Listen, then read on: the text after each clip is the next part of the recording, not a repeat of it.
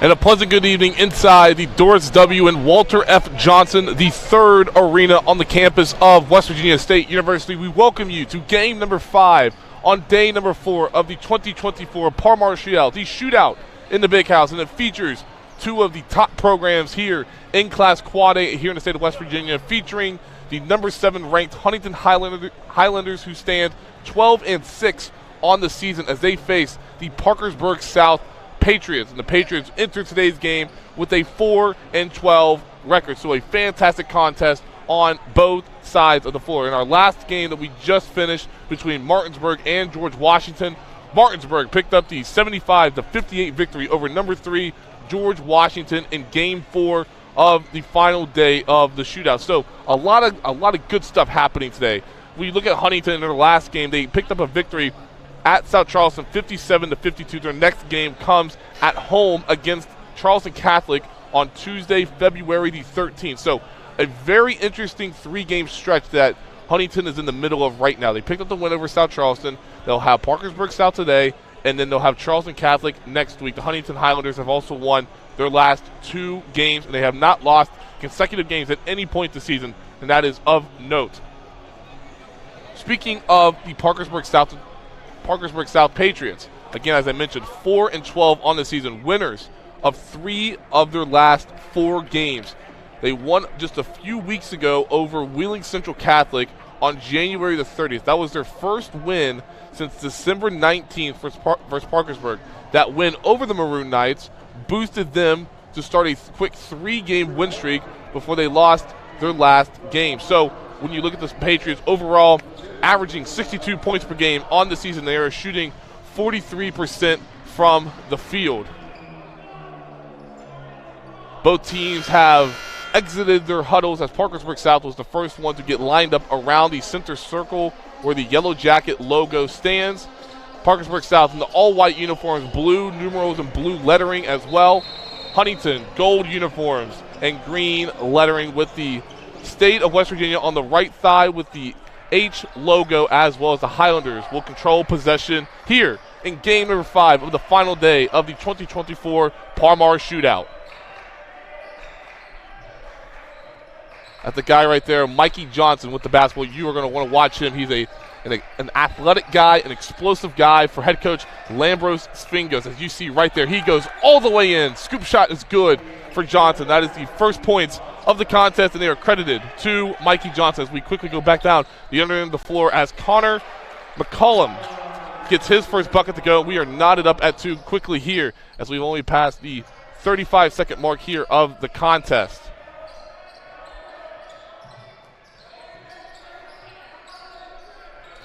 Ball right side now in the hands of Isaiah Lapsley with Johnson on the right wing. Good shoe combination there. Looks like an orange on the right shoe with blue laces, and a blue shoe with orange laces on the left shoe. As Tavion Wilson will go all the way in. His shot's no good. Here come the Patriots now in transition. As Cole Joy crosses the timeline, averaging 12 points per game. He gets the ball on the left wing. He'll push up a 3. That's no good. Rebounded is corralled by Avante Crawford. And we have a quick 30-second timeout. Seems like a little bit of confusion from Huntington as Coach Sfingos will call a 30-second timeout here with 6:47 left in the opening quarter of play. So we're going up and down the floor. We can expect that from both teams, especially the Huntington Highlanders that love to get up and down the floor. Very explosive team, very athletic team as well. Coach Mike Fallon, a very veteran coach, can do it in a bunch of different ways. He's led this Parkersburg South program to 2 consecutive trips to the Class Quad A state championship game, where they have fallen each of the last 2 seasons to Morgantown, but they've been right there the last 2 seasons, and he's looking to get his team back into the state tournament. Despite their record being 4-12, he still feels very, very confident in what he has with this group. And it starts with 2 guys, Jackson Smith and Harry Silvas. You'll hear me talk about those guys often throughout this broadcast. Smith averaging 16 points per game this season as well. For Silvas, 15 points per game for Coach Fallon, as Huntington has the possession going from our left to right. Johnson up top, guarded by Mason Nutter. Ball to the high post to Tavion Wilson. As the Highlanders work the ball around in a tie game with 6:23 left in the first quarter. Here's Johnson. He'll glide all the way in. His right-handed shot no good. Ball batted around, and that's good for the Huntington Highlanders. So Huntington goes up 4-2 inside as we pass the 6-minute mark here in the opening quarter. There's Joy. He'll go all the way in. His right-handed shot off the right side of the rim is good. So Cole Joy picks up the points there for Parkersburg South, his first points of the game. I want to mention Jaden Clark scored that last point, those last 2 points for Huntington. As Johnson swings the ball on the right side. Here's a shot on the three-pointer by Avante Crawford. His shot's no good. Back on the Patriots now as Joy gets the ball as he passes the timeline. Joy hands the ball over to Silvas. Silvas spin move. His shot no, but we have a traveling call on Silvas. Shuffled his feet right around the WVSU logo in the paint. So the first turnover of the game is given to the Patriots, and we are still knotted up here at 4 apiece. Johnson on the right wing. He'll decide to go baseline. He's cut off by Nutter. As Huntington will reset the offense now. Here's a shot on the left wing. No good by Clark. Rebounded by Jackson Smith, excuse me. There's Nutter on the left wing. He'll spin around. No, he's cut off. He gives the ball to the short corner to number 2, Connor McCollum. So McCollum gets the ball, gets the scoring going. And Tavion Wilson quickly down the other end of the floor, and he gets his shot up as good. We're back to tied at 6.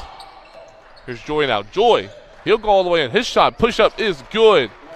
Rose above Isaiah Lapsley for his 4th point as Huntington quickly try to get up the floor. Good heads-up play there by Connor McMullen.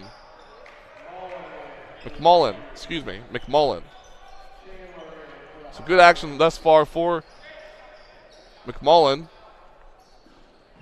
So we're still a 2-point Parkersburg South lead at 8-6 inside of 4.5 minutes now in the opening quarter. That's Lapsley with the ball up top, guarded by Silvas. Now Johnson with the ball. Nutter will have the main responsibility of guarding Johnson. Here's a shot on the right wing by Lapsley. His shot's no good. Rebound, Joy. Here comes Parkersburg South. Joy in the front court now. He'll spin around. He'll fade away. His shot's no good. Rebound batted around. Rebound and finally controlled by Mikey Johnson. Here he goes. He'll go all the way in. He loses the ball. Turnover, Huntington. Here's Joy off a pass from Jackson Smith. Joy, his shot will go up, no, but he is fouled. So Cole Joy, a senior 6-foot guard for Coach Fallon. He'll head to the free throw line for the first free throws of the game. As Isaiah Lapsley will be credited with the foul. His first foul, team's first. With 3:54 left, Cole Joy will shoot the first free throws of the game. His first shot up is good. Make it 9-6, Parkersburg South. As Wilson will re-enter the game, and Avante Crawford will take a seat.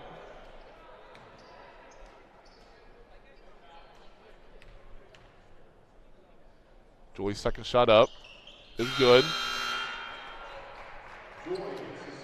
Entering the game now is Taj Joyce, a sophomore 6'3" player for Coach Fallon. Patriots leading 10-6.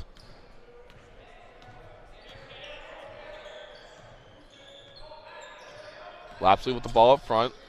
Swings the ball right side to Johnson. He'll go all the way in. He dishes the ball off. Inside, no. Ball batted around and blocked as Tavion Chandler had his shot blocked by a host of Patriots. Here comes Parkersburg South now, up 4. Here's Smith left side, guarded by Johnson. He hands the ball off to Silvas. Silvas loses the ball. Ball batted around, and it will go to the Highlanders. So Parkersburg South with their second turnover there with 3:23 left. Johnson will inbound the ball right in front of our broadcast booth. As Lapsley will go on the far left side in front of the Parkersburg South bench. Back right side now to Johnson.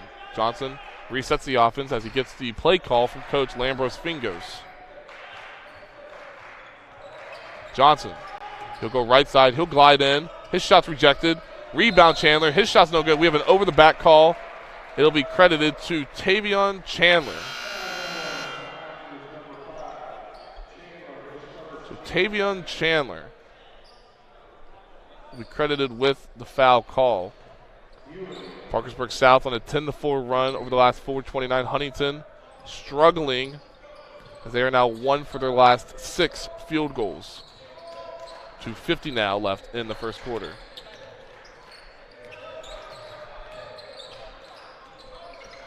This is Navi Hewitt. He gives the ball to Silvis. Silvis will go all the way in. Left-handed shot, no good. Rebounded by Wilson. Here come the Highlanders now. 3-on-2. Clark will go all the way in. His shot's no good. Possession will still stay with the Highlanders with 2:30 now left in the first quarter.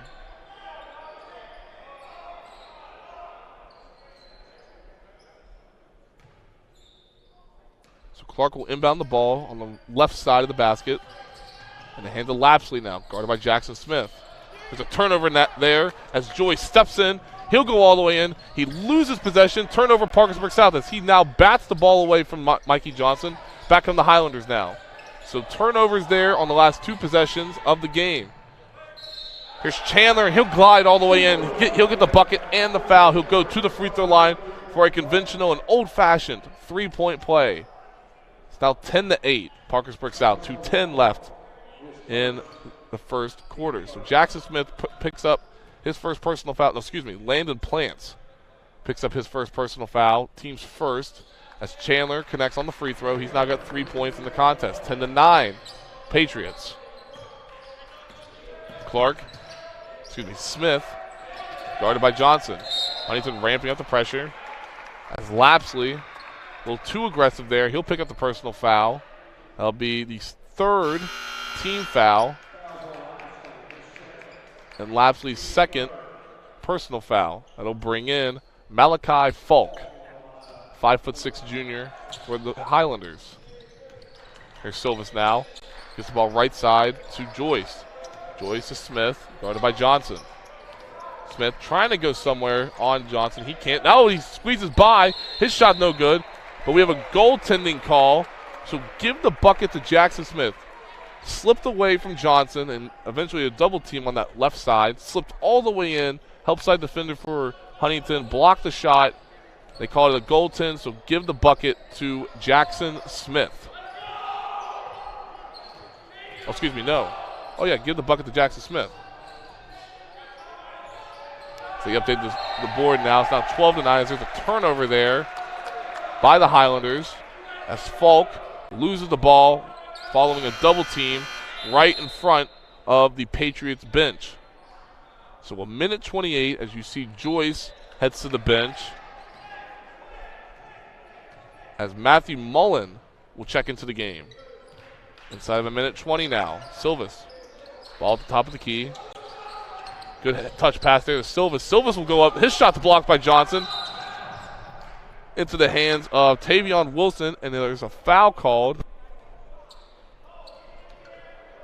That's the 6th overall foul in the first quarter. Both teams have 3 team fouls. Inside of 1:10 now. Johnson, right side. Thought about going all the way and got cut off. Into the hands of Clark. Clark will pull up from the free throw line. That rattles home. Jaden Clark makes it 12-11 now. Here comes Silvis. Silvis on the far right side. Hands the ball over to, Joy. I've been calling Silvis Joy and Joy Silvis. Here's Chandler. He'll go all the way in. Slam dunk. Chandler with the one-handed tomahawk slam. Here's Silvis. Far right corner to Joy. Joy. He'll go in. Ball batted around. Ball loose. Into the hands of a Patriot.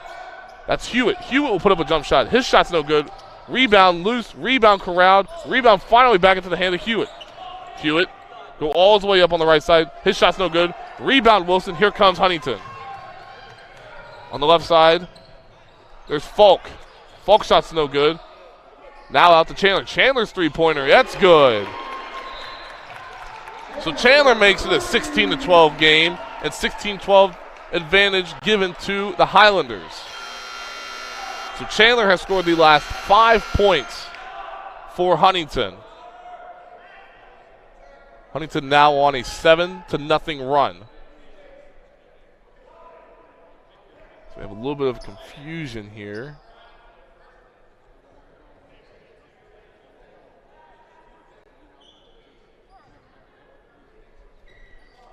So, as I mentioned, Huntington on a 7-0 run. Parkersburg South is struggling, only having made one of its last 7 field goals. So we have another foul called. This time it'll be credited to Malachi Falk. That'll be his first personal foul, team's 4th, the 7th overall foul called in the opening quarter. As here's Silvas on the right wing. Silvas will go all the way, and his shot's no good.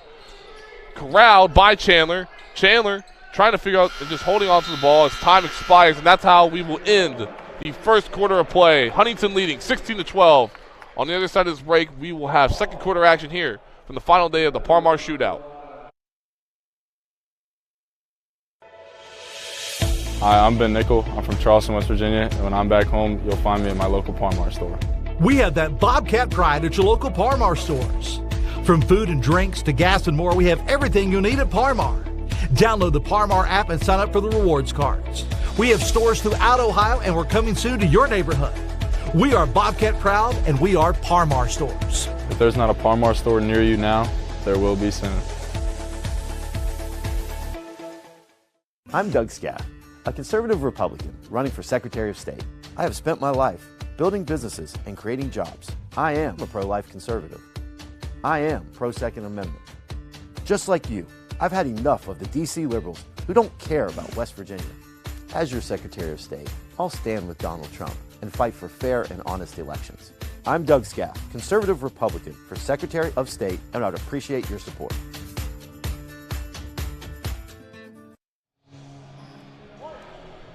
(16-12) advantage, Huntington over the Parkersburg South Patriots. As you see, the first quarter stats presented by the Lester Raines Acura dealership. Huntington shot 47% in the opening quarter of play. Huntington shot 7-15. Parkersburg South 5-13, so they shot 38.4% in the opening quarter of play. The Patriots start the second quarter with the basketball. Smith on the left side, guarded by Johnson. Smith up top to Silva's far right side. There's McMullen. As Nutter gets the ball out to Jackson Smith. His three-pointer is good. What a pure jump shot there by Jackson Smith, making it a 1-point deficit at 16-15. Here's Johnson now. Johnson guarded by Nutter. Very up and down game thus far. Clark in the corner, gets a screen from Wilson. Clark, left side, Falk, back to Clark now. Clark, he'll go all the way in. His shot's no good. Rebound back around. And we'll get an over-the-back call on Huntington. And the foul will be given to Chandler. That is his second personal foul. So Chandler will exit with 8 points in the game. That leads all scores, and he'll head to the bench with 2 personal fouls. That'll bring back in Avante Crawford. Huntington now in a 2-2-1 full court press as the Patriots break that with these, as Nutter sends the ball back out to Smith as he throws the ball behind Joy. Joy now corralled by 2 Highlanders into the hands of Smith. Smith, left side, Nutter, jump stop to Silvas. Silvas glides all the way down, passes up. There's a shot there by McMullen. Good pass there from Harry Silvas to Connor McMullen. Make it 17-16 now, Parkersburg South. Johnson about 8 feet behind the three-point line. He'll go all the way inside. His right-handed shot, good physical take there by Mikey Johnson. He makes the score now 18-7, advantage Huntington. Again, Huntington in that full court pressure. Silvas will go all the way in. His shot's no good. Rebounded by Crawford. Back come the Highlanders up 1, looking to extend the lead. Here's Clark in the far right corner. Thought about a 3. He'll go baseline. Stopped by 2 Patriots. Out up top to Falk. Falk will put up a 3. That's no good. Rebound Crawford. Crawford out to Johnson. He'll push up a 3. That's no good. Off the left side wing. There's Clark. Another rebound for Huntington. Clark's 3. That's no good. Rebound finally corralled by the Patriots. Back comes Parkersburg South, looking to get the advantage back. Jackson Smith, right side. He'll catch and shoot. That's no good. Rebound batted around. Last touch by Parkersburg South. As Tavion Wilson and Connor McMullen were both there. Last touch by the Patriots. Possession, Huntington. So Parkersburg South has outscored Huntington 5-2 early on here in the second quarter of play. Here's Johnson left wing into the corner to Crawford. To Clark now. Clark will go all the way in. Clark's shot up, no good. Rebound McMullen. Good rebound there around two Highlander defenders. Here's Joy, right side Smith to a cutting McMullen. His shot up, no good. Good block there by Tavion Wilson. Back from the Highlanders in the front court now. Here's Johnson. Johnson, he'll stop, pop, shoot. That's good. That's it. Rolls around and finally drops for Mikey Johnson. Make it 20-17 now, Huntington. Parkersburg South breaking the pressure with ease. Here's a shot on the left wing by Nutter. Nutter's shot's no good. Rebound Crawford. As Huntington slows the ball up now, up 3. Here's Crawford on the left wing, into the corner. That's a three-pointer by Lapsley, and that's good. Isaiah Lapsley make it 23-17. Now in a 2-1-2 pressure now for Huntington. As Joy will go all the way in. That rims out, no. Rebound Crawford. And that's stolen away there. Good defense by Mason Nutter. Patriots, 3-on-3. Smith, right side. That's good. Jackson Smith connects on the three-pointer. His second 3 of the game. Make it 23-20. 30-second timeout called by head coach Mike Fallon. As you see the bench there, and we'll take a quick break here, and we'll be right back in the 2024 Palmar Shootout. Hi, I'm Ben Nickel. I'm from Charleston, West Virginia, and when I'm back home, you'll find me in my local Palmar store. We have that Bobcat pride at your local Parmar stores. From food and drinks to gas and more, we have everything you'll need at Parmar. Download the Parmar app and sign up for the rewards cards. We have stores throughout Ohio, and we're coming soon to your neighborhood. We are Bobcat proud, and we are Parmar stores. If there's not a Palmar store near you now, there will be soon.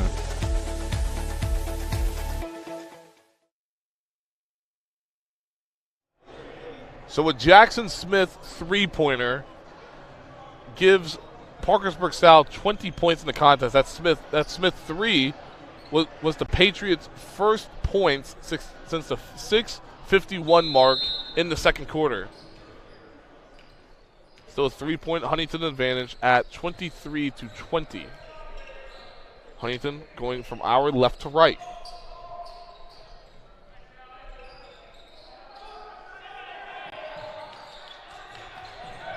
Lapsley up top, guarded by Silvis. On the right wing to Johnson. Johnson sends the ball inside to Tavion Wilson. That ball's batted around, corralled, and turned the ball over by Huntington. Here comes Parkersburg South. Into the hands of Joy. Joy to Silvis. Silvis, thought about it. He'll go all the way in. He'll stop, and he'll swish it in. Harry Silvis connects on the mid-range jump shot. 23-22. Here's Crawford. Crawford will go all the way in. He stops. He pops. And we'll get an offensive foul call on Avante Crawford. So Crawford picks up the personal foul. That is the second team foul. That's Crawford's first personal foul. So Tavion Wilson will head to the bench. Insert Max Bowren.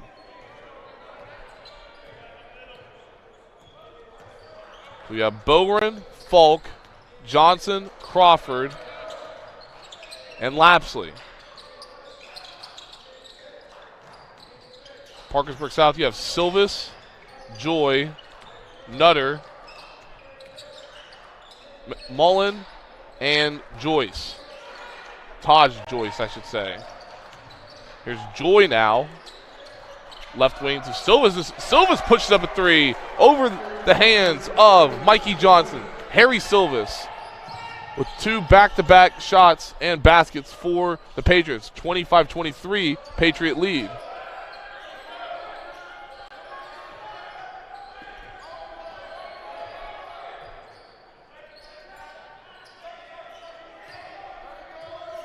Good battle down low between Bowren and Mullen. Here's Crawford. Left corner to Johnson. That 3's up, no good. Rebounded by Joyce. Silvis to Nutter now. Nutter no good. Rebound Huntington. Back from the Highlanders. Down 2, 25-23. There's a shot up by Clark. No, excuse me, Lapsley. That's no good. Rebound Joyce. Here comes Parkersburg South now. Sloppy play in the last couple of minutes. Joyce up top. Left wing to Silvis. Silvas guarded closely by Lapsley. Silvas will go all the way in. He'll hook it back out to Nutter. Nutter. Good defense there by Mikey Johnson, moving his feet and getting the offensive foul called on Mason Nutter. So Nutter picks up the personal foul. That's his first one of the game. Team's first. With 1:56 left, Parkersburg South leading 25-23. As the Patriots are on an 8-0 run of the last minute 23. Coach Lambros fingers, barks out the play call.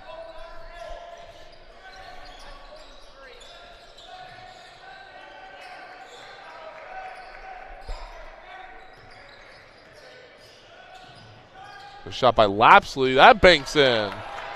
Bank is open still at 4:23 as Isaiah Lapsley ties the game at 25, inside of a minute and a half.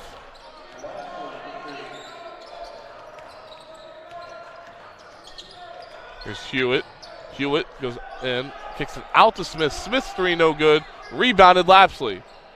Here come the Highlanders into the hands of Johnson. As he loses the ball, as Hewitt batted away from behind. 3-on-2 fast break. Smith will go up. Smith's shot's no good. Rebound into the hands of Smith. Down low. There's Mullen. Mullen's shot good. Parkersburg South now up 27-25, inside of a minute now in the half. Lapsley left wing. The high pick from Bowen. Lapsley shot up no good. We got a foul called as Isaiah Lapsley, slow to get up there momentarily, and he'll head to the free throw line for the first time this afternoon. So Lapsley, his first trip to the free throw line, trying to get Huntington its first points in the last 2:53. His first shot up, no good. Lapsley 5 points in the game, 1 rebound, 1 steal. He does have 2 personal fouls in 11 minutes of play. His second shot up is good. As Tavion Wilson will check back into the game, sending Bowen to the bench. South up 27-26, inside of 40 seconds now.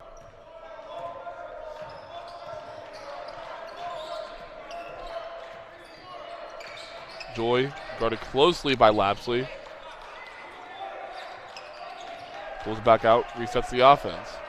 As the ref shows him that there's no count.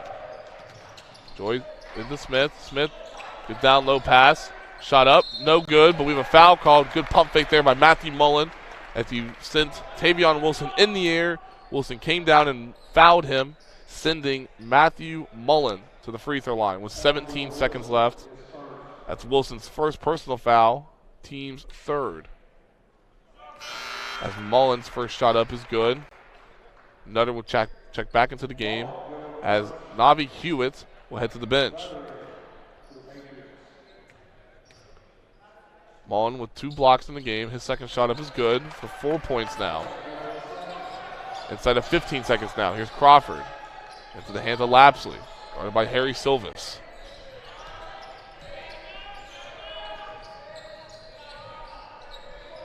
Into the hands of Clark. Clark will push up a 3. That's good.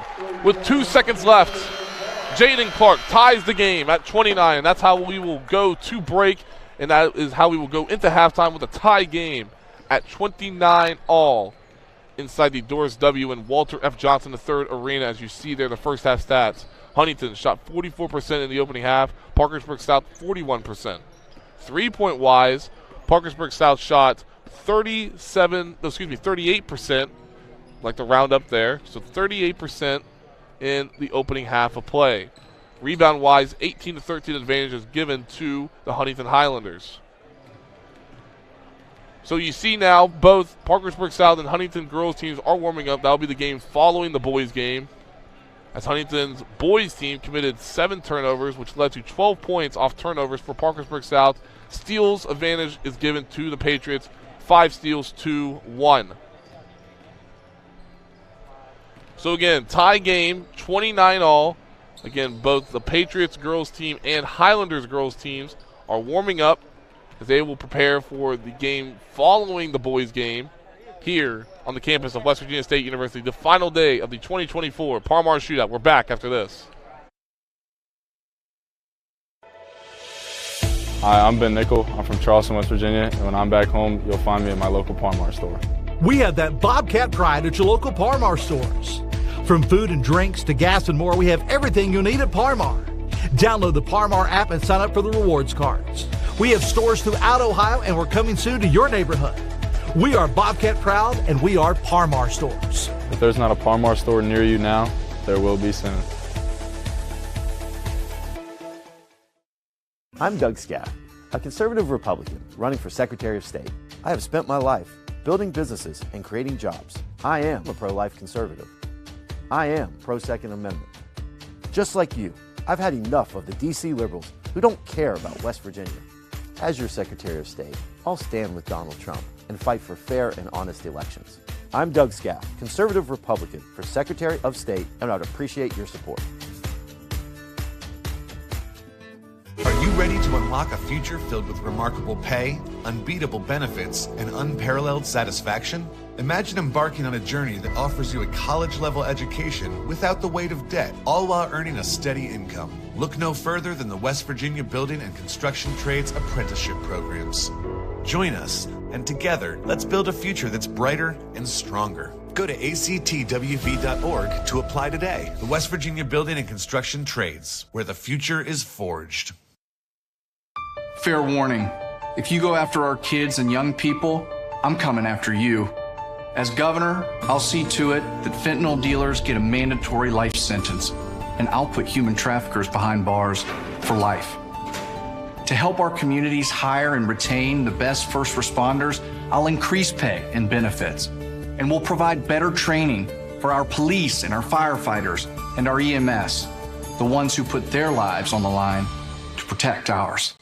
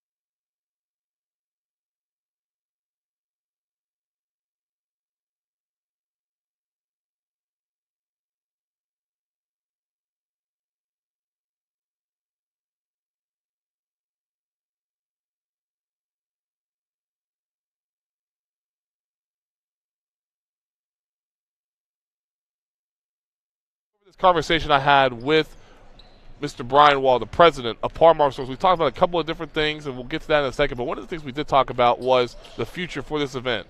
Here's that interview I had with Brian Wall. So Brian, 4-day event, lots of great action thus far, a lot of teams here. We've had some really great games and player performances as well. Just kind of walk me through the benefits that Par-Mar gets out of this, doing this for 4 days and really getting a lot of these teams statewide to come to Charleston.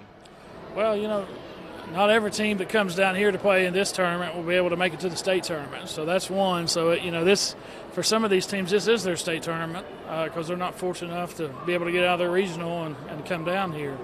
And a lot of these teams that are playing are also in areas where we have stores across the state as well, too. So, you know, we try to support all the local communities and areas and schools that our stores are located in. And, you know, we're able, you know, glad to be able to get a lot of these kids down here that have never been able to come to Charleston before. What are some of the benefits that Par-Mar is wanting to get out of something like this to try and impact these high school communities? Look, I think we do this for the kids. You know, we appreciate all the accolades and, you know, banners and stuff that we have up, but, you know, we're fortunate enough to be able to support the schools where we have stores. And You know, that's the benefit that we get. Game Changer came along this year. We went to 4 days, and you know, the benefit they get to be able to come down and teach these kids, you know, on the one pill can kill and to staying away from opioids in our schools too. So, you know, it's a little bit of a collaboration between both of us this year and when we went to the 4th day.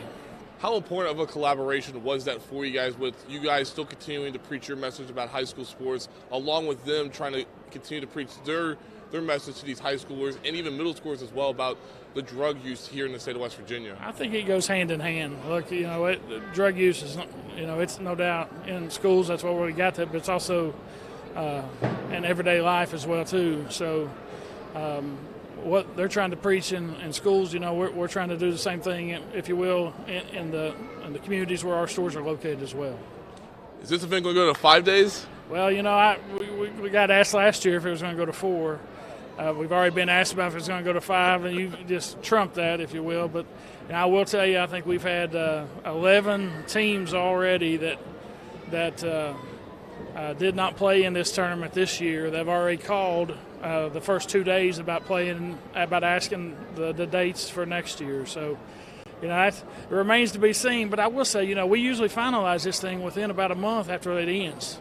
So, you know, but usually by the time the state tournament starts, we've already got what the schedule will be for now 2025. So we'll wait and see on that. And I will say this too: West Virginia State is just a great place to be able to work on this. You know, the collaboration we have with them here too. They're top-notch, first class, and you know, everybody from Coach Green and Louie and all of them that will tell you is that, you know, what makes this such a success is, you know, it's not just because what we have on the outside being Parmar, but it's all of us collaborating on it, and that includes all the coaches, the teams, the staff here at State, and then our sponsors there as well.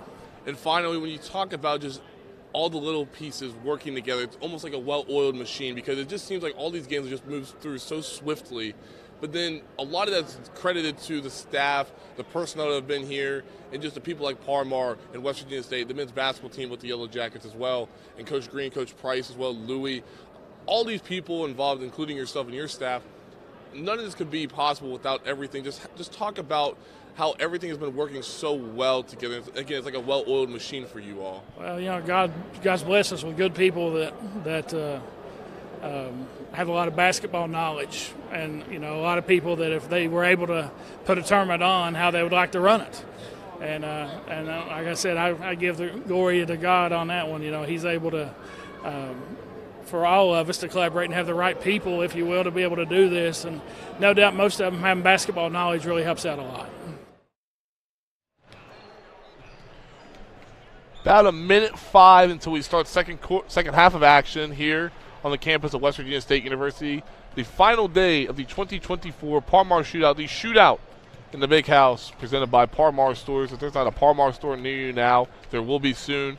As you see there on your screen, both Huntington and Parkersburg South have exited their locker rooms and are now getting some shots up before the final half of play begins, as Coach Lambros Fingos calls his team over to kind of give a little bit of X's and O's on what they need to do to start the second half early and quick to start the third quarter, as you now see Parkersburg South getting their last few shots up before Coach Fallon gives them their final directions and instructions before the third quarter of play. Again, happy to have you guys alongside us in courtside here inside the Doris W. and Walter F. Johnson III Arena. Your play-by-play guy, personnel, I don't know what else to say. Personality, I guess, is one other word you could say. But I'm Taylor Kennedy. We appreciate you all watching us, however you may be watching us, on the HD Media app or on our website, WV Gazette Mail, or wherever you are watching us, whether it be on Facebook, Twitter. We appreciate you all watching us. Go ahead and give us a follow or a subscription if you're on YouTube. We greatly, greatly appreciate that. We've broadcasted all of the games thus far, and we still have a great evening session ahead of you. The girls between Huntington and Parkersburg South will play following the boys' game, followed by South Charleston and Logan, and then the final game of the shootout is between Philip Barber and Polka, as Huntington starts with the ball as Johnson. Right corner to Avante Crawford. That three no good. Rebound corralled by Harry Silvas into the hands of Cole Joy now. Joy crosses the timeline, closely guarded by Mikey Johnson. Now it's in the hands of Mason Nutter. Nutter goes all the way in. Right-handed flow shot is good. So Mason Nutter gets the scoring going early here in the second quarter of play. Here's Tavion Wilson. Handoff to Crawford. That shot no good. Rebound batted around. Rebound corralled by Clark. Clark will go all the way in. His shot no good. Rebounded by himself. His shot, second shot up, is good for Jaden Clark. Tying the game now at 31 apiece. Back the other way. Here's Parkersburg South now as Crawford kicked the entry pass from Silvis inside to Connor McMullen. So we have not passed the 50-second mark, and we have a combined 4 points, and we're tied at 31 apiece. Here's Jackson Smith on the right wing. His shot up is good for Jackson Smith. He is the first player in double figures, and it comes off a right wing three. It's a good ball movement there by Parkersburg South. Johnson. We will have a on-the-floor call as we wait to see who the foul is on. As Mason Nutter will be charged with the foul, his second personal foul, team's first of the quarter. Here's Avante Crawford. He'll go all the way up and in off the right-handed hook. A good pass there from Isaiah Lapsley.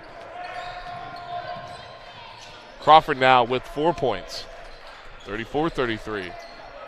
Silvis thought about a three. He goes from our right to left.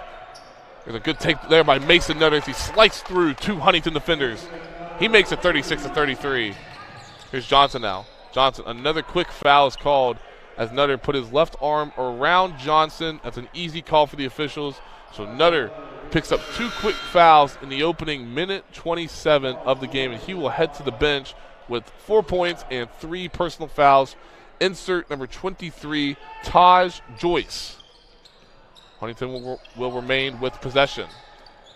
Tavion Wilson inside will have a traveling call. He moved that right pivot foot to try to get the ball to Avante Crawford. So turnover, Huntington.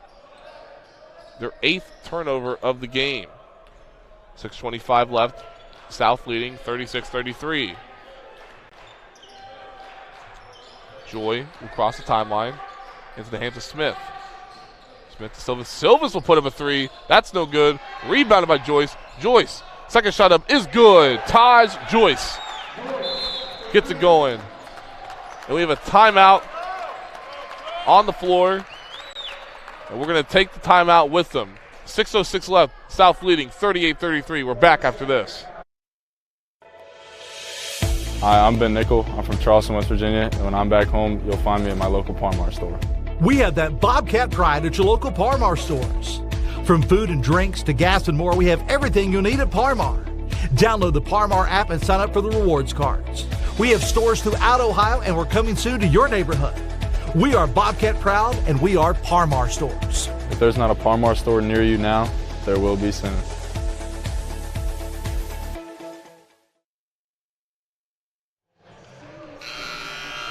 So Jackson Smith, the only player in double figures for either side. 11 points, 2 rebounds, 1 assist in 16 minutes of action. Smith is 3 of 5 from 3, 4 of 7 overall from the floor.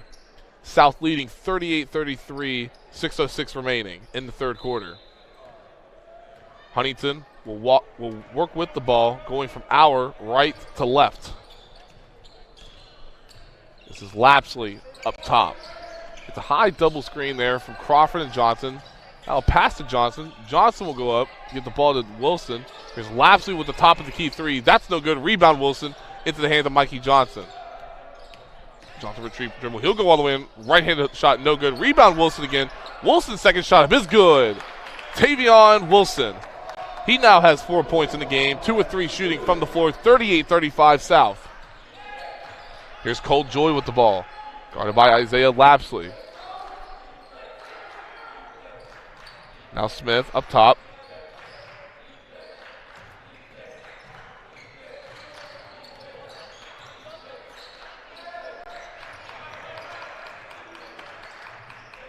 Smith turnaround jump shot is good. So Jackson Smith now is feeling it now. 13 points, 5 of 8 from the floor. Here's Tavion Wilson in the right corner. Gives the ball to Jaden Clark. Clark looking what to do. Gets a pick from Wilson. Clark, fadeaway jump shot, good. What a tough jump shot there by Jaden Clark, making it 40-37 South. Smith, top of the key, long range three. That's no good. Off the right side. As Connor McMullen attempted to save it. It was too far as he heads to the bench. Insert Matthew Mullen. Here's Johnson on the left wing. Johnson in and out dribble. He'll pull up from the free throw line. That's no good. Rebounded into the hands of Harry Silvas. Here come the Patriots. Up 3.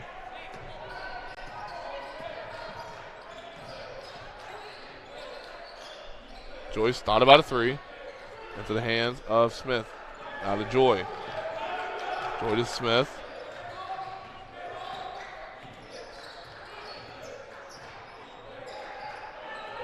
South working around. There's a pull-up jump shot there by Cole Joy. Cole Joy thought he was fouled, but he connects for the bucket. He now has 3 points in the game. 42-37 now. Crawford up top. Johnson. Clark resetting the offense as he gets a call from Coach Fingos.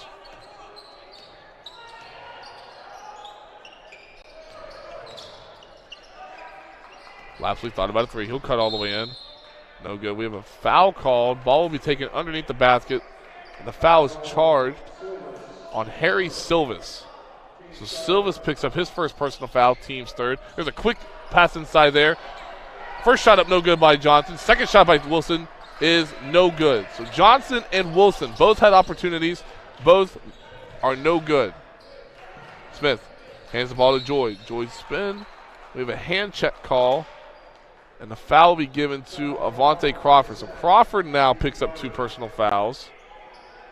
As him and Isaiah Lapsley are the 2 players on the floor for Huntington with 2 personal fouls.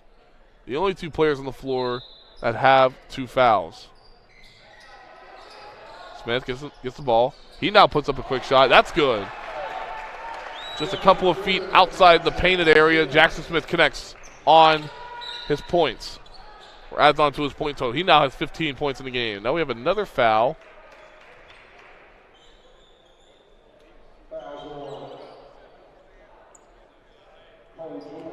As Cole Joy will pick up his second personal foul.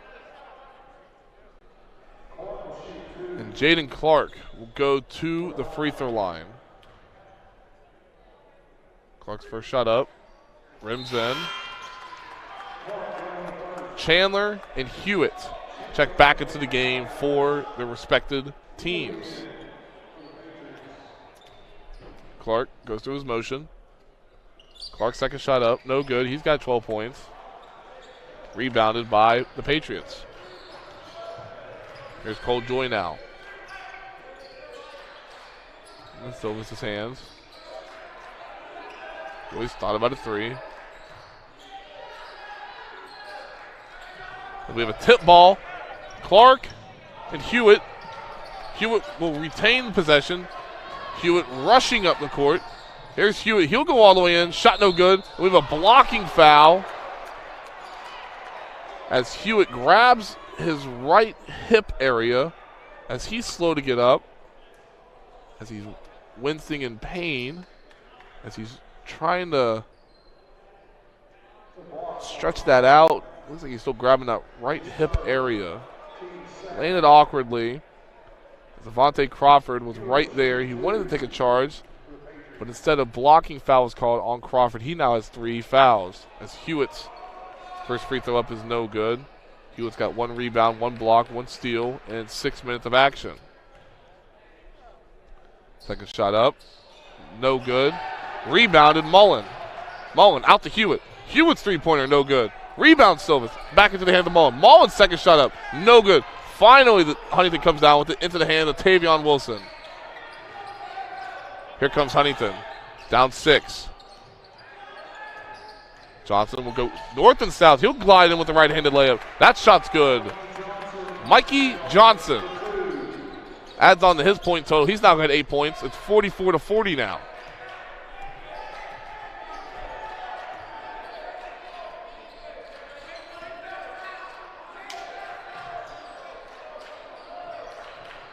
Joy left wing, inside to Hewitt. Hewitt to Joy. Joy will go baseline. His shot up is rejected.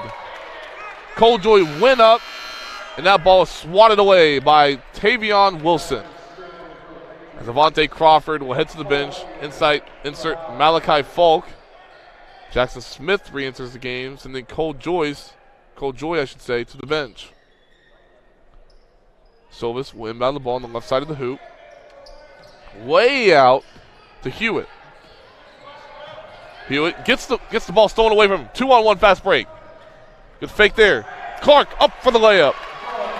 Good fake there by Malachi Falk. Went up for the layup. Thought he was going to go all the way up, but no. Wrapped it around, gave the ball, dumped it off into the hands of Jaden Clark. Good transition offense by Huntington. They're down 2 now, 44-42. There's another good batted ball as Falk batted the ball out of the hands of Silvis. It was a 50-50 ball. Him and Silvis both went for it, but Falk is given the foul. Falk now has 2 personal fouls. 3 Huntington players now have at least 2 personal fouls. 4 Huntington players now have 2 personal fouls. At least 2 personal fouls. Johnson off the block shot by Wilson. Here comes Johnson. He'll glide in. Left-handed shot. It's good. Mikey Johnson flexes as he gets the bucket and the foul. Mikey Johnson going to the free throw line to give the Highlanders the lead as that layup ties the game at 44 apiece. Johnson is now into double figures with 10 points. Johnson's first trip to the free throw line as his shot up is no good. Rebounded by Jackson Smith. Here comes South. A tie ball game inside of a minute 5 now. Huntington picking up the defensive pressure. There's a long-range 3 by Smith. No good. Rebound, Tavion Wilson. Here's Johnson. Quickly up the court. He'll pull up. Right side. That shot no good. Rebound, Chandler. Chandler goes up for the shot. That's good. Tavion Chandler with the rebound and the bucket. 46-44, Huntington. Inside of 40 seconds now. Pass down low in the moment. That's swatted away by Tavion Wilson. Smith, he'll go all the way in. That shot no good. Rebound batted out. Here we go, 1-on-0. Jaden Clark, he'll go up for a 2. 48-44, inside of 20 seconds now.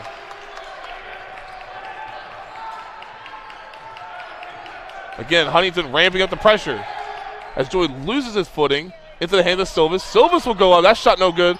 Rejected by Chandler.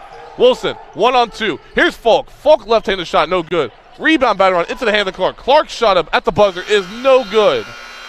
So Huntington ends on an 11-0 run, holding Parkersburg South to no points in the final 2:55 of the third quarter. They'll go into the fourth quarter ahead, 48-44. As you see there, the stats going into the fourth quarter. Huntington shooting 45.7% from the field compared to Parkersburg South 40.9%.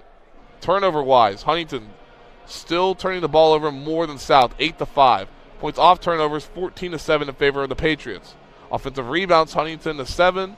Second chance points for Huntington, they have the advantage, 8-4. Points in the paint, all Huntington 28-22 in fast break points, 16-3 advantage Highlanders.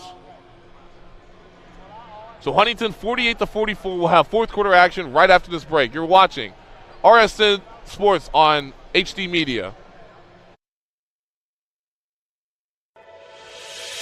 Hi, I'm Ben Nickel. I'm from Charleston, West Virginia, and when I'm back home, you'll find me at my local Par-Mar store. We have that Bobcat pride at your local Par-Mar stores. From food and drinks to gas and more, we have everything you'll need at Par-Mar. Download the Par-Mar app and sign up for the rewards cards. We have stores throughout Ohio, and we're coming soon to your neighborhood. We are Bobcat proud, and we are Par-Mar stores. If there's not a Par-Mar store near you now, there will be soon.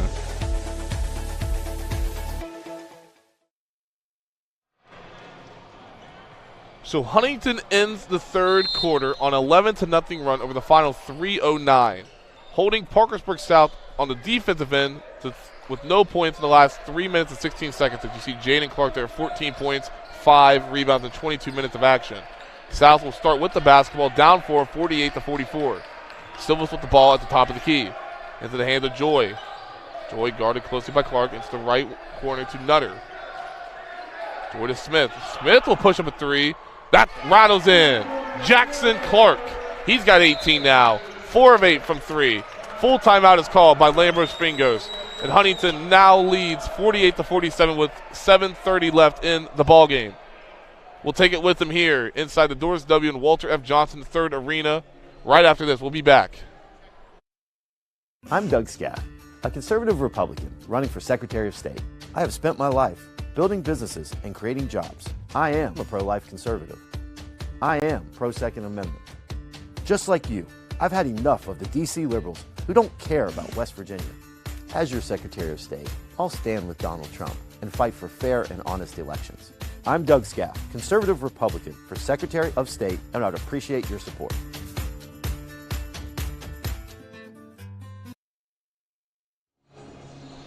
So Jackson Clark is the only double-figure scorer for head coach Mike Fallon's Patriots. He's got 18 points, 7 of 13 from the field, 4 of 8, 50% from 3, as you see there.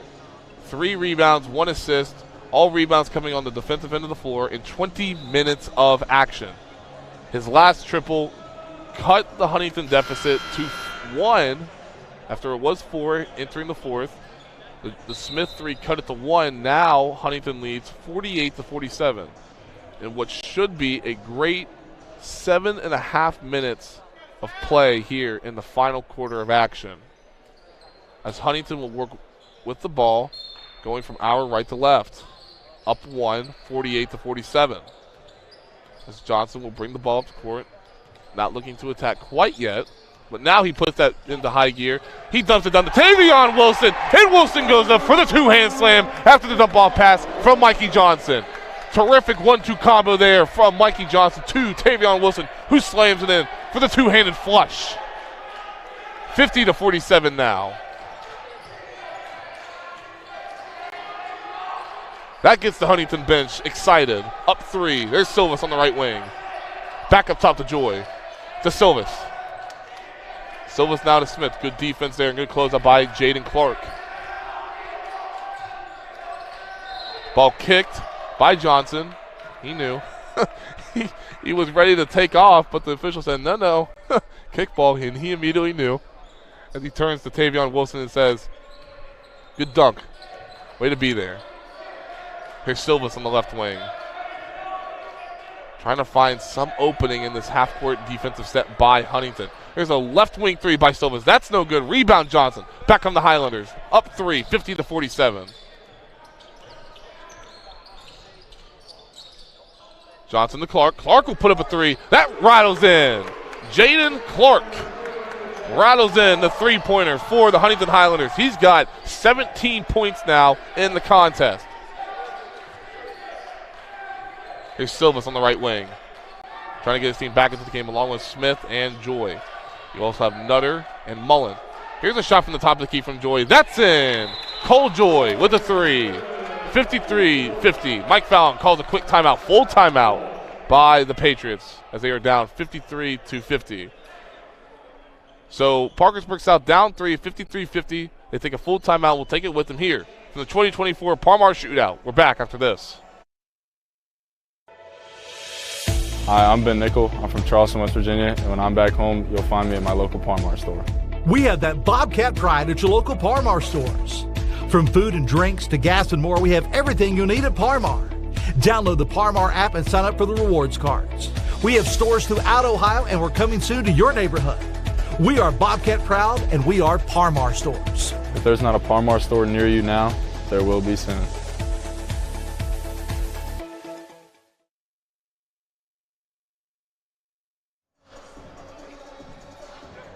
So a Cold Joy 3 cuts the deficit from 6 to 3.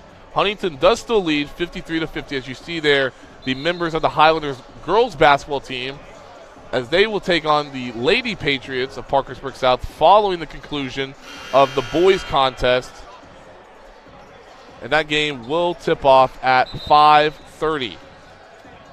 As you see the Huntington team getting loose, as some would say, they are swag surfing.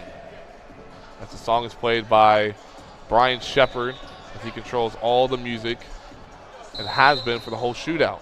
So full court pressure now by Parkersburg South. We have a foul called. Mike Fallon does not agree with that call. Foul will be issued to on number 24, Matthew Mullen. That's his second. Team's second. Here's Johnson off the far right sideline. He'll go all the way into Chandler. Chandler will go up. Bucket is good. Good pass there by Mikey Johnson as he dumped it off to Chandler. And Chandler will extend his point total into double figures. That young man has 12. Oh, excuse me. He's already in double figures, but he extends his point total to 12 now with 5:45 left. Huntington leads 55-50. Again, Parkersburg South 4-12 on the season, have won 3 of their last 4, but they're a dangerous 4-win team, as I've heard from many coaches statewide. As Joy will push up a 3. That's no good. Rebound Nutter. Nutter loses the ball briefly. He's corralled by Highlanders. Sends the ball back out. There's a shot from Jackson Smith. No good. Rebound Mullen. He's fouled on his way up. He'll have 2 opportunities at the free throw line to cut into this Highlanders lead. Huntington still leads 55-50. 5:21 left. As you see there, Matthew Mullen's numbers. 4 points, 3 rebounds, 2 blocks, 2 made free throws in 16 minutes of action. His first free throw up is good. Now 3 made free throws for that young man. Mullen, a sophomore for this Patriots program. Second shot up is no good. Rimmed out. And we have a loose ball tipped as Nutter and Johnson both went for it. Last touched by Johnson. Possession will remain with South. Down 4, 55-51. So a second went off the clock. Now it's 5:20 left in the ball game. Silvis will inbound the ball. Now it's into the hands of Smith.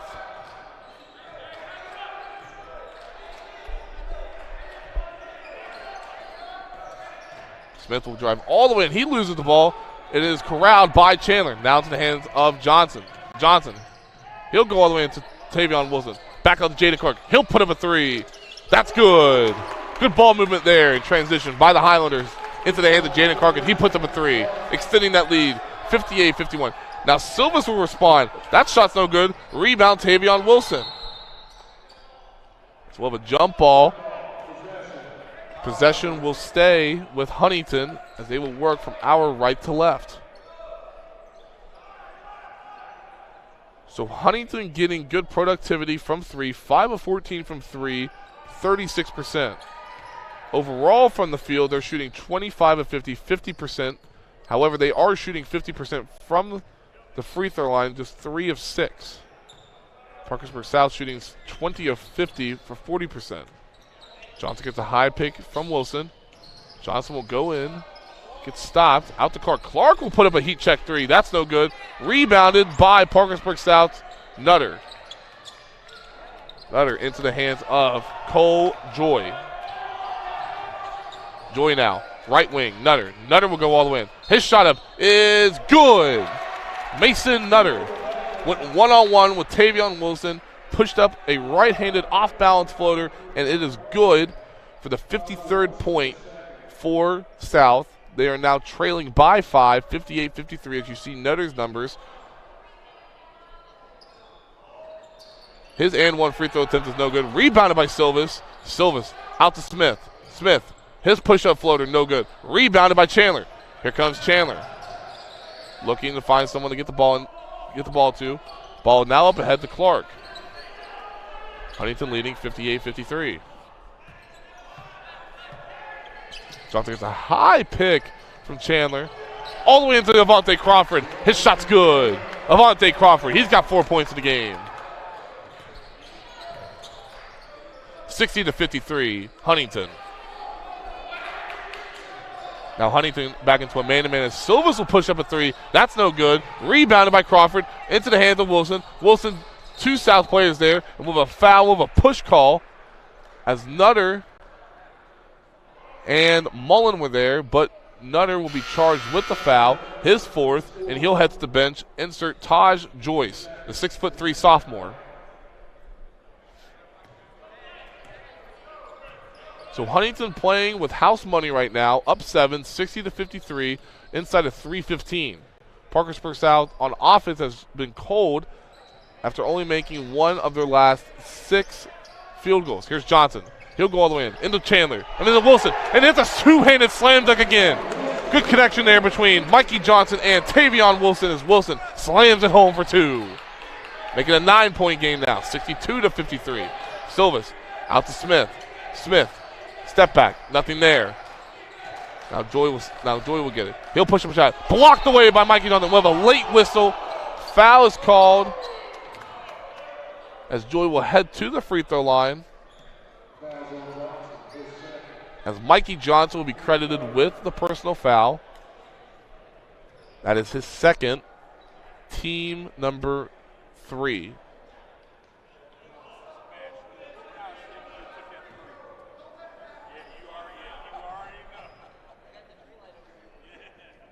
Joy's first free throw up is good. As Mullen will take a breather as McMullen re-enters the game. So Joy connects on his first free throw. He's got 12, looking for number 13. And he does not get it. So Mikey Johnson gets a rebound. He crosses the timeline. He'll go all the way in, pulls it back out retreat dribble style into the hand of Clark. Clark. And he'll do a little bit of a retreat dribble. Huntington has outscored South 14-10 in the final quarter of play. Here's Clark. Clark retreat dribble inside of 2 minutes and 20 seconds. Clark all the way in outside Johnson. Johnson thought about a 3. Said nope. Let's waste some clock. Up 8. 62-54. Johnson. He'll go into Wilson. Wilson up for another slam. Tavion Wilson as a technical foul is called on Wilson for hanging on the rim. So another dump-off pass between Mikey Johnson to Tavion Wilson for Wilson's third dunk. And a quick technical foul is called by Wilson. And that pumps up, and that gets multiple Highlanders players off the bench as he gets a lot of love from his teammates. Wilson with a very productive game thus far. Huntington on an 11-4 run. Jackson Smith will take the technical free throws. His first free throw up is good. That was Smith's first free throw attempt of the game. He's got 19.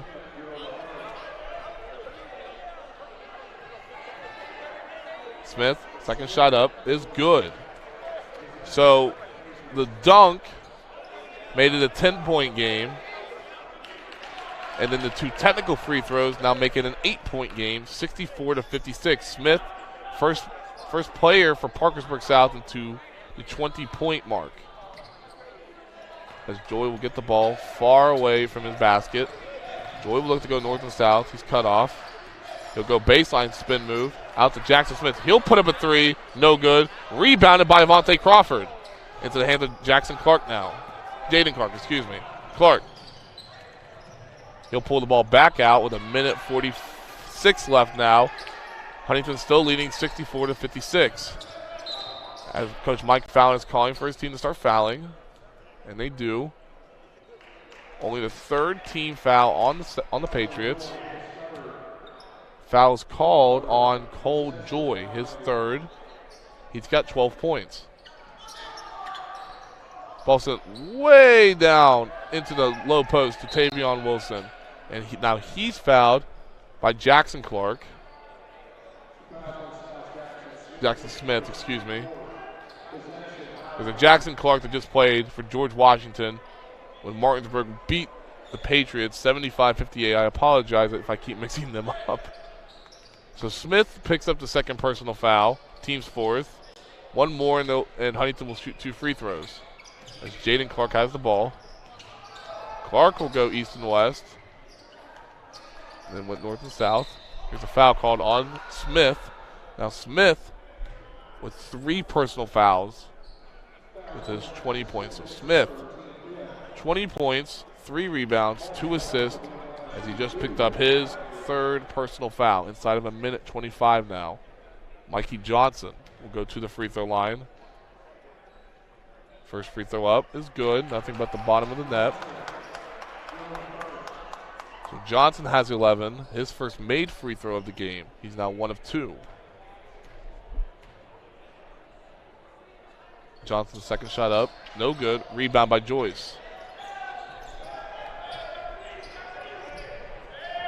Silvas, left wing. That's good. Harry Silvas connects on a triple, making it a 6-point Huntington lead, 65-59, leading to a timeout by Coach Mike Fallon. So Huntington leading by 6, 65-59, with 1:17 left.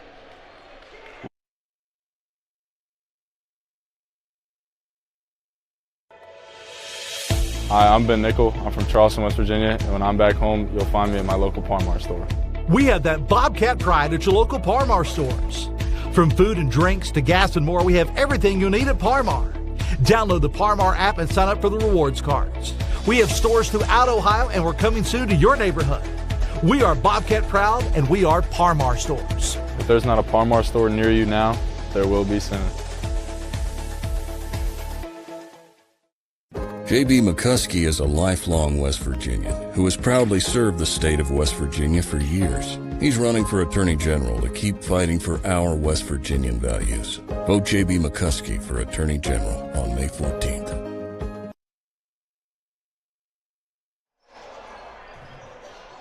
Minute 17 left. Huntington leads 65-59. As you see there, Tavion Wilson, 10 points, 13 rebounds, and 3 explosive dunks for that young man. That's only a sophomore, and he's got pogo sticks for legs with the 3 two-handed slams, for the 3 two-handed slams that he's had in this game. All big momentum swings. As you see, Parkersburg South now in a full court pressure. Into the hand of Johnson as the ball's batted away, stolen by South. Here come the Patriots now. That ball is tipped around. That ball sails out of bounds. And Devontae Crawford with a fantastic effort on the defensive end of the floor. Gets a little bit of a help up by Taj Joyce to the right of our broadcast.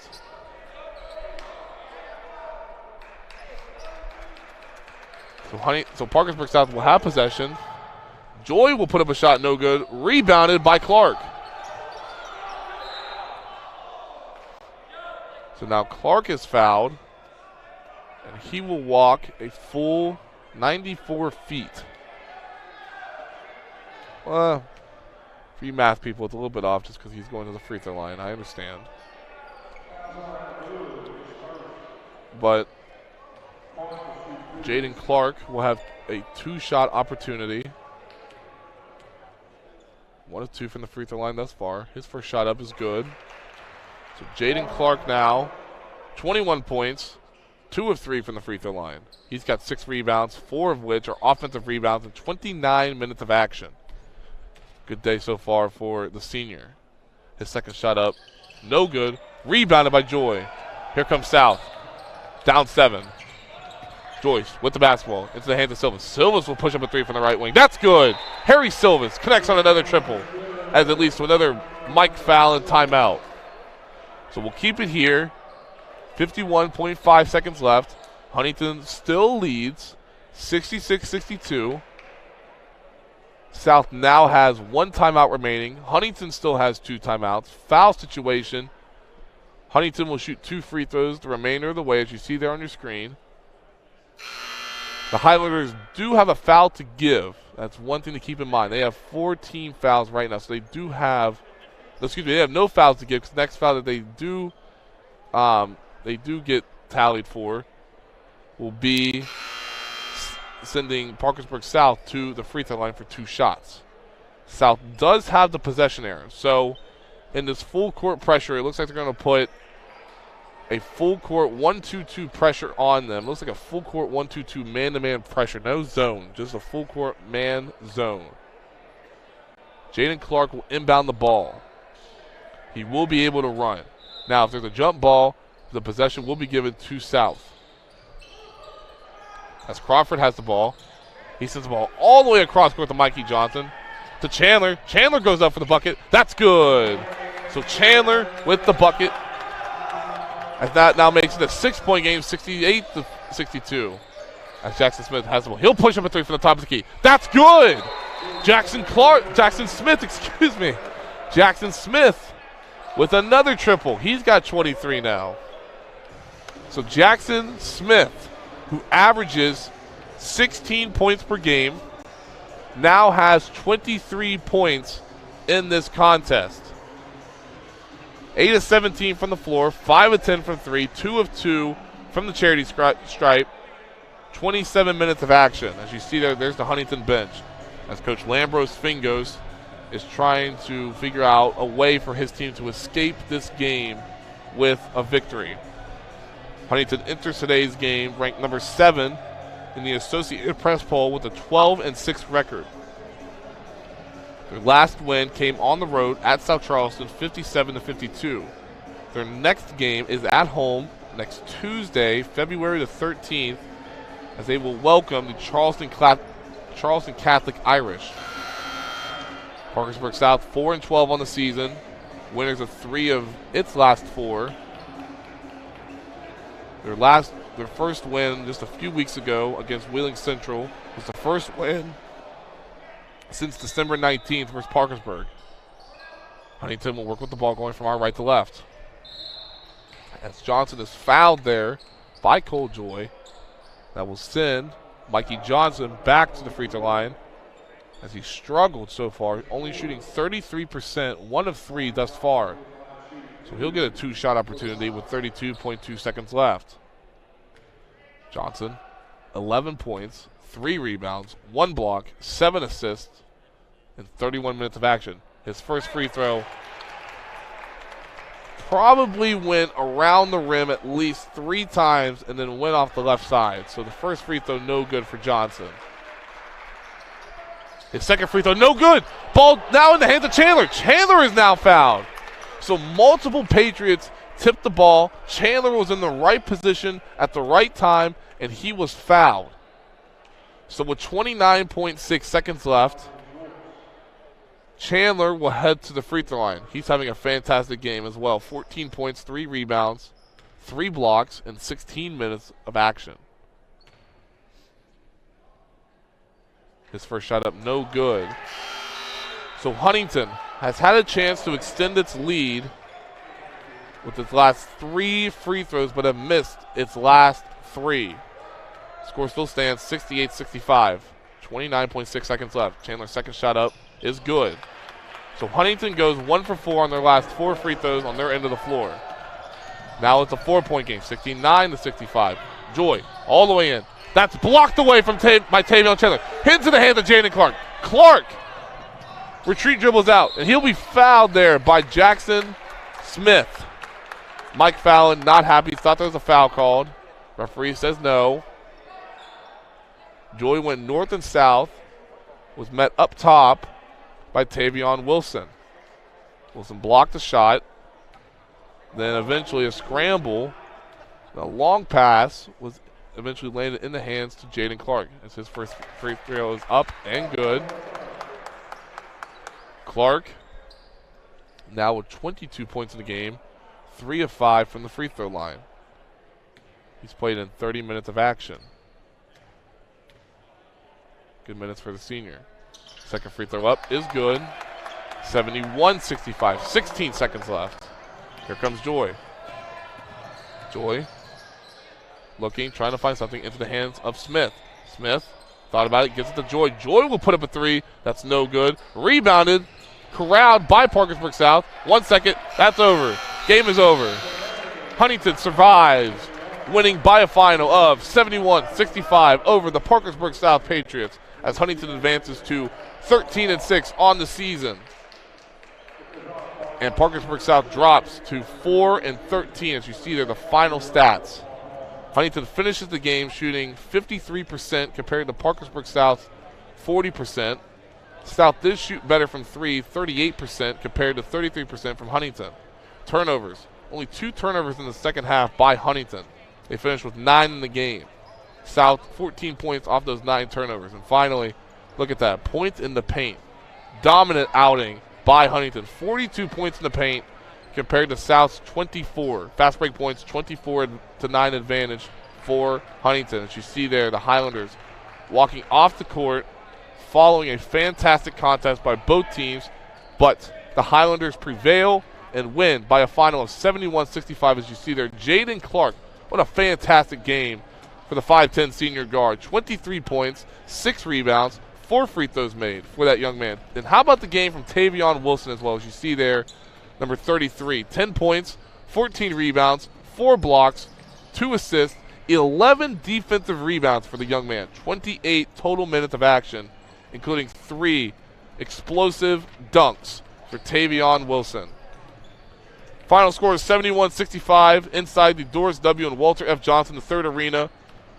And after this, it's the second game between Huntington and Parkersburg South, a girls matchup between the Highlanders and the Patriots. We'll have all the action in about 12 minutes, less than 13 minutes from now. The Patriots and Highlanders will play in game number 6 of the final day of the 2024 Parmar Shootout.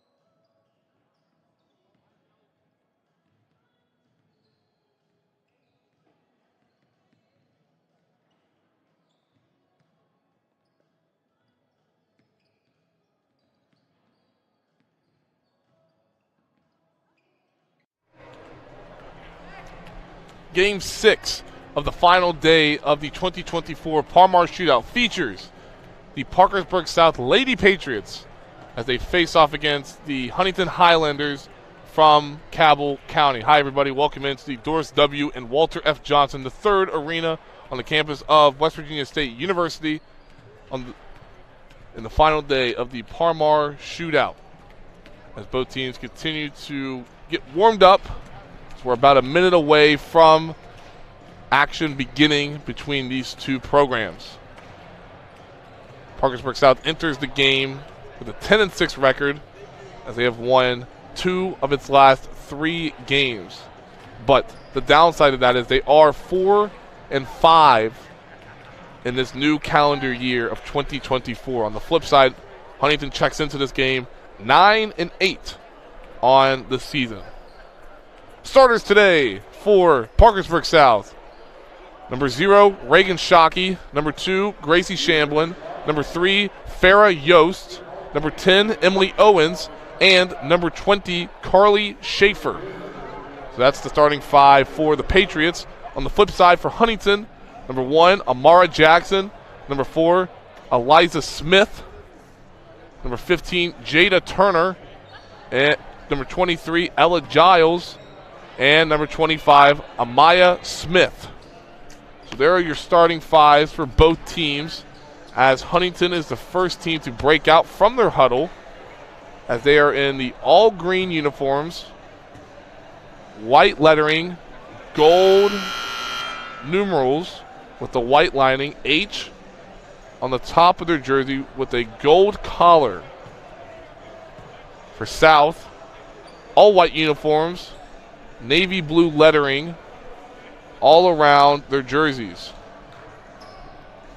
as they have the S for South in Parkersburg South on the left thigh of their shorts.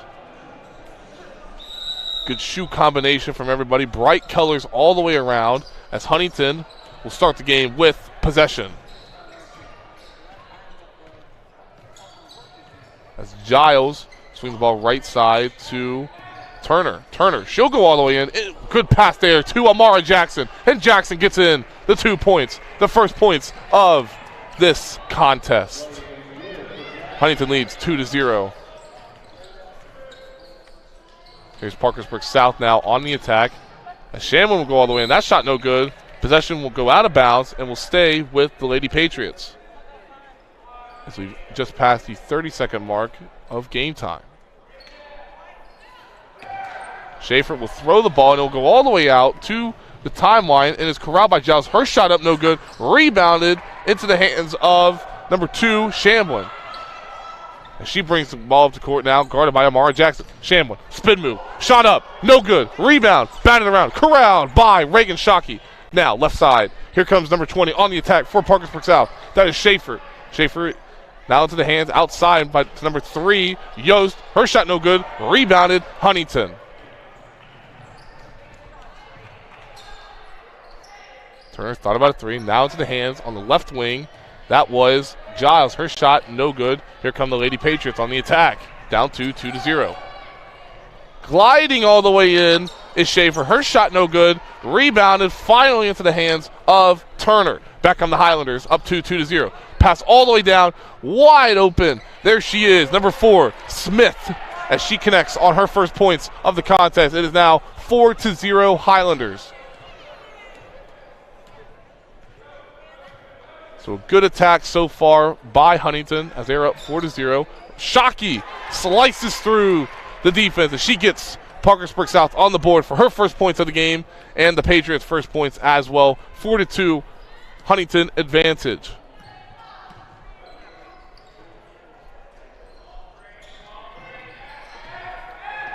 Here's Giles. Scoop pass.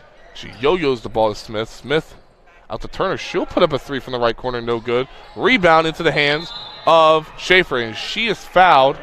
Oh, excuse me. A jump ball. Excuse me. Her and Amara Jackson went up for the ball. Schaefer came down with it. Then Jackson tied up. Possession arrow to the Patriots as they are down to 4-2. Inside of a minute 45 now. Here's Shamblin right side. She'll go one-on-one with Jackson. Her shot up is no good, and a foul's called now on Amara Jackson.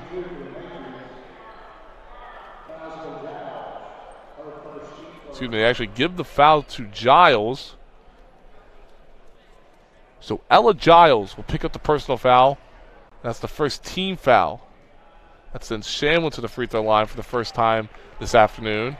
As her first free throw is up and good for the Lady Patriots. Now 4-3, Huntington.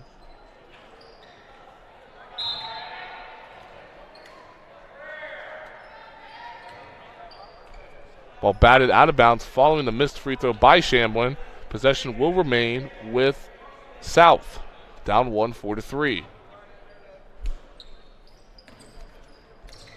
Schaefer.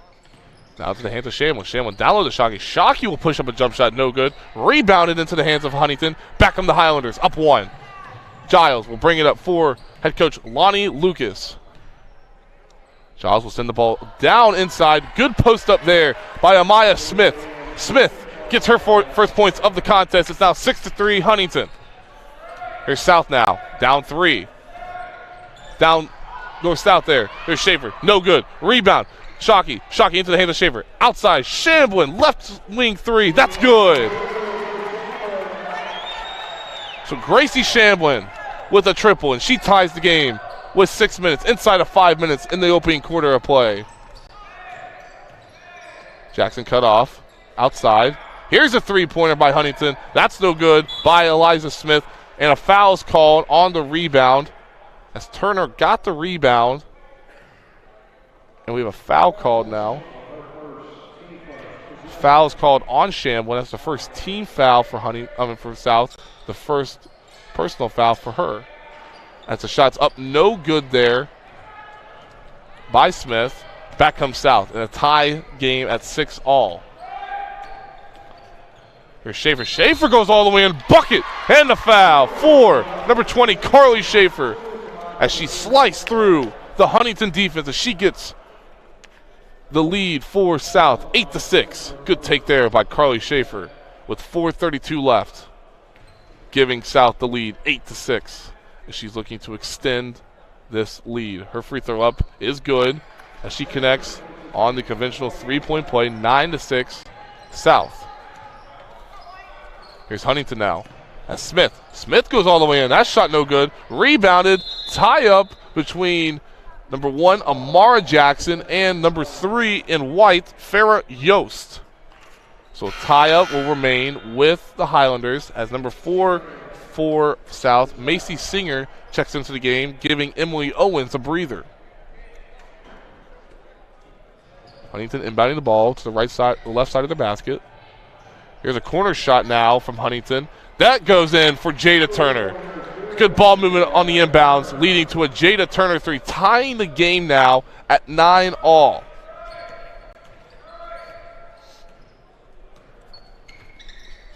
As we enter 4 minutes now in the opening quarter.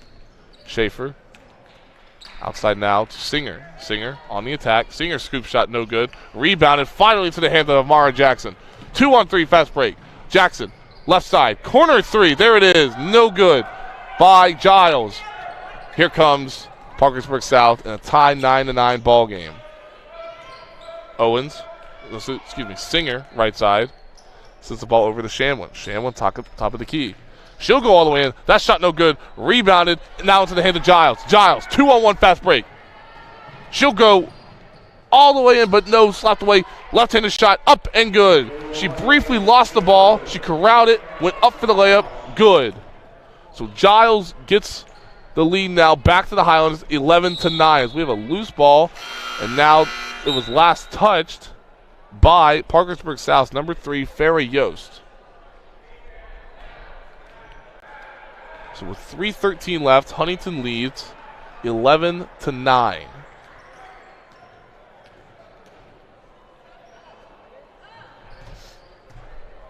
Here's a three-pointer now by Smith, and that's good.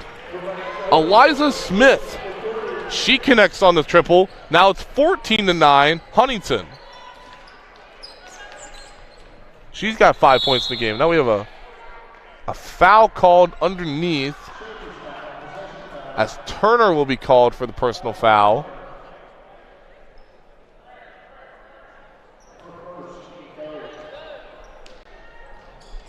Shamlin will inbound the ball out to. Excuse me, that was Shamlin. Shamlin puts up the three, and that's good. So Gracie Shamlin connects on the triple, making it a 2-point Huntington lead, 14-12. Ball right side to Giles. Giles to Turner. They're going a little bit back and forth, almost like a hot potato. Turner, top of the key. She goes east and west, outside. There's a push-up three on the left wing, no good, from Smith. Now loose ball. Here's number 15. Turner, her shot no good. Jackson with the rebound, no good. Back comes Parkersburg South. Down 2, 14-12. Shamlin, north to south. Good dump ball pass. There's Shockey. Shockey puts it in for 2. We have a tie ball game. We are knotted up at 14 apiece. Here's Jackson, right side. Jackson, spin move. 2 people there. Her shot up, no good, but we have a traveling call. So Jackson wanted to go with the conventional 2-dribble inside spin move, but she shuffled her feet. Turnover, Huntington. So 2 minutes left. We are knotted up at 14 apiece. Shamlin left side. Now up top to Owens. Owens thought about a 3 into the hand of Shockey. Ball batted around, back into the hand of Shockey. Shockey sends the ball far right wing to Singer. As South resets the offense. Good spin there by Owens. Now we have a loose ball. Ball batted around, and now into the hands of Huntington. Here come the Highlanders now. Looking to get back this lead.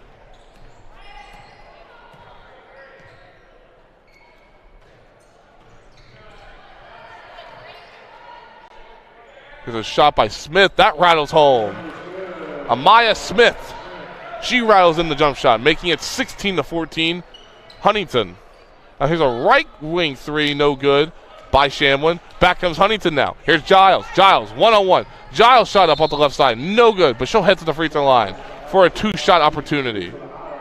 So good defense on the other end leads to a one-on-one, and Ella Giles will head to the lead with 1:01 showing on the clock.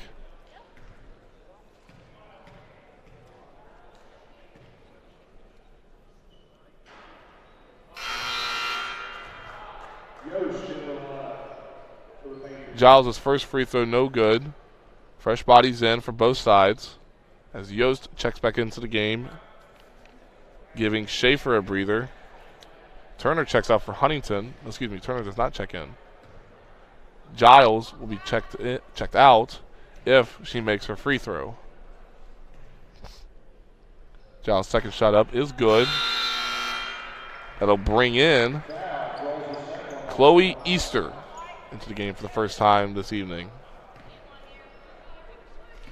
So Huntington up 17-14 inside of a minute in this opening quarter of play.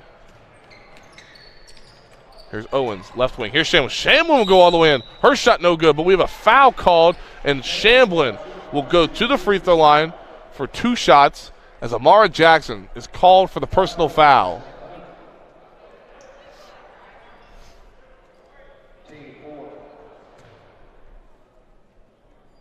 Shamlin, first shot up is good. Schaefer checks back into the ball game, bringing out Macy Singer. So Singer will head to the bench with 51.3 seconds left. Shamlin's second shot up is good, making it a 1-point Highlanders lead. Now 50 seconds. Highlanders lead 17-16. Here's Smith at the top of the key.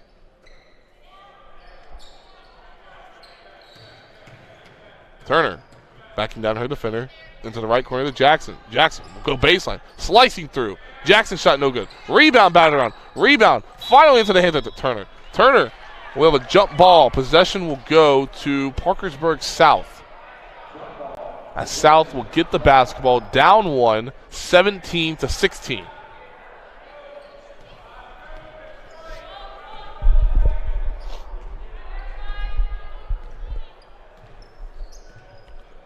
Inside of 15 seconds now. Schaefer with the ball. She goes north and south. That shot no good. Rebound batted around into the hands of Turner. Turner to Jackson. 2-on-2. Turner, step through. Her shot up, no good. But we have a foul on the floor with 4 seconds left as Turner tried to get the ball in to Easter, but she is fouled. And Huntington will have the ball and will inbound the ball to the left of their basket. So 4 seconds left. Highlanders lead 17-16. And Turner will inbound the ball. Turner to Jackson. Jackson over right wing. There's Smith. No good. And that is how we will end the first quarter of action. Huntington leading 17-16 as we head into the second quarter of play on the final day here of the 2024 Palmar Shootout. We're back after this. Hi, I'm Maddie Mace. I'm from Parkersburg, West Virginia, and when I'm back at home, you can find me at my local Palmar store. We have that Bobcat pride at your local Palmar stores. From food and drinks to gas and more, we have everything you'll need at Palmar. Download the Palmar app and sign up for the rewards cards. We have stores throughout Ohio, and we're coming soon to your neighborhood. We are Bobcat proud, and we are Palmar stores. If there's not a Palmar store near you now, there will be soon. I'm Doug Scaff, a conservative Republican running for Secretary of State. I have spent my life building businesses and creating jobs. I am a pro-life conservative. I am pro-Second Amendment. Just like you, I've had enough of the D.C. liberals who don't care about West Virginia. As your Secretary of State, I'll stand with Donald Trump and fight for fair and honest elections. I'm Doug Scaff, conservative Republican for Secretary of State, and I'd appreciate your support.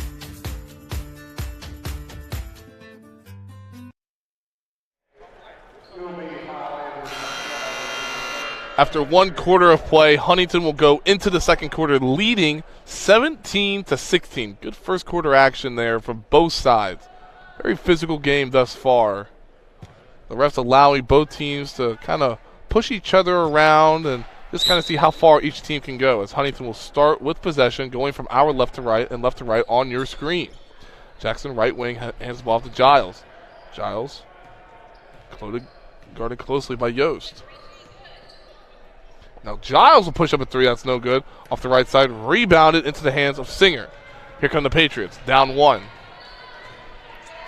Singer, left wing, into the hands of Shamlin. Shamlin weaves her way through.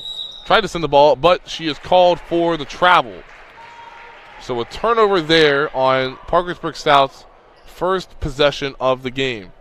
Score still stands 17-16. So we've played 30 seconds of second quarter action.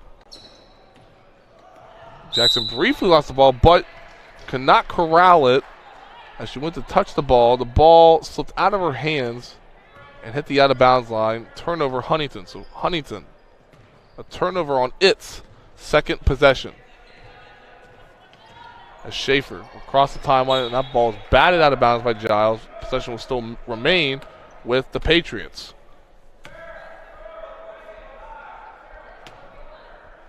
Huntington still leading 17-16.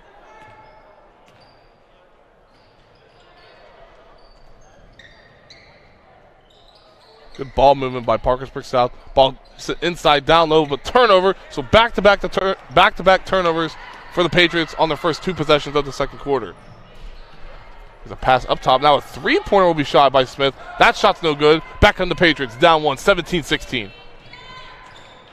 Shamblin, north and south. She loses the ball. Into the hands of Schaefer. Schaefer, she'll go east and west. Now up top now. Shockey will put up a 3, and that's good. Reagan Shockey knocks in the 3. 19-17. Here's Giles, back the other way. She loses the ball. Waiting for possession.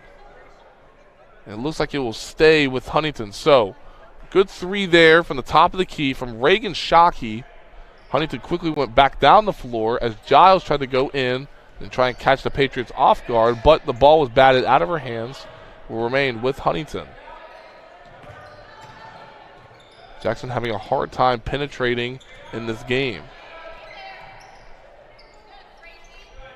Now here's a skip pass over to Giles. Giles will put up a 3 on the left wing, no good. Rebound batted around into the hands of Smith. Smith now into Turner's hands. Now here's Amaya Smith. Amaya Smith's shot, no good. Rebound saved by Smith over to Turner. Turner will push up a 3 from the right wing, no good. Rebound into the hands of Shamblin. Here come the Patriots up to 19-17.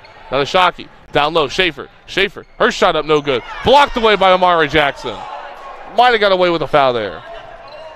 Shamblin will push up a three from the top of the key. That's good. Gracie Shamblin.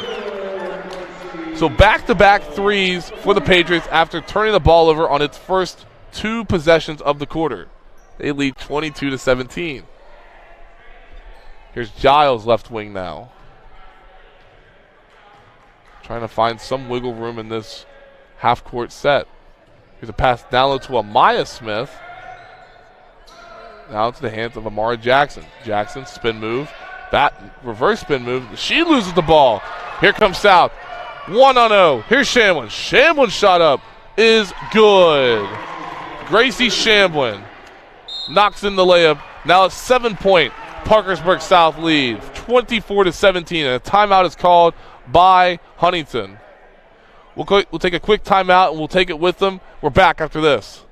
I'm Doug Scaff, a conservative Hi, Republican I'm Maddie Mace. running for I'm from Secretary of Parkersburg, State. West Virginia, I've and spent when my I'm life back at home, you can find me at my local Parmar store. We have that Bobcat pride at your local Parmar stores. From food and drinks to gas and more, we have everything you need at Parmar. Download the Parmar app and sign up for the rewards cards. We have stores throughout Ohio, and we're coming soon to your neighborhood. We are Bobcat proud, and we are Parmar stores. If there's not a Parmar store near you now, there will be soon.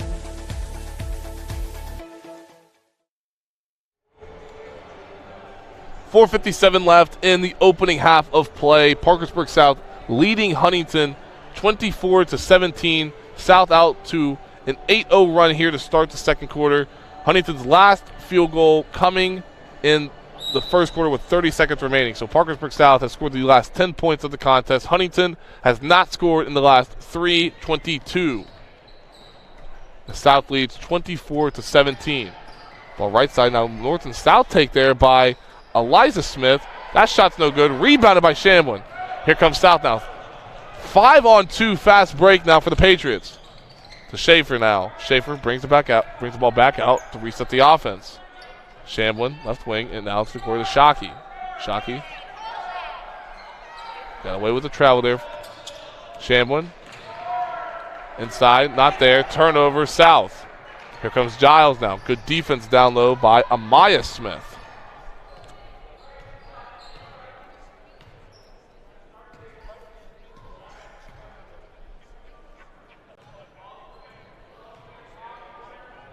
Giles left wing, now it's the corner to Turner. Turner to Jackson. Jackson, spin move. She pushes up a shot, off balance, no good. Wanting a foul, not there. Schaefer, back the other way for Parkersburg South as they're up 7. Schaefer, weaving through traffic. Schaefer, skip pass. Now to the hands of Singer. Singer will put up a 3, no good. Rebound Jackson, here comes the Highlanders.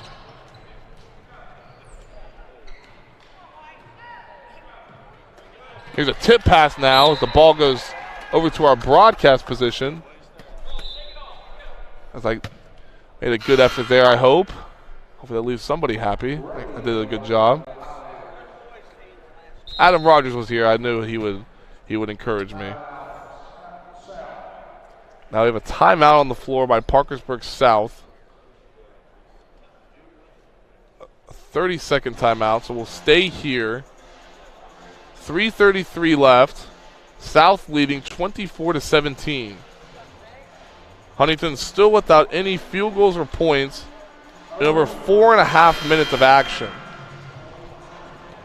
As you see there, Gracie Shamblin having a fantastic game thus far, scoring 14 of Parkersburg South's opening 24 points of the contest. 5 rebounds, 1 assist, 3 made free throws in 12 minutes of action. Good minutes there from Gracie Shamblin, the senior point guard for the Patriots. Huntington, they are shooting 7 of 25. Looked at the wrong column. Huntington is shooting 7 of 25 from the floor, which is 28%. 2 of 3 from long distance, which is 15%. And they'll have the ball with 3:30 now left in the first half. Giles right side. Good screen there by Jackson. Giles will put up a 3. Rattles out, no. Jackson puts up a shot, no. Rebounded, corralled by Micaiah Ray. So Ray, good action early in her first appearance in this game. Got the offensive rebound. She'll head to the free throw line for 2. Good sneaker combination. Red on the left shoe, black and white on the right. As you can tell, I'm a sneaker person. Ray's first shot up is no good. As Shamblin gets Singer. And a new player in for Parkersburg South. That's number 22, Tay Richards. Ray's second shot up is good. So now 24-18, South advantage. As Ray splits the free throws. Ball right side to Shamblin. Back up top, there's Schaefer. Schaefer looking. Now to the hands of Richards. Back to Schaefer. Schaefer to Shamblin. Shamblin. She'll pull up with a one dribble pull up. That rattles home. Hit the right side of the rim, then the backboard, then dropped in for Gracie Shamblin. Back the other way, here's Turner. Turner out to Smith. Smith to Jackson now. And she'll get a high pick from Ray. Ray. Now Jackson will put up a 3. That's no good. Into the hands of Richards. Back comes South. Up 8. Yost will go all the way in. She's cut off into the hands of Owens, and she turns the ball over. Here comes Ray. Ray. 2-on-3 fast break. Ray inside to Jackson. Jackson weaves her way in. Good Euro step. Her shot's no good. Rebounded Schaefer. Into the hands of Yost now. Yost, 2-on-2 fast break. Shamblin. Shamblin thought about a jump shot. No.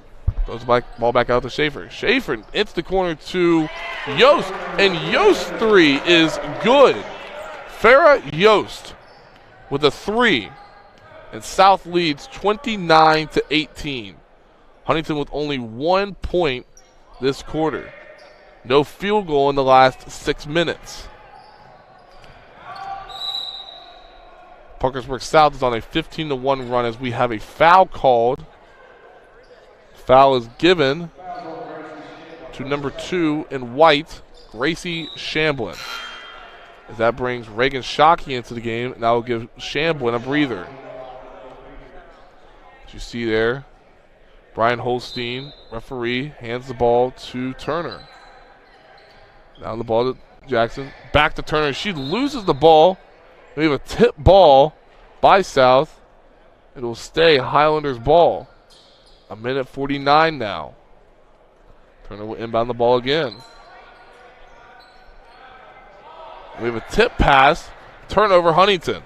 Into the hands of Yost. Here's Yost now. Yost. Thought about going away in, but got cut off. Richards goes baseline. Nowhere to go. Throws the ball off of the leg of Ray. So Huntington looking for some kind of momentum before we head into the half. Down 11, 29-18. Huntington shooting 24% from the field thus far. Yost out to Shamblin. Shamblin for the Owens as she resets the offense. As the South coaches bark out the play call. Now here's a shot by Yost, no good. Might have been tipped by Ray, but here comes Jackson. Jackson up ahead to Giles. Giles, one-on-one with Schaefer. Giles goes left side, gives the ball to Jackson. Jackson, she'll go up for 2. That's good. Amara Jackson ends her cold streak. Now has 4 points in the contest. It's the first points for Huntington since 30 seconds in the first quarter. Here's Owens. Owens lost the ball. Threw it right into the hands of Turner, but Turner unable to maintain it as multiple South defenders were able to get a hold of it. Jump ball, possession arrow will remain on Parkersburg South's end of the floor.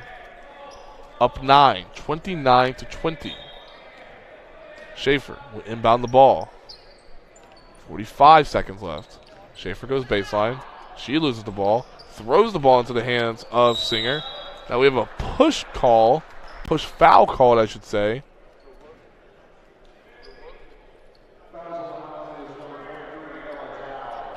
And that foul will be given to Emma Giles. That's her second personal foul. Team's second of the quarter.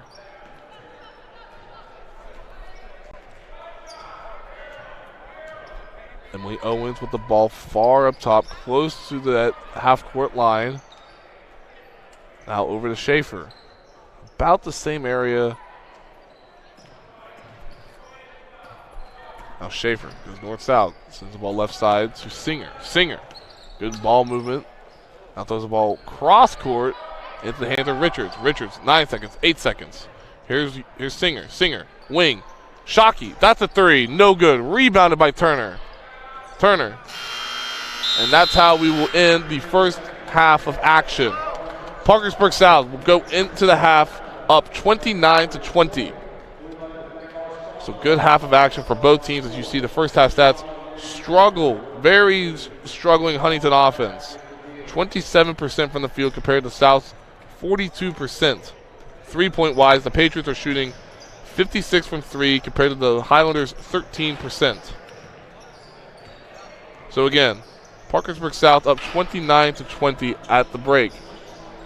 As you see on your screen now, South Charleston and Logan warming up for the 7th game of the final day of the Parmar Shootout.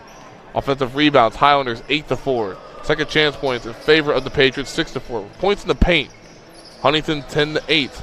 And fast break points 4-2 Patriots. So 29-20 is your score. We're about 9 minutes away until the second half against South Charleston and Logan. Warming up here inside the Doors W and Walter F. Johnson III Arena. We're back after this. Hi, I'm Maddie Mace. I'm from Parkersburg, West Virginia, and when I'm back at home, you can find me at my local Parmar store. We have that Bobcat pride at your local Parmar stores. From food and drinks to gas and more, we have everything you'll need at Parmar. Download the Parmar app and sign up for the rewards cards. We have stores throughout Ohio, and we're coming soon to your neighborhood. We are Bobcat proud, and we are Parmar stores. If there's not a Parmar store near you now, there will be soon. I'm Chris Miller, and I'm proud to sponsor productions like this one that showcase the best of this great state. School pride runs deep here. Friday night lights, crowded gyms, packed auditoriums. It's what makes this such a great place to live and work. So be true to your school. And at Dutch Miller Auto, we're there with you. Because when we build on our young people, everybody wins. I'm proud to lead the way as we bring out the best in West Virginia. I'm Chris Miller, and enjoy the game. Are you ready to unlock a future filled with remarkable pay, unbeatable benefits, and unparalleled satisfaction? Imagine embarking on a journey that offers you a college-level education without the weight of debt, all while earning a steady income. Look no further than the West Virginia Building and Construction Trades Apprenticeship Programs. Join us, and together, let's build a future that's brighter and stronger. Go to actwv.org to apply today. The West Virginia Building and Construction Trades, where the future is forged. J.B. McCuskey is a lifelong West Virginian who has proudly served the state of West Virginia for years. He's running for Attorney General to keep fighting for our West Virginian values. Vote J.B. McCuskey for Attorney General on May 14th. For years, you've trusted us to bring the news to you. Now you can bring it with you wherever you go. Our best digital subscription offer yet. For just pennies a day, access all our exclusive content, from late-breaking news to local live stream sports to stories you can't see anywhere else. Subscribe today.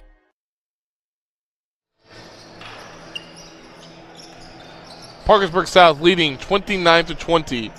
A not-so-good performance in the second quarter by Huntington. They were up 17-16 after one, but only scored 3 points in the second quarter. They shot 1 of 12 from the field, which is 8% from the field. They shot 1 of 2 from the free throw line as well. South shooting 56% from the field, 5 of 9 overall, 3 of 5, which is 60%, as they outscored Huntington 13-3 in the second quarter, which gives them a 29-20 advantage at the break. I had a great conversation with the president of Parmar Stores, Mr. Brian Wall. We talked about a variety of things. One of the things we talked about was the future for this event. Obviously, this year they went to 4 days for the first time in the event's history. Now the question is, could we see a 5th day? We talked about that and more. Here's my interview with Mr. Brian Wall. So, Brian, 4-day event. Lots of great action thus far. A lot of teams here. We've had some really great games and player performances as well. Just kind of walk me through the benefits that Parmar gets out of this, doing this for 4 days and really getting a lot of these teams statewide to come to Charleston. Well, not every team that comes down here to play in this tournament will be able to make it to the state tournament. So that's one. So, this, for some of these teams, this is their state tournament because they're not fortunate enough to be able to get out of their regional and come down here. And a lot of these teams that are playing are also in areas where we have stores across the state as well, too. So, we try to support all the local communities and areas and schools that our stores are located in. And, we're able, glad to be able to get a lot of these kids down here that have never been able to come to Charleston before. What are some of the benefits that Parmar is wanting to get out of something like this to try and impact these high school communities? Look, I think we do this for the kids. We appreciate all the accolades and, banners and stuff that we have up, but we're fortunate enough to be able to support the schools where we have stores. And, that's the benefit that we get. Game Changer came along this year. We went to 4 days, and, the benefit they get to be able to come down and teach these kids, on the one pill can kill and to staying away from opioids in our schools, too. So, it's a little bit of a collaboration between both of us this year and when we went to the 4th day. How important of a collaboration was that for you guys, with you guys still continuing to preach your message about high school sports, along with them trying to continue to preach their message to these high schoolers and even middle schoolers as well about the drug use here in the state of West Virginia? I think it goes hand in hand. Look, drug use is, it's no doubt in schools, that's where we got that, but it's also in everyday life as well, too. So what they're trying to preach in schools, we're trying to do the same thing, if you will, in the communities where our stores are located as well. Is this event going to go to 5 days? Well, we got asked last year if it was going to go to 4. We've already been asked about if it's going to go to 5, and you just trumped that, if you will. But I will tell you, I think we've had 11 teams already that did not play in this tournament this year. They've already called the first 2 days about asking the dates for next year. So, it remains to be seen. But I will say, we usually finalize this thing within about a month after it ends. So, but usually by the time the state tournament starts, we've already got what the schedule will be for now 2025. So we'll wait and see on that. And I will say this too: West Virginia State is just a great place to be able to work on this. The collaboration we have with them here too. They're top-notch, first class, and everybody from Coach Green and Louie and all of them that will tell you is that what makes this such a success is.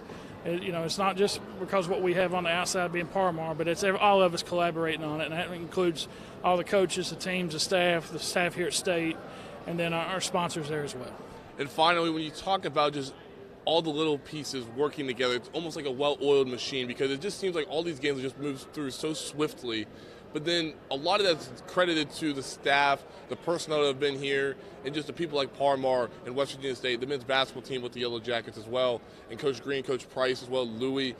All these people involved, including yourself and your staff, none of this could be possible without everything. Just talk about how everything has been working so well together. Again, it's like a well-oiled machine for you all. Well, God's blessed us with good people that have a lot of basketball knowledge, and a lot of people that if they were able to put a tournament on, how they would like to run it. And like I said, I give the glory to God on that one. He's able to, for all of us to collaborate and have the right people, if you will, to be able to do this. And no doubt most of them having basketball knowledge really helps out a lot. About a minute and a half until we start second half action here inside Doris W. and Walter F. Johnson, the third arena on the campus of West Virginia State University, as Parkersburg South leads Huntington 29-20. Let's go over some first half stats here individually. Shall we? We shall. For Parkersburg South, they are led from a 16-point first half performance by Gracie Shamlin. She shot 5 of 9 from the floor, 3 of 4 from 3, and 3 of 4 from the charity stripe. The other top scorer, Reagan Shockey, 7 points, 3 of 5 from the field overall, 1 of 2 from 3. And then Carly Schaefer and Farrah Yost each added 3 points. As a team, Parkersburg South assisted on 8 of 10 made field goals in the opening half. So good distribution from Parkersburg South in the first 16 minutes of game time. On the flip side, highest scorer, Eliza Smith, 5 points, 2 of 7, 1 of 5 from 3. Then Amara Jackson, Amaya Smith each added 4. Jada Turner and Emma Giles each had 3. And then Micaiah Ray rounded it up with 1 point in the opening half. So again, South doing a fantastic job of sharing the basketball there in the first half of play, again, which gives them a 29-20 advantage heading into the second half of play. Again, Huntington shot 1 of 12, 8% from the field in the second quarter, compared to South's 5 of 9, 56%, and they shot 60% from 3, 3 of 5. So South definitely taking advantage of what they can during that cold scoring streak from Huntington.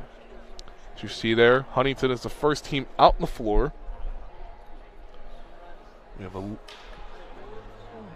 We're having a basket problem on the left side of our broadcast. As you see Kelly and Brian Shepard now looking to fix something there with the basket. Unsure what the issue is. It may be a net issue. Don't want to assume, but that seems to be what they're playing with. Brian Shepard, again, I talked about him yesterday. I'll talk about him again if you missed the broadcast, but did a fantastic job with the format and the program for the live stats. So normally you don't get live stats for a high school basketball game, let alone high school basketball games, unless it's the state tournament or a big event like this.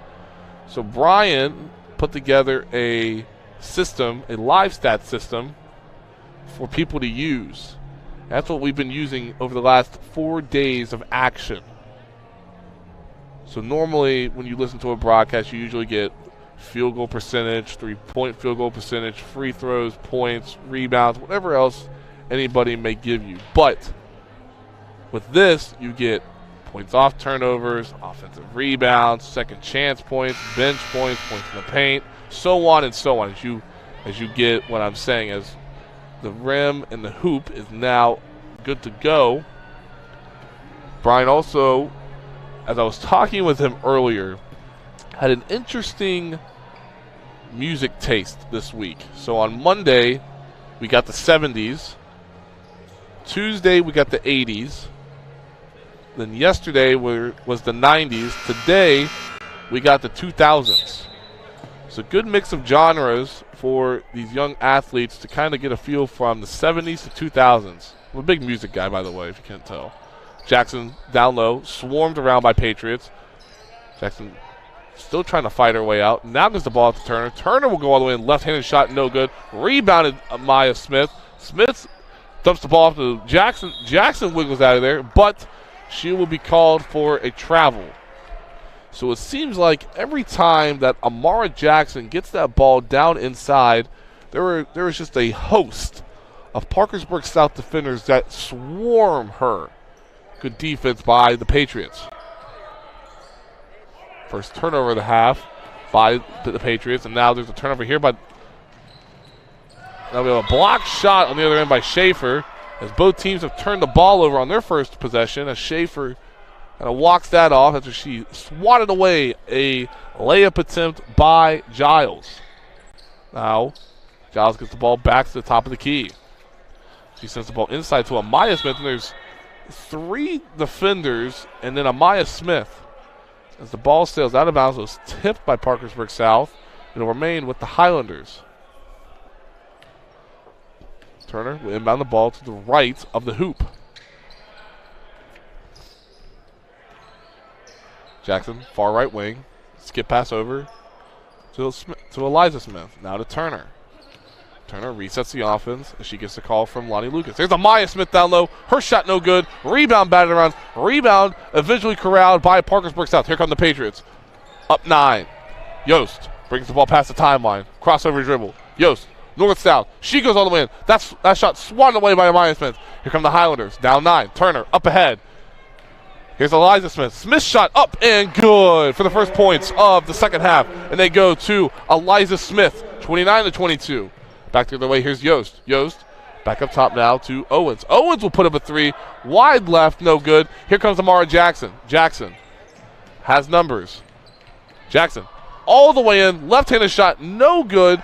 Rebound corralled by Reagan Shockey, but a foul called by Amaya Smith. So Amaya Smith picks up her second personal foul, team's first of the quarter, with 6:18 left in the third.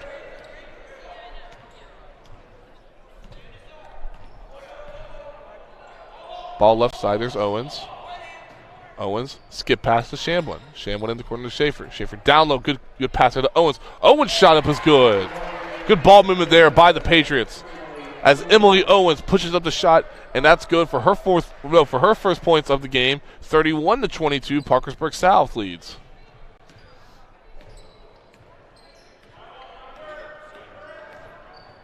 Here's Turner, right wing. That is Eliza Smith. That shot no good. Rebound Giles. Rebound loose.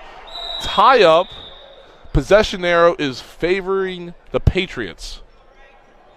So a loose ball rebound. Giles and 2 Patriot defenders were there. Tie up. Possession, Parkersburg South. Inside of 5.5 minutes now in the third quarter. There's a skip pass tipped around, corralled by Turner. 2-on-2 fast break. Now 3-on-2 fast break. Turner will go all the way up. That shot's good. Off-balance shot there by Turner, and she scores it. Now it's a 7-point deficit as Shamblin. Quick trigger, no good. Rebound, Amaya Smith. Smith now into the hands of Eliza Smith. And she slows it down 7 with 5 minutes to play now in the third. 31-24 advantage South.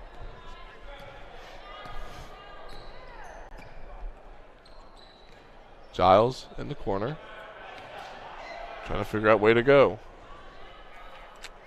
This is Jada Turner. Now to Amaya Smith. Now we have a timeout on the floor by Lonnie Lucas. A 30-second timeout by Coach Lucas. So with 4:45 left, Parkersburg South leading 31-24 over the Highlanders. Going through the numbers, the Highlanders shooting 10 of 37 from the field, 27% overall. As you see the numbers there from Eliza Smith, 7 points, 2 rebounds, 2 assists, and 19 minutes of action. Both of her rebounds coming on the offensive glass. Jada Turner as well having a productive game. 5 points, 6 rebounds, 2 steals, 1 assist. So good action there from those 2 Highlander players. Gracie Shamblin continues to piece together an impressive performance. 16 points for the Patriots thus far. Here's a shot on the far left side by Eliza Smith, and that shot is good for her 9th point of the game. And it was a 3, they're saying. So Eliza Smith for 3 now makes it a 4-point game, 31-27.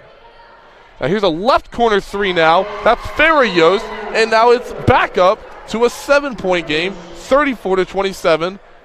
And we will have a 30-second timeout by Parkersburg South. We'll take it with them. We're back after this. Hi, I'm Maddie Mace. I'm from Parkersburg, West Virginia, and when I'm back at home, you can find me at my local Par-Mar store. We have that Bobcat pride at your local Par-Mar stores. From food and drinks to gas and more, we have everything you need at Par-Mar. Download the Par-Mar app and sign up for the rewards cards. We have stores throughout Ohio, and we're coming soon to your neighborhood. We are Bobcat proud, and we are Par-Mar stores. If there's not a Par-Mar store near you now, there will be soon.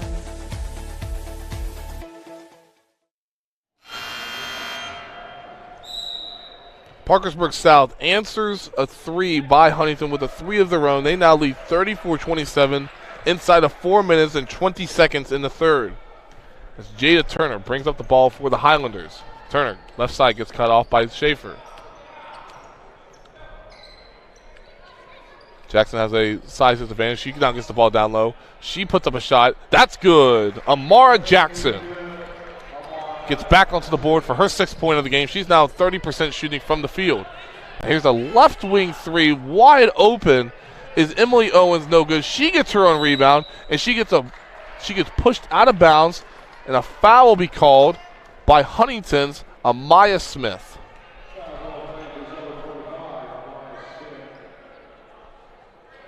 So that's Amaya Smith's 3rd personal foul, team 2nd. Ball taken out underneath the Patriots basket as Emily Owens gets the ball. Back over to Schaefer. Schaefer back up top to Shamblin. Shamblin weaves her way through. Sends it over to Shockey. Now to Owens as they work the ball around the arc. Good ball movement by the Patriots. Yost thought about a 3. Step back, no. Shockey inside. Sends the ball to Shamblin. Shamblin will put up a 3. Ball's no good. Rebounded by Amaya Smith as she sails the ball way over Amara Jackson's head. Turnover Highlanders with 3:24 left in the game. It is now 34-29 still. You see the public address announcer, Jason Smith, who's done a fantastic job, as well as Matt Murphy as well. So good job by those two doing the PA over this 4-day event.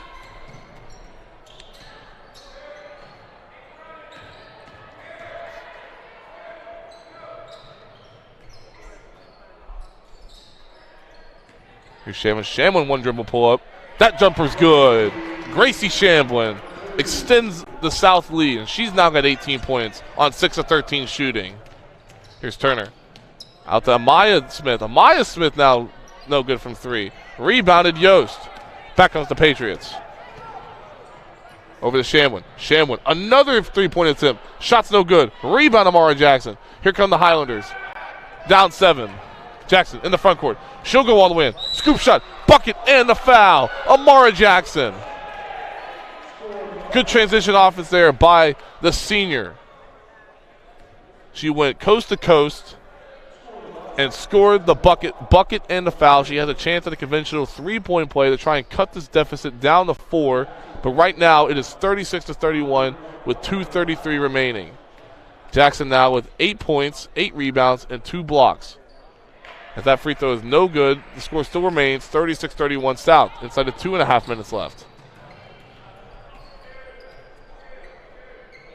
Yost thought about another 3. Ball sent over now to Schaefer. Into the corner to Shockey. Shockey goes baseline, back to Schaefer. Patriots working the ball around the arc into the hands of Shamblin now. She guides the traffic.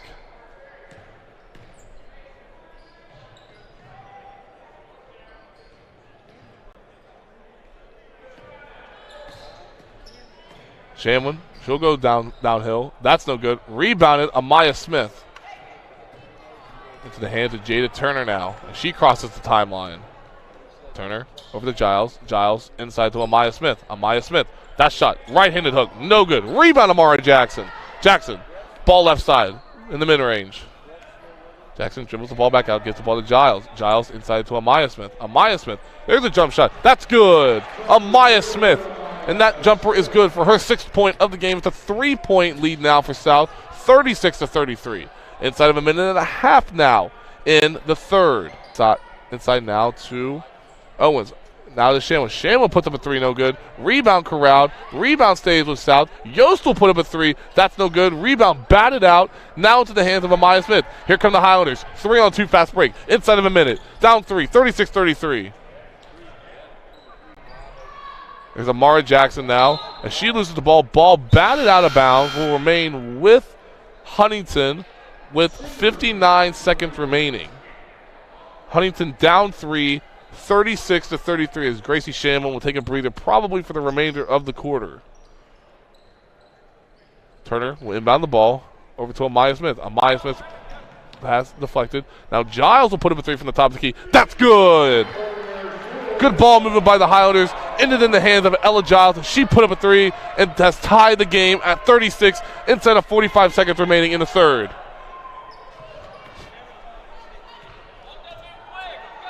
There's Schaefer. Now to Owens. Inside to Shockey. Shockey passed down low. Tipped out by Amara Jackson. Now 34 seconds remaining.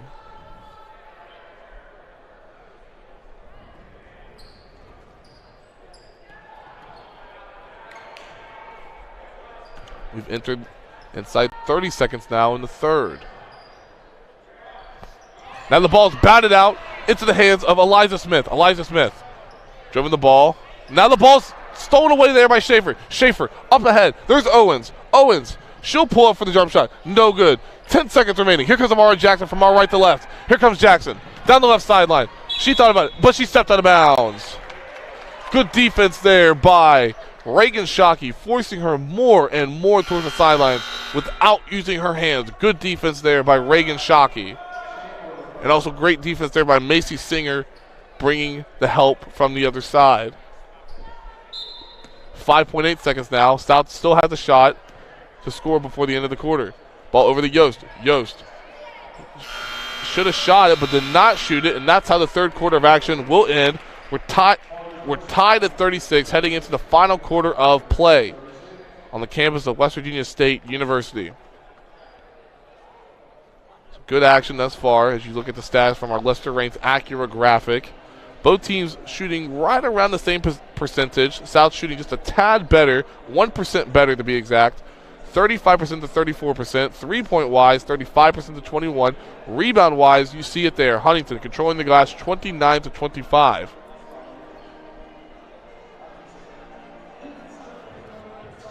Gracie Shamlin leading all scorers with 18 points, as you see more stats there. South, 10 turnovers compared to 8 from Huntington. The points off turnovers, South has converted 7 points off of those 8 turnovers, excuse me. So again, we're knotted up at 36, heading into the fourth. We're back after this. Hi, I'm Maddie Mace. I'm from Parkersburg, West Virginia, and when I'm back at home, you can find me at my local Par-Mar store. We have that Bobcat pride at your local Par-Mar stores. From food and drinks to gas and more, we have everything you need at Par-Mar. Download the Par-Mar app and sign up for the rewards cards. We have stores throughout Ohio, and we're coming soon to your neighborhood. We are Bobcat proud, and we are Par-Mar stores. If there's not a Par-Mar store near you now, there will be soon.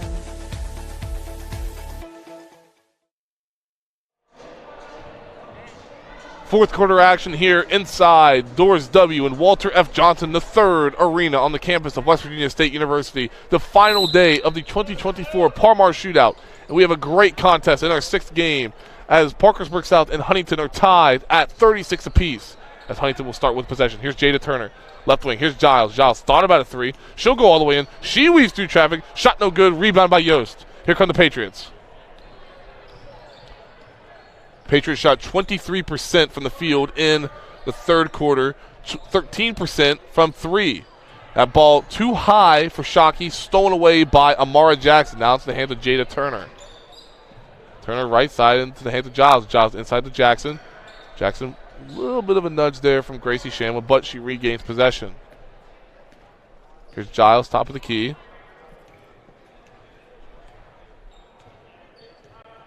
Giles looking what to do as she gets a call from Coach Lonnie Lucas.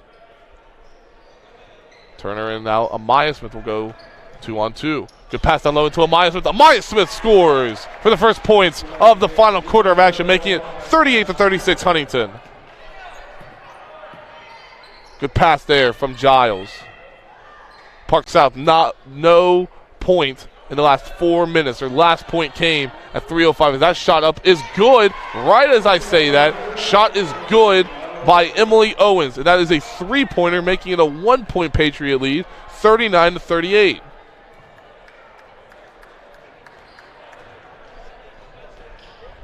And here's Jackson in the short corner. Trying to find somebody open as she picked up her dribble in a very dangerous position on the floor.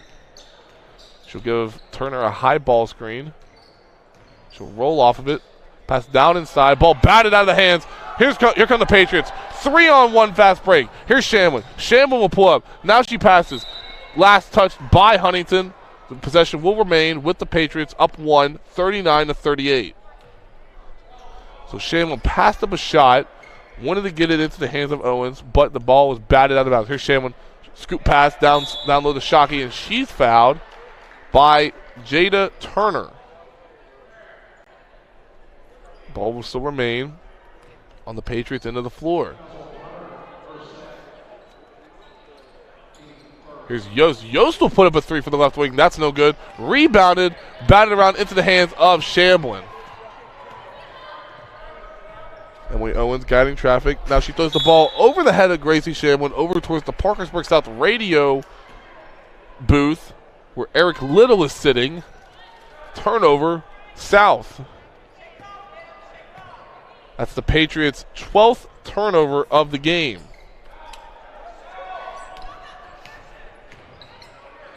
There's a pass inside to Amaya Smith, but that's not there. Ball batted out of bounds. Last touch by Schaefer. As Macy Singer will re-enter the game, sending Emily Owens to the bench.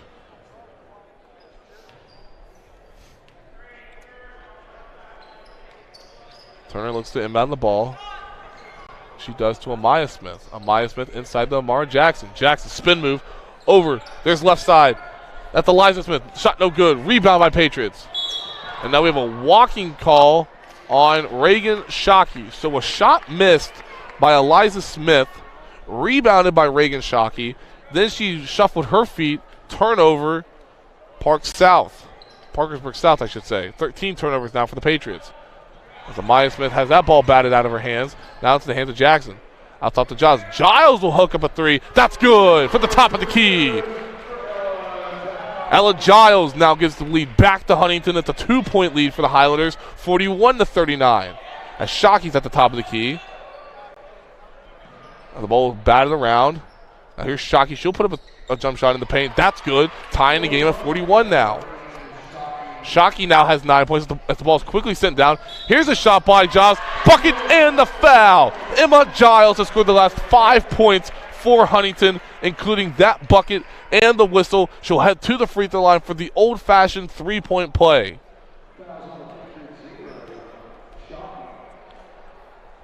So Giles heads to the free throw line. She scored the last 5 points for the Highlanders, including that and one layup. Free throw up is good, extending the lead now to 3. Giles now 2 of 3 from the charity stripe.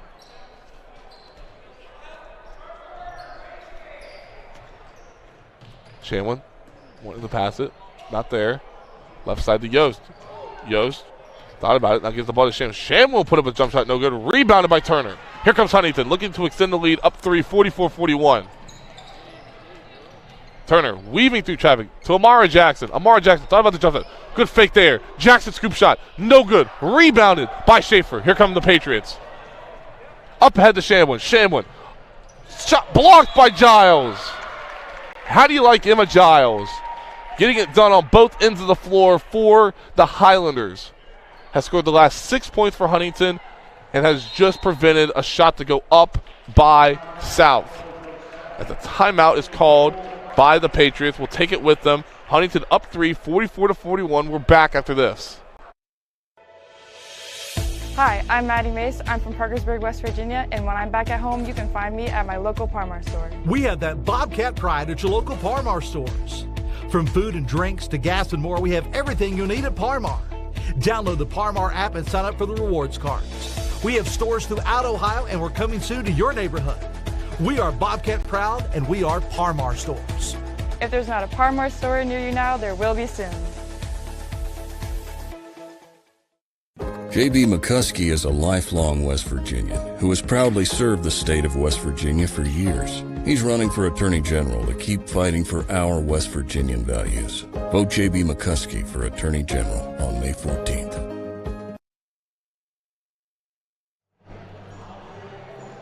How about the game for Ella Giles? She scored the last 6 points in this quarter for the Highlanders. She has 12 points, 2 rebounds, 2 steals, and 3 assists. She literally just did a big loop around the bench. She was in one of the chairs, and she just went the long way and went in between the bench and the scorer's table just to get back in. The little things I pay attention to, folks. This ball sent inside to Gracie Shamlin. Her shot up, no good. Rebounded, Amaya Smith. Jackson with the ball now. Huntington up 3, 44-41, inside of 4 minutes. Here comes Turner. Turner north and south. Gives the ball out. Here's Eliza Smith. Smith's shot no good. Rebounded. Amaya Smith out to Jackson, who gets it momentarily. Now she breaks free from a defender. Jackson spins. Jackson shot up. No good. Rebound Amaya Smith. Ball batted out Ball last touched by Amaya Smith. Possession will go to the Patriots. Down 3 now. 44-41, 3:47 now. As you see the Logan Wildcats in the tunnel on the Huntington side of the bench, as Logan will play South Charleston following this game for game number 7 of the final day of the Parmar Shootout. Now here's a left wing 3 by Singer. That's good! Macy Singer has tied the game at 44. Good ball movement there by the Patriots. Here's Giles now on the left wing. Inside to Amaya Smith. Smith bullies her way through, but a charging foul is called. Smith has just picked up her 4th personal foul. Good post defense there by Reagan Shockey.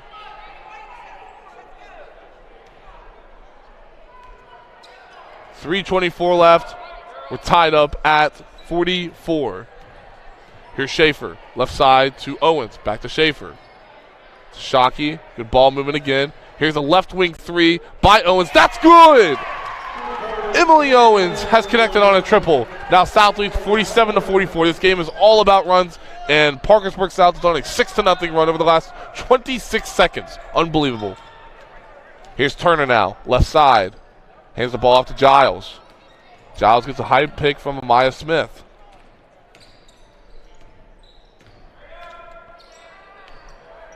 Giles thought about a 3, sends the ball right side to Smith. Smith goes all the way through, no good. Rebound, Reagan Shockey. Shockey now into the hands of Schaefer. Looking to waste some clock now, up 3, 47-44. Huntington what looks to be a 2-3 zone. Shockey sends the ball left wing. Owens thought about a 3, not there. Now a turnover by South. Here comes Huntington in the Jackson's hands. Jackson weaves her way through, loses the ball. Ball, last touch off the knee of Jackson. Possession will go to Parkersburg South with 2:13 remaining. The Patriots lead 47-44. And a timeout is called by Huntington. Full timeout, we'll take it with them. 2:13, Park South leads 47-44. We're back after this brief message. Hi, I'm Maddie Mace. I'm from Parkersburg, West Virginia, and when I'm back at home, you can find me at my local Parmar store. We have that Bobcat pride at your local Parmar stores. From food and drinks to gas and more, we have everything you'll need at Parmar. Download the Parmar app and sign up for the rewards cards. We have stores throughout Ohio, and we're coming soon to your neighborhood. We are Bobcat proud, and we are Parmar stores. If there's not a Parmar store near you now, there will be soon. Fair warning. If you go after our kids and young people, I'm coming after you. As governor, I'll see to it that fentanyl dealers get a mandatory life sentence, and I'll put human traffickers behind bars for life. To help our communities hire and retain the best first responders, I'll increase pay and benefits, and we'll provide better training for our police and our firefighters and our EMS, the ones who put their lives on the line to protect ours.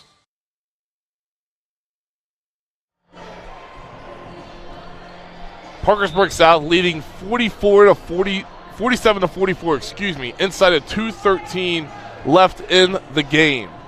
There have been 7 lead changes as Parkersburg South, as I just mentioned, leading right now. Huntington is without a field goal and points in the last 2:47. South is on a 6-0 run in the last minute and a half. They have possession now as we work inside of 2 minutes now. As the ball's batted away, Turner swatted at the ball as Schaefer tried to get the ball to Shamblin, but Turner's long arms prevented the pass from happening. Ball will remain with the Patriots. Shamblin will inbound the ball into the hands of Emily Owens.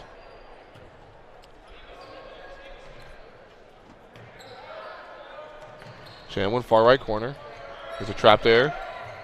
Gets it to the hands. Now, Shockey loses the ball. Here come the Highlanders. 5-on-4 fast break. Turner down low. Sends it inside. There's a good pass from Jackson to Amaya Smith. And Amaya Smith connects on 2 more. She's got double figures in the game with 10. 1 point deficit now for Huntington. 47-46. Inside 1 minute and 30 now. And we have a timeout on the court by the Patriots. So 1 minute 29 left. South leading 47-46. We're back right after this message. Fair warning. Hi, If you go I'm after Maddie our Mace. kids I'm and from young Parkersburg, people, West Virginia, I'm and coming when I'm after back at home, you. You can find me at As my governor, local Parmar. I'll see We to have it that that Bobcat fentanyl Pride dealers at get a your local mandatory Parmar life. stores. From food and drinks to gas and more, we have everything you need at Parmar. Download the Parmar app and sign up for the rewards cards. We have stores throughout Ohio, and we're coming soon to your neighborhood. We are Bobcat proud, and we are Parmar stores. If there's not a Parmar store near you now, there will be soon.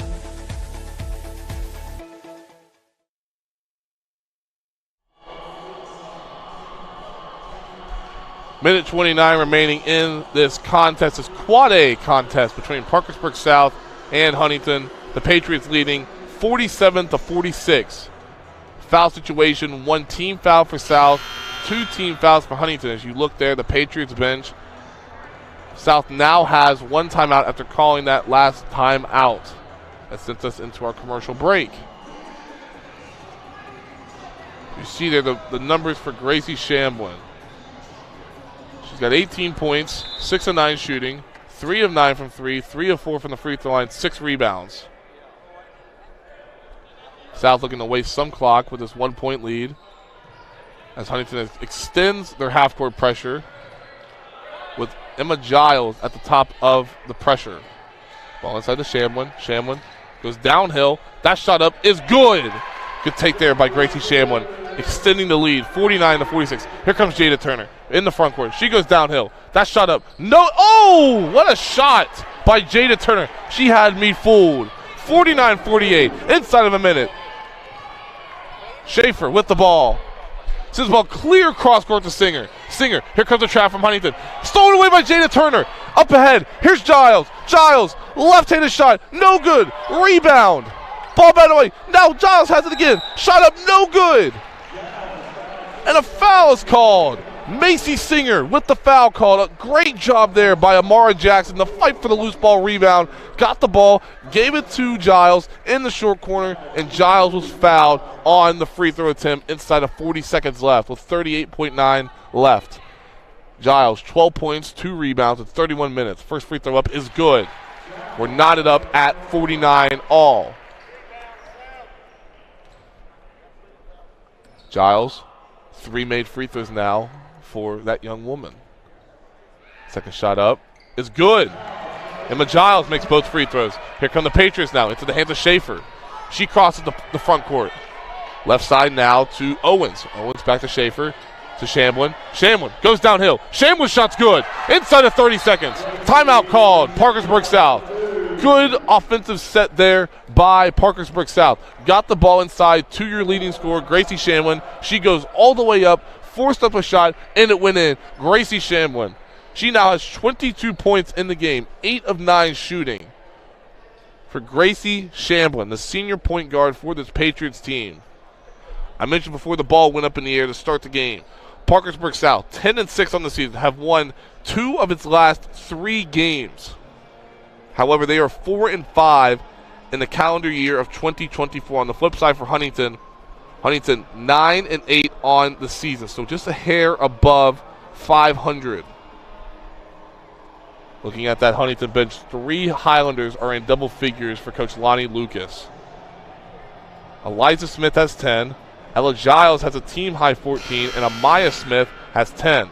Amara Jackson has also added 8 points. Huntington as a team is shooting 20 of 57, 35%, compared to Parkersburg South, who's shooting 19 of 47, 40%, and they're led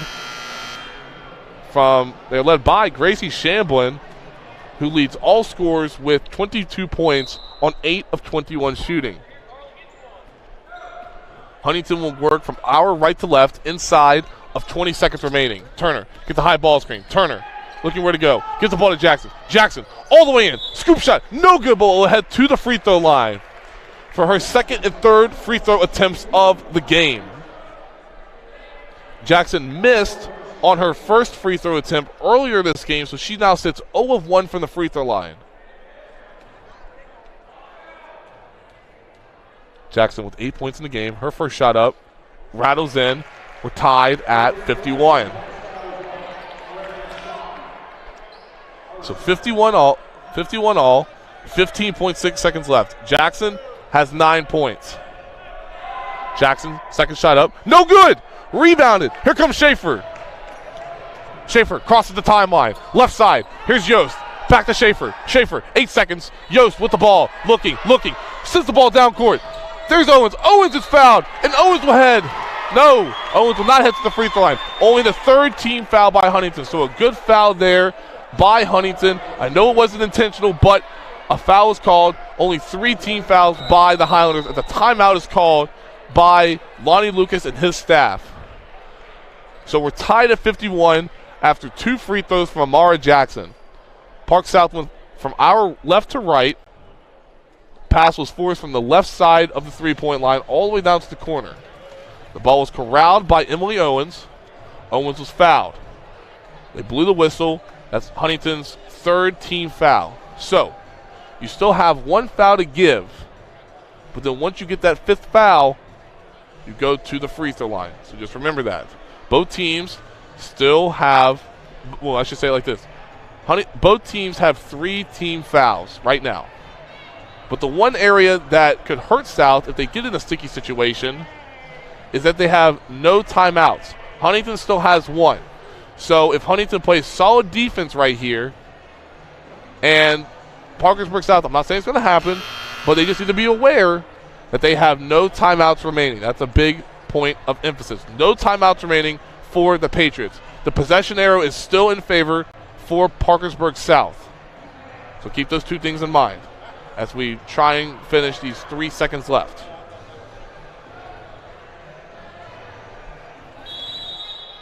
Carly Schaefer will inbound the ball. There's a pass right there. Reagan Shockey. It's good. Reagan Shockey with 1 second remaining. Great layup design there. Carly Schaefer inbounded the ball right in. And there she was. Reagan Shockey, the hero for the Patriots, as Parkersburg South captures the 53-51 win over Huntington. How do you like them apples? A fantastic contest between those two as Reagan Shockey connects and she scores the bucket, the game-winning bucket for her 11th point in the game. As you see there, the final stats, a fantastic contest. South, 42% for the field. Huntington, 35%. South better from 3, 43% compared to 25%. Rebound-wise, almost even. Highlanders, 34. Patriots, 33. As you see there, one thing that stands out, 11 Huntington turnovers, 16 South points off those 11 turnovers. 10 steals as well for the Highlanders. 14 offensive rebounds for the Highlanders. Points in the paint controlled by Huntington, 26-18, and fast break points, 10-4. So a fantastic contest between Huntington and Parkersburg South. Great play design as Carly Schaefer inbounded the ball underneath her basket. Good screen. Let's give credit to the screen. Good screen, high screen at the free throw line by Gracie Shamblin. Reagan Shockey slipped off the screen, and she scores the bucket. As you see there, Gracie Shamblin, 22 points, 6 rebounds, 1 assist, in 30 minutes of action. Fantastic outing for that young lady. Then the other one, the hero of the game, as you see there, she's getting her picture taken. Reagan Shockey, the junior, for this Parkersburg South team. 11 points, 10 rebounds, 1 block, 1 steal, 4 offensive rebounds, 31 minutes of action. A fantastic play design by the Patriots leads to the game-winning basket, and Parkersburg South prevails, and they win by a final of 53-51 over this scrappy Huntington team. So Huntington drops to 9-9 on the season. Parkersburg South now advances to 11-6, winners of 3 of its last 4, and have now moved to 500, 5-5 in the year 2024. Fantastic contest between the two schools. So you see there, South Charleston and Logan are warming up. We're about 10 minutes and 45 seconds away from this Class Quad A and Class AAA contest between the Black Eagles and Wildcats. We'll have all the action coming up here on HD Media Game Day, powered by RSN Sports and powered by HD Media.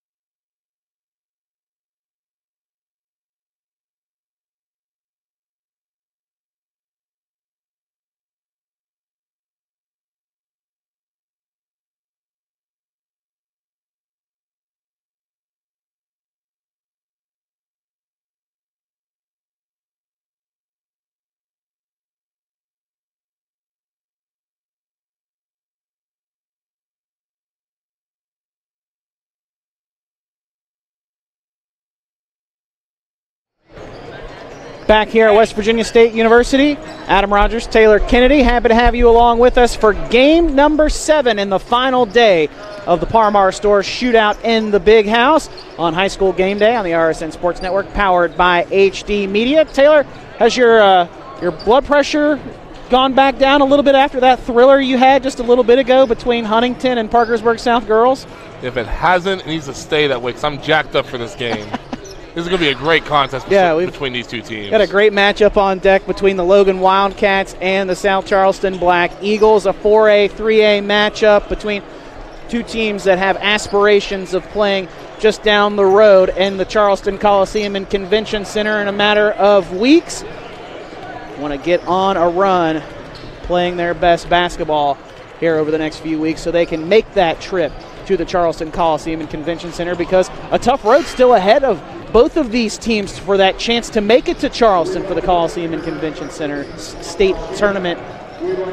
But should be a great one for us this evening in the 7th game, the 31st game of the week for us here at West Virginia State University's Doris W. and Walter F. Johnson III Arena.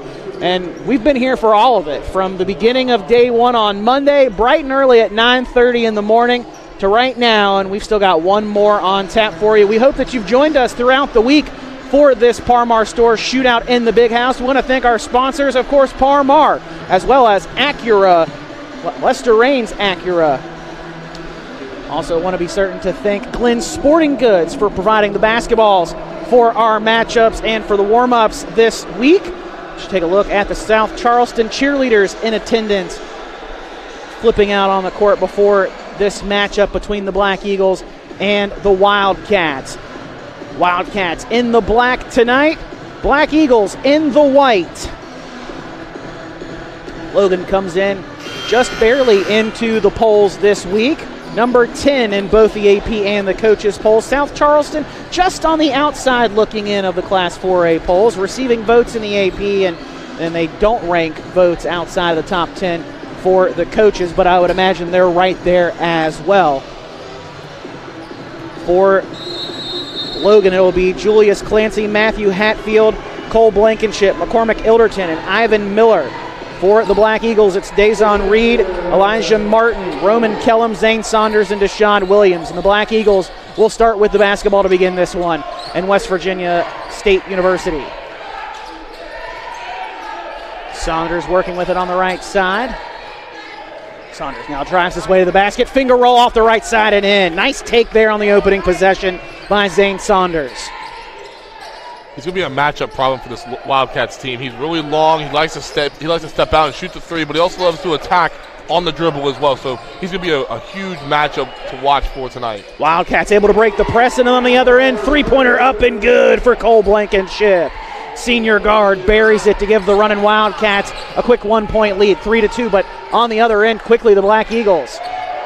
Driving to the basket there is Williams, and Williams is going to be called for the offensive foul, his first, team's first of the quarter.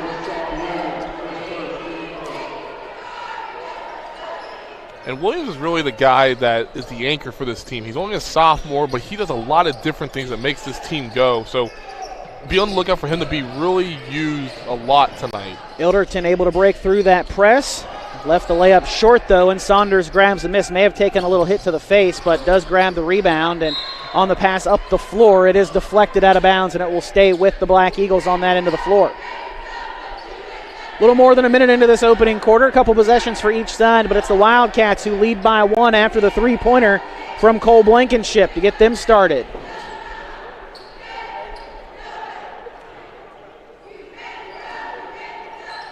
Black Eagles on the inbound. That'll be Reed. He'll get it into the corner to Saunders.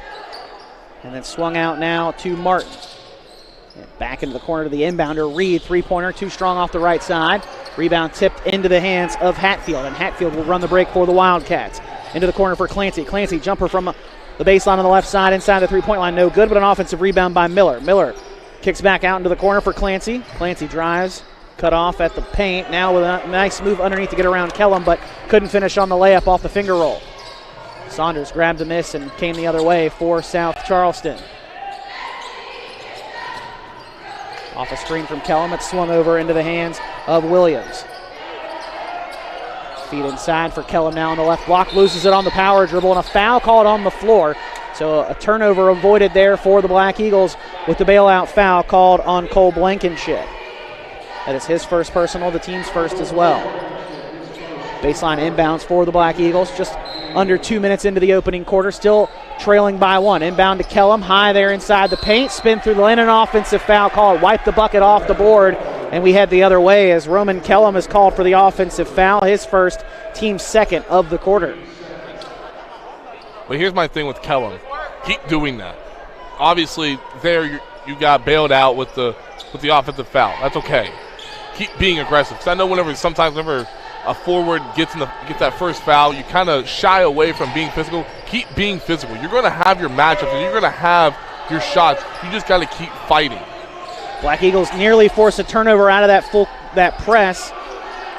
Wildcats are able to get off of it, though, and now attack the basket. Clancy left the layup short. Rebound tipped around and finally controlled by the Black Eagles. Quickly up the floor is Reed, and Reed loses it out of bounds, and it will go back to the Wildcats. That's the third turnover now of this opening quarter for South Charleston. Still trailing by 1. Now their team has scored in over 2 minutes now since those opening baskets. Turnover there by the Wildcats there first. Williams pull-up jumper from just inside the elbow on the left side, no good. Miscorralled by Miller. Quickly up the floor, gets it into the hands of Hatfield, swung over to Blankenship.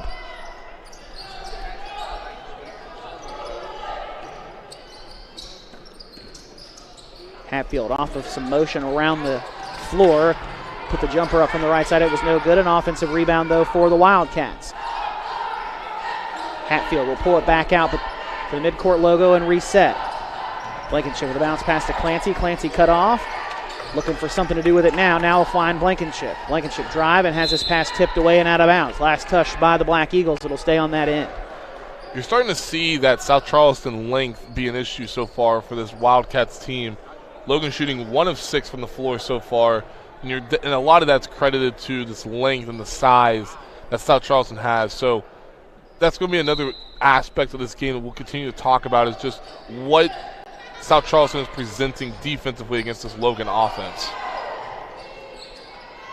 Wildcats with it after the inbounds on the sideline in front of the Black Eagle bench. Clancy attacking the long, lengthy Saunders. Gets to the cup but can't finish on the layup. He was off balance shooting that. Black Eagles quickly on the other end of the floor. Saunders loses it. Throw all the way into the backcourt. So it was saved by Matthew Hatfield. Black Eagles are able to retrieve and now kick it up the floor into the right corner to Saunders. Saunders kicks it over to Martin. Martin bounce back to Saunders. Saunders has picked up his dribble. Now works it back to Reed, top of the key. Under 4 minutes in the quarter. And a drought for both teams, and that's finally ended as Dazon Reed lays it up from the left side with the right hand. That'll put the Black Eagles back on top by 1.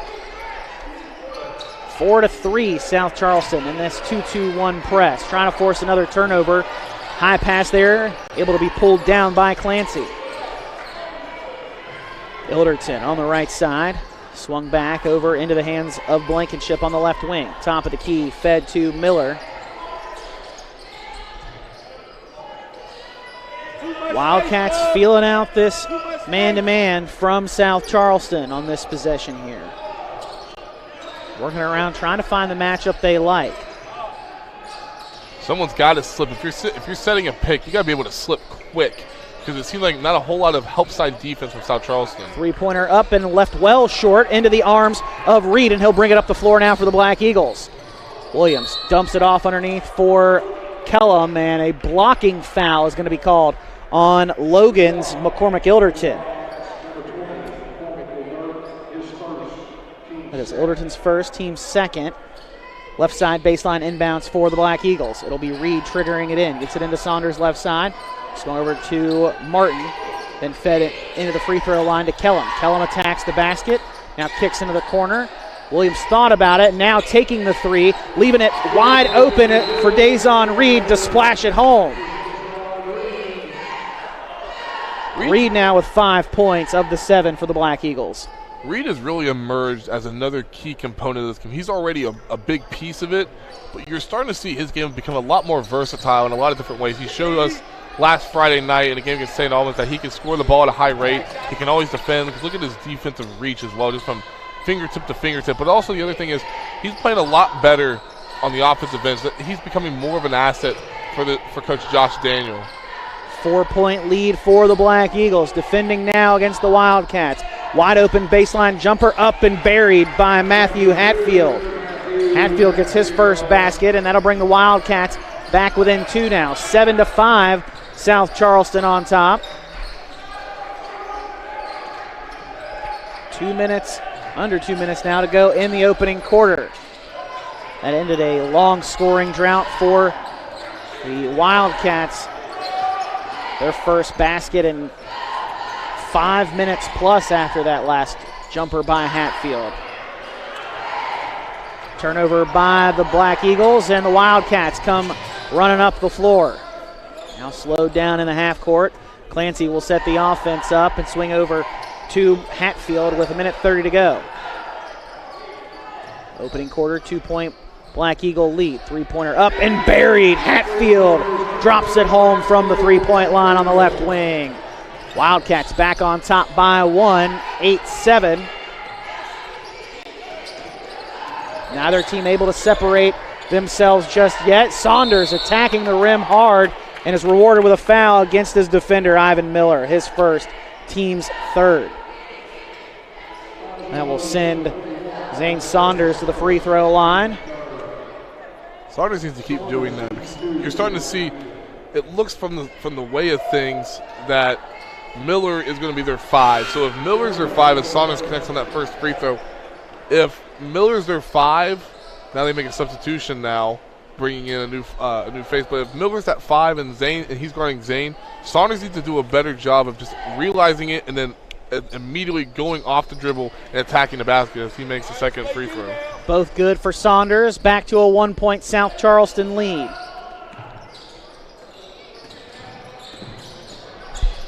Kick into the corner for Clancy. Pass a little low, and he'll swing back out to reset.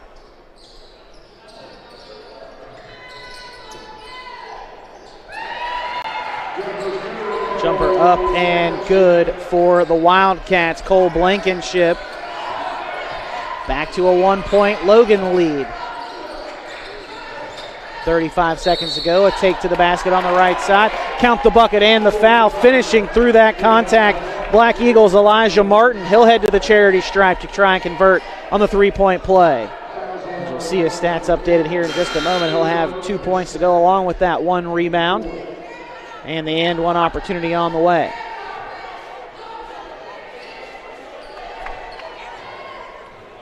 Like seeing South Charleston be aggressive here these last few possessions and attack the basket, as Martin does finish there at the free throw line. He's up to 3 points in the contest now, and it's a 2-point South Charleston lead. That length right there. Pass is tipped and stolen away with 22 seconds to go. Martin lays it up and in off the right side with ease, off the steal and score. 15 seconds to go in the quarter. Black Eagle lead back to 4, 14-10. Another near turnover. It'll be last touched by Reed, and it will stay with the Wildcats. 4.7 seconds to go.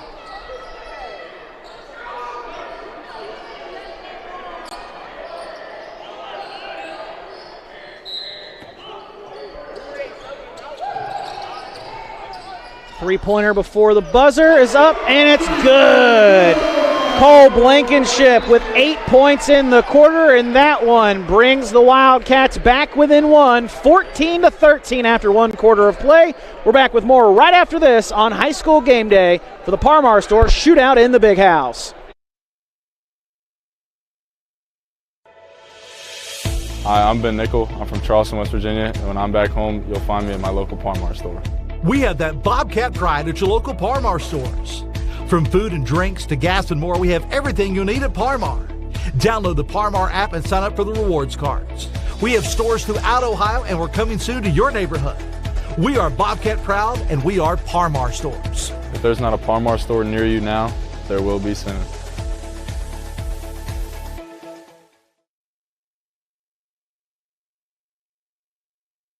I'm coming after you. As governor, I'll see to it that fentanyl dealers get a mandatory life sentence, and I'll put human traffickers behind bars for life. To help our communities hire and retain the best first responders, I'll increase pay and benefits, and we'll provide better training for our police and our firefighters and our EMS, the ones who put their lives on the line to protect ours. Second quarter of action getting ready to begin between South Charleston and Logan. It'll be Wildcat basketball to begin the second quarter of work.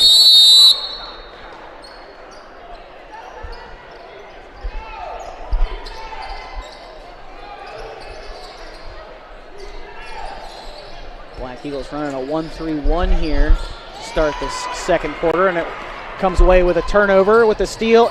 Trying to go with the score is Reed, but he can't finish. Fortunately for him, Zane Saunders is there to clean things up, and he lays it back up and in. But down on the court, after some contact, Roman Kellum trying to shake things off, make sure he's all right. Official's going to talk to him just to be certain he is okay. Going to keep walking down the court. Just saw him shake his head, say, yeah, I'm okay. So always great to see. And that's good to see, just because that was a really hard takedown, I guess you could say, that he had. So, I mean, he went to tip up for the ball, and it kind of just seemed like he lost his legs from underneath him. About 30 seconds into the second quarter, South Charleston lead down to 3, excuse me, after led by 4 there before the end of the first quarter. Ball on the floor, and a foul is called here. Calling a foul on the Black Eagles, Elijah Martin. His team's first this quarter. Look at how far Logan is starting their offense. Kellum's almost tempting them to just keep going towards each sideline, which is really good awareness. Like, look at this. Look at how close he is. Now, very high extended 1-3-1. He's going to come back over. Reed's going to start coming up now. And that puts a lot of work on the guy on the bottom, Maurice Jones, the bottom man in that 1-3-1. His job becomes all that more important. Pass off on the backside there, finds its way into the hands of Caden Sherrod, and he will lay it in and get the Eagles back within one. Get the Wildcats back within one again at 16-15. Now, the one thing that went wrong there was Saunders came too far up as the middleman, because he should have just left Martin and Kellum right there. But whenever he came in, it just ended up being bad in that situation. Three-pointer, too much on that shot from Reed. Rebound tipped and controlled by Clancy for the Wildcats. Back into that extended 1-3-1. Kick over to the wing. Hatfield spot up 3, up and good. Hatfield's got 8, tied for the team lead with Cole Blankenship. Back to a 2-point Wildcat lead. Feed inside to Saunders. Nice dish off for Kellum, and a great adjustment by Kellum there as well. Got a little too far underneath, then made that step inside and got back underneath and got positioned to put it up and in. His athleticism helps him there in that situation. 6:03 to go, first half. Tie game 18-all. We're back with more right after this. Hi, I'm Ben Nickel. I'm from Charleston, West Virginia, and when I'm back home, you'll find me at my local Parmar store. We have that Bobcat pride at your local Parmar stores. From food and drinks to gas and more, we have everything you'll need at Parmar. Download the Parmar app and sign up for the rewards cards. We have stores throughout Ohio, and we're coming soon to your neighborhood. We are Bobcat proud, and we are Parmar stores. If there's not a Parmar store near you now, there will be soon.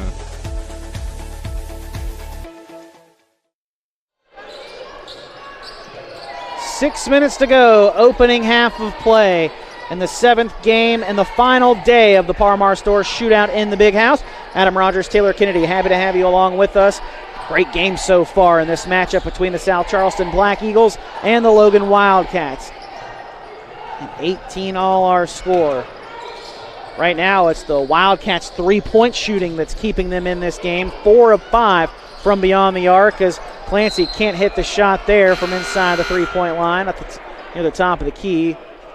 And a foul on the rebound there. That is going to go on the Wildcats. Devin Maynard, his first, team's first of the quarter. And Black Eagles come the other way trying to take back the lead.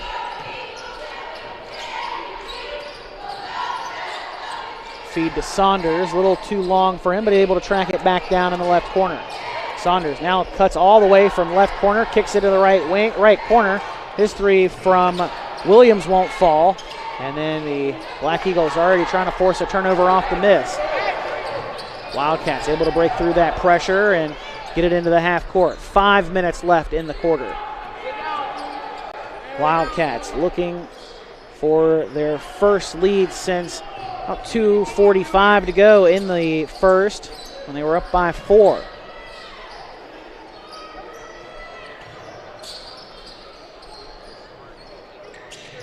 Swung top of the key. It's Blankenship driving down the left side of the paint and finishes with the finger roll. He's up to double figures now with 10. You look at his and Hatfield's numbers. A combined 7 of 8 from the floor. Including 4 of 4 from beyond the arc. A nice take there, but an offensive foul on Maurice Jones. That's probably why it looks so nice, is because he cleared some space there with the body and called for the foul. His first, team second. So I talk about what Hatfield and Blankenship are doing. Again, combined 18 points, 18 of Logan's first 20 points. The two of them have combined from 7 of 8 from the floor. The rest of the team, 1 for 8. It just shows you how important Blankenship and Hatfield have been so far in this game. Swung over, three-pointer spot up, and that one's going to be well off the mark there for Maynard. Long pass up the court is stolen back, though, by Blankenship. Great hustle there from the senior guard to track that ball down in the air. Clancy going to drive down the left baseline, turns, kicks back out. Maynard spots up again. Jumper left it short and into the hands of Williams off the right side. Williams kicks to Reed, wide open three, left wing, left it short. Kellum with a nice offensive rebound and flushes it down with 2 hands. Nice offensive rebound and put back there by Kellum. Had a great box out, got great positioning to get that rebound. He didn't use his hands that much. He literally just put a body in his guy, grabbed it with 2 hands, went back down, went back up. His second jump is so much better than his first. And that's one of those moves, too, where if he had dribbled there, probably gets blocked. But he came down with it and then went right back up instead of dribbling. And as a big guy, you never want to bring that ball too far down. So he chinned it when he came back down and then went right back up, exploded off 2 feet. Again, second jump is so much better than his first. And that dunk tied the game at 20. Ball back to the Black Eagles after a block by South Charleston. Excuse me, a jump ball there. Tie-up went to the Black Eagles. Under 3 minutes to go in the half. Feed inside for Kellum, and Kellum loses it. But they are going to say it was last touched by Logan, so it will stay on that end of the court. Brought the ball down low that time. Especially when you go against a smaller team like Logan, their hands are going to be so active. So as Kellum, you got to, if you're going to spin like that or you're going to move like that, you got to keep that ball high in that situation. Inbound swung to Saunders. Saunders kicks it over to Williams. Three-pointer, it's up and good. Deshaun Williams knocks the three-pointer home and got to adjust the net once again. It's happened many times after some of these deep threes in our games this week. South Charleston now 2 of 6 from 3, 33%. That three that does give the Black Eagles a 3-point advantage, 23-20. Clancy, 3 left open, and says if you're going to leave me that wide open, I'm going to bury it in your face. Tie game, 23 now. Good movement by Logan. Got Saunders really sucked in on that offensive penetration. Reed thought about the three instead with a nice no-look pass inside for Kellum. Kellum off the left side of the iron, off the backboard and in. Kellum up to 6 points in the half now. Black Eagles spreading out the scoring. 4 different players with 5 or more in this opening half of play. 5 each for Reed and Martin, 6 for Kellum and Saunders. Under 2 to go in the half. A 2-point South Charleston lead over Logan in the 7th game and the final day of the Parmar Store Shootout in the Big House. Happy to have you with us on High School Game Day on the RSN Sports Network, powered by HD Media. Adam Rogers, Taylor Kennedy, happy to have you with us this evening. Feed inside for Sherrod, and Sherrod can't get the fadeaway jumper to fall. Kellum grabs the miss, and the Black Eagles head the other direction. Got to attack here. Over to Saunders, thought about the three a couple of times, now swung back over to Martin. Back to the top of the key into the hands of Reed, and Reed will reset. Finds three-point opportunity there for Martin, and Martin rewards him with the assist, burying the three-pointer from the left wing. 5-point South Charleston lead now, 28-23. And a technical foul called.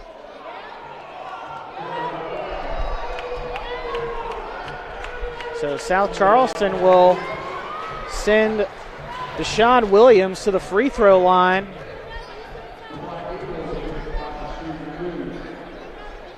It appears that maybe one of the Logan players said something potentially that was overheard by one of the officials, and a technical is called.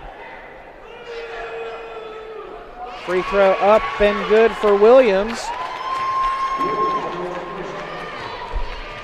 We'll see if we can get an explanation on that here at the half, as Williams knocks down both free throws, or even potentially right now, with 1:06 to go. Okay, assistant coach, technical foul.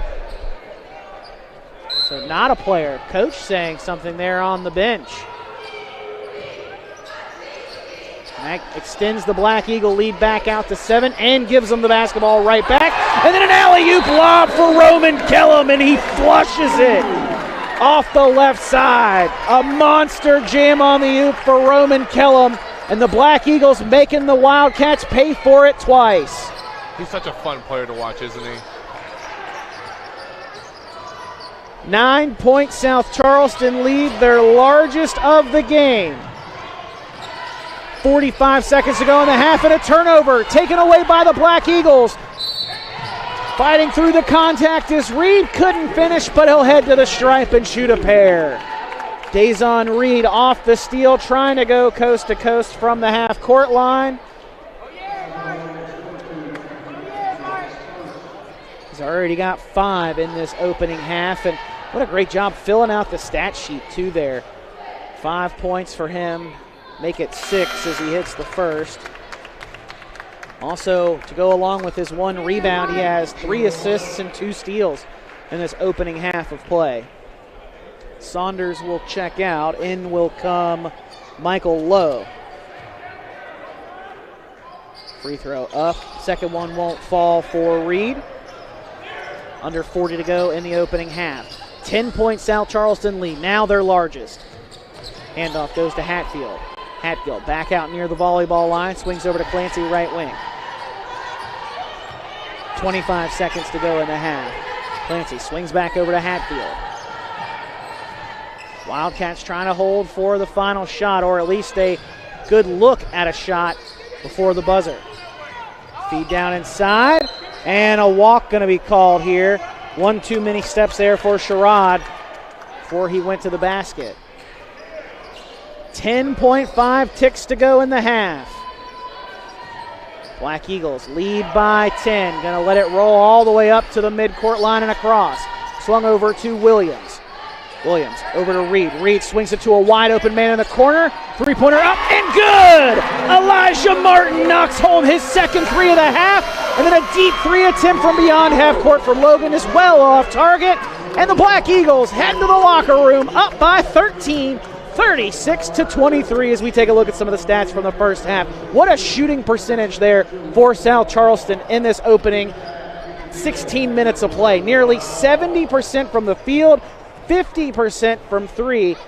Great offensive performance in the opening 16 minutes for the Black Eagles. Logan not bad at nearly 42%, or nearly 43% but South Charleston just efficient with the basketball, not turning it over either.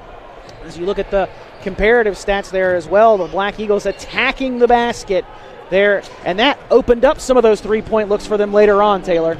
Yeah, absolutely. You look at those points in the paint, 16-4 there. A lot of that's credited to the way that Roman Kellum has been playing in this game. He's been a fantastic player thus far in this contest for Josh Daniel. 4 of 4 from the field, 8 points and 4 rebounds. But again, you talk about the length and the height of this South Charleston team. Really good job so far from Logan. I expected that number 5 to be higher, but South Charleston's doing a great job in transition. 6 points off of 5 turnovers.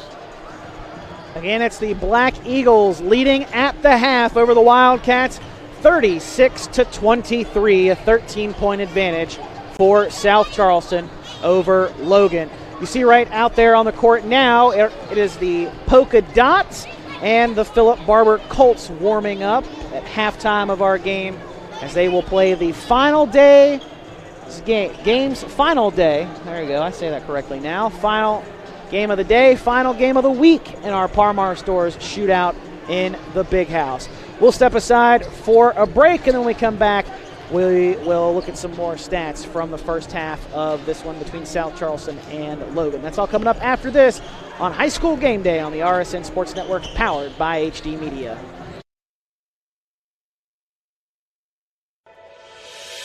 Hi, I'm Ben Nickel. I'm from Charleston, West Virginia, and when I'm back home, you'll find me at my local Parmar store.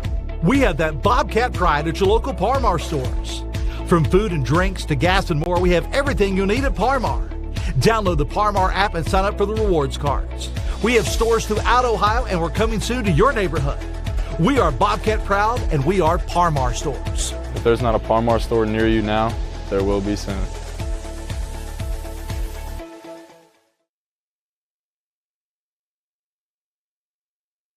I spent my life building businesses and creating jobs. I am a pro-life conservative.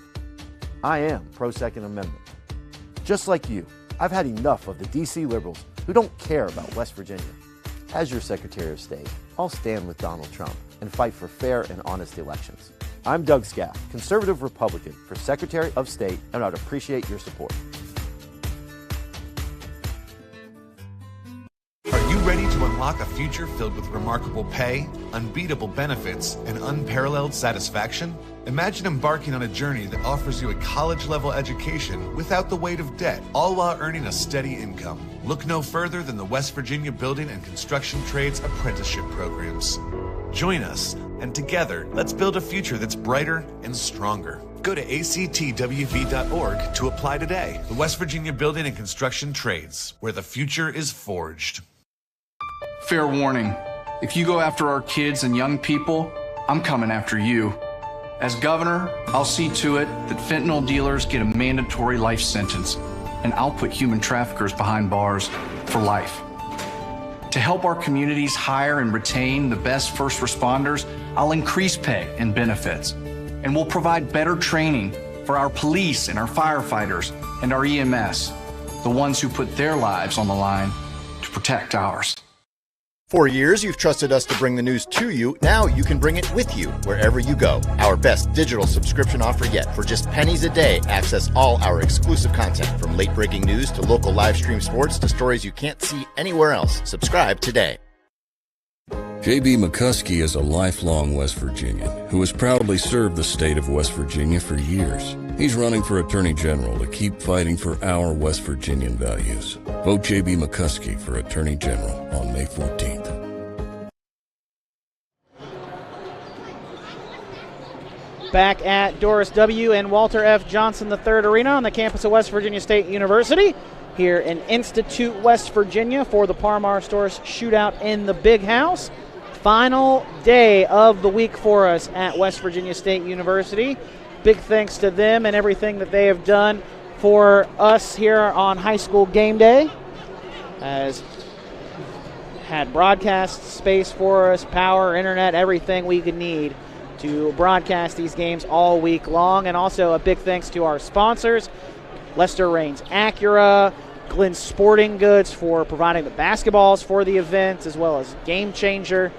Big thank you to all of them. And we can't thank Parmar stores enough as well for putting on this event. And Taylor Kennedy, my color guy, got a chance to sit down earlier this week with the president of the Parmar stores, Brian Wall, about the importance of this event and supporting high school athletics in general. So Brian, 4-day event, lots of great action thus far, a lot of teams here. We've had some really great games and player performances as well.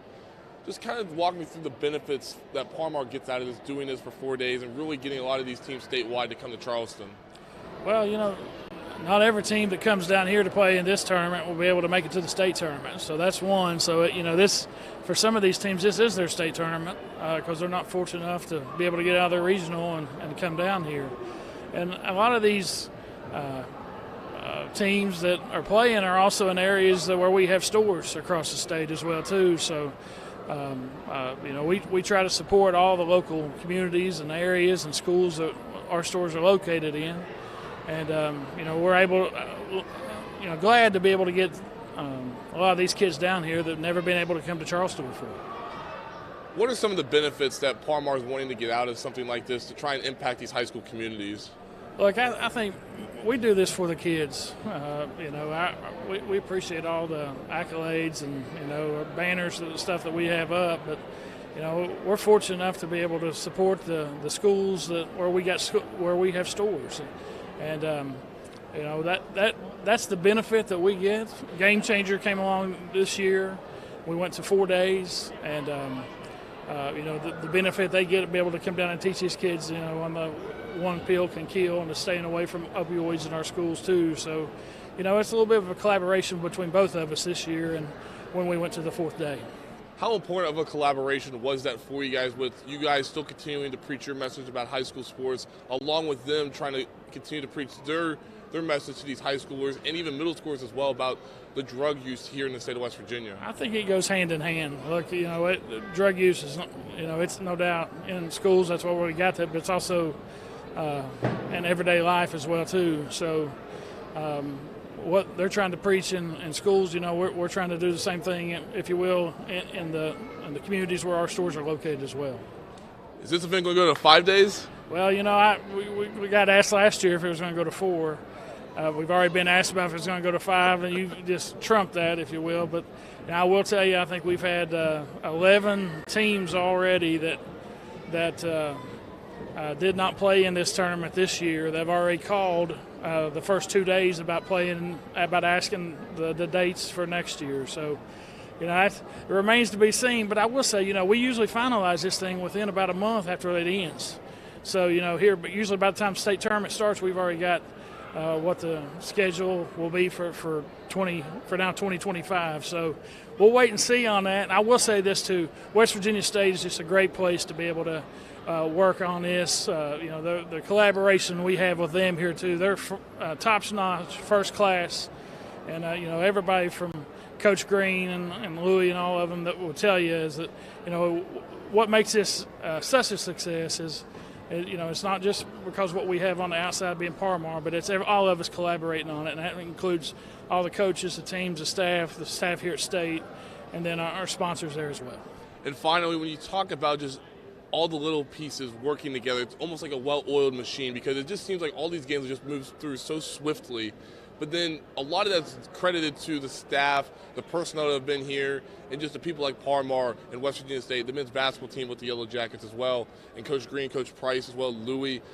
All these people involved, including yourself and your staff, none of this could be possible without everything. Just talk about how everything has been working so well together. Again, it's like a well-oiled machine for you all. Well, God's blessed us with good people that have a lot of basketball knowledge, and a lot of people that if they were able to put a tournament on, how they would like to run it.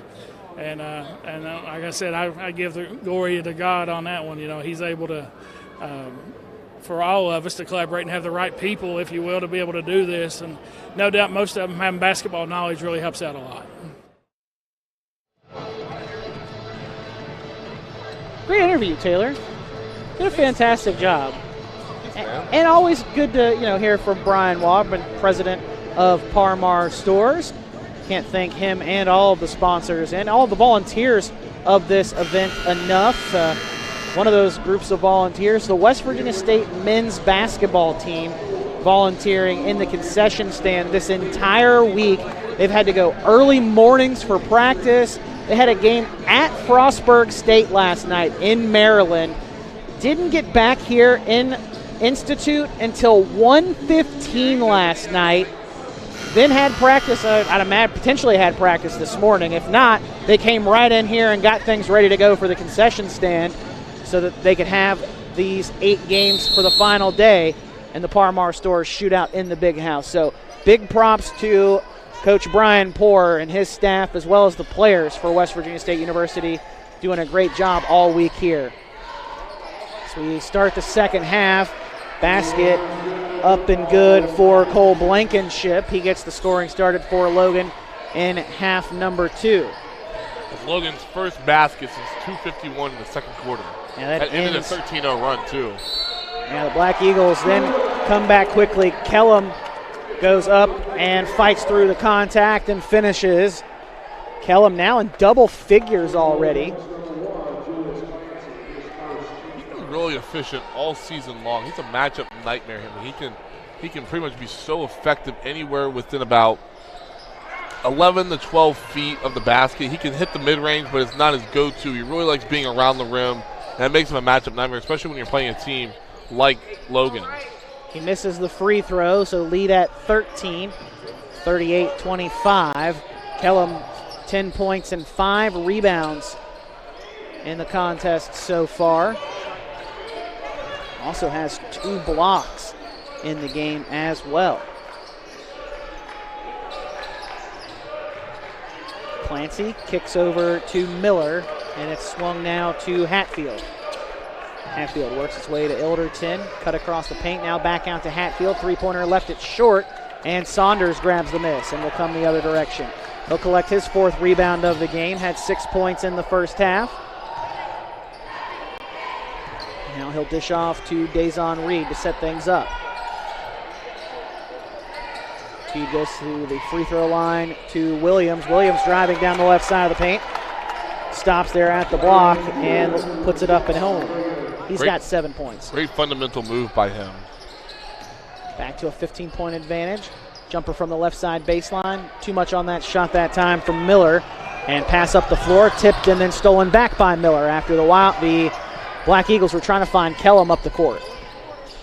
Pull-up jumper, too much on it, and the ball comes right back out to Clancy, though.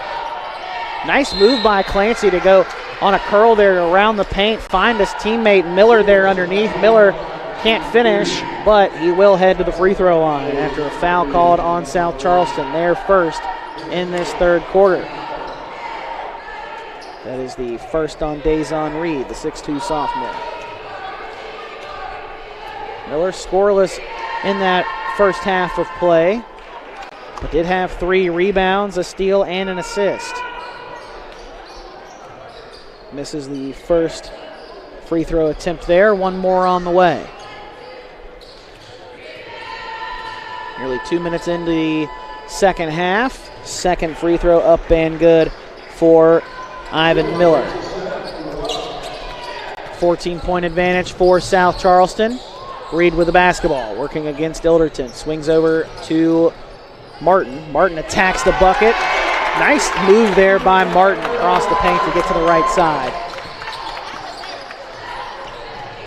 Clancy wasting no time, trying to go with a nice move through the paint of his own. Can't finish. Rebound finally controlled by Kellum. He gets it off to Reed into the corner for Williams. Spot up 3, left it short. And I believe Roman Kellum is out of his shoe. Oh, yeah, no. The front of his right shoe is just gone. Well, not gone, but it's blown out, that's for sure. Look at that. I've never seen that before. Have you seen that before? No, not mid-game in a game I've been on. He just literally stepped out of his shoe. Reminds you of Zion Williamson ripping through his Nike shoe. Yep. How about that?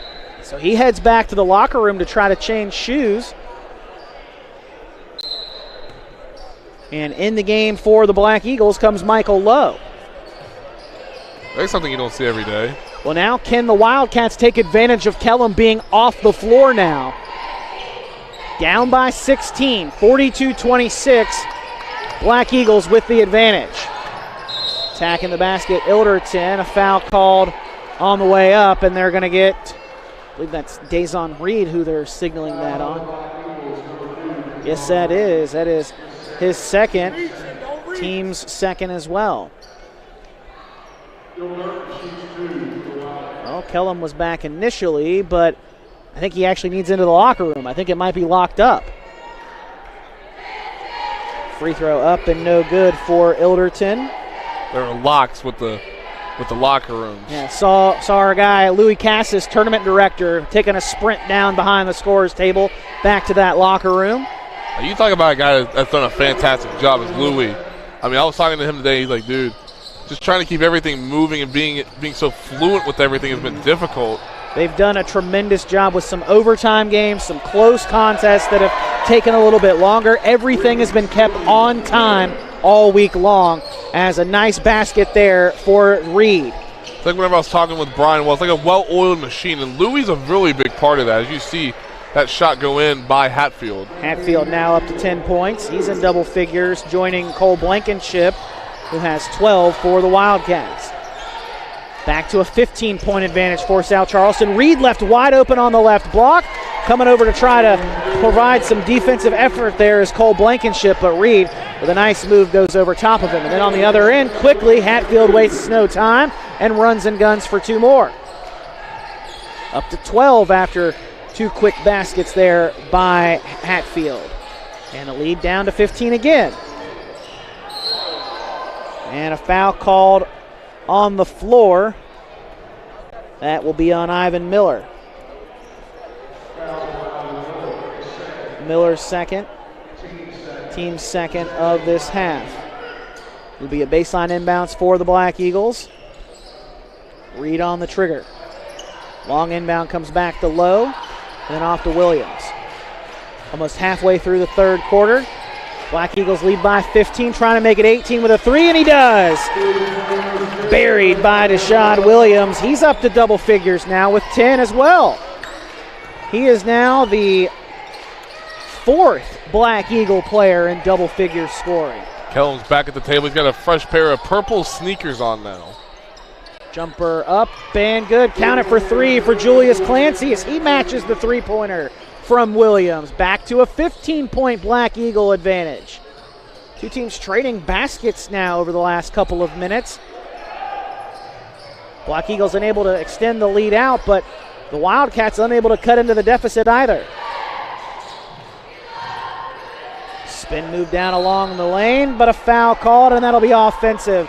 Charge taken there by Matthew Hatfield. Great job by the junior to stand in there and take that charge and have great positioning. Foul is called on Elijah Martin, his second. Third team foul this quarter. And back in finally comes Roman Kellum after making the shoe change. Trying to get some traction in those shoes now. That's a good hooper move by him. As a hooper, you always want to make sure you have multiple shoes, because if something like that does happen, you always need to make sure that you have another pair to rely on.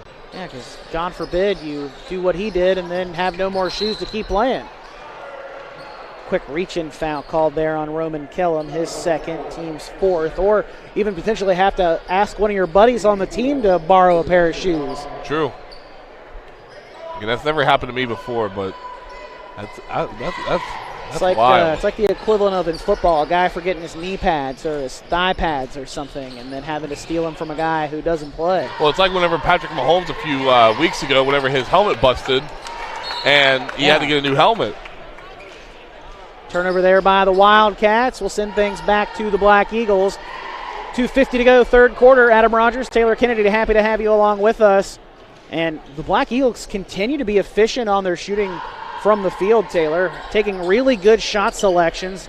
Just over 45% from the field, over 45% from three, 70% from the field. There's a nice take and a throwdown by Roman Kellum. What a monstrous dunk. Shows it doesn't matter what kind of shoes he wears. He lifts off and throws it down. My goodness, went right over top of the defender too. He'd be a nice scientific study. I swear, he has pogo sticks for legs. And that pushes the lead out to 17. Kellum skies and grabs the miss. And Kellum with now 7 boards to his credit. Other end three-pointer up and rattles around and out. Rebound tipped and comes into the corner where it'll be the Wildcats controlling it. Trying to cut the deficit back down again. A nice scoop lay in there by Ilderton. And a timeout for South Charleston. For Logan. Full timeout requested for the Wildcats. Minute 39 to go in the third quarter. We're back with more right after this on High School Game Day. For years, you've trusted us to bring the news to you. Now you can bring it with you wherever you go. Our best digital subscription offer yet. For just pennies a day, access all our exclusive content, from late-breaking news to local live stream sports to stories you can't see anywhere else. Subscribe today. J.B. McCuskey is a lifelong West Virginian who has proudly served the state of West Virginia for years. He's running for Attorney General to keep fighting for our West Virginian values. Vote J.B. McCuskey for Attorney General on May 14th. Back at West Virginia State University. Inside the Doris W. and Walter F. Johnson III Arena. South Charleston leading by 15 over Logan, 51-36, as you take a look in there at head coach Josh Daniels' huddle over on the far side of the court. This team playing, again, exceptionally well, just under 70% shooting now, at 69% from the field, 20 of 29, 5 of 12 from 3.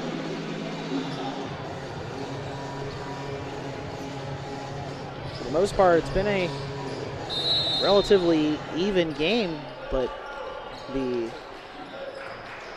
Black Eagles just more advantageous with their shots. A couple of turnovers after the restart, and then Kellum gets another wide open two-handed jam. Looks like he landed awkwardly. Yeah, Kellum down on the other end of the floor, trying to walk something off. You can definitely tell something was bothering him. He winced a little bit as he was moving through there. I think his left leg.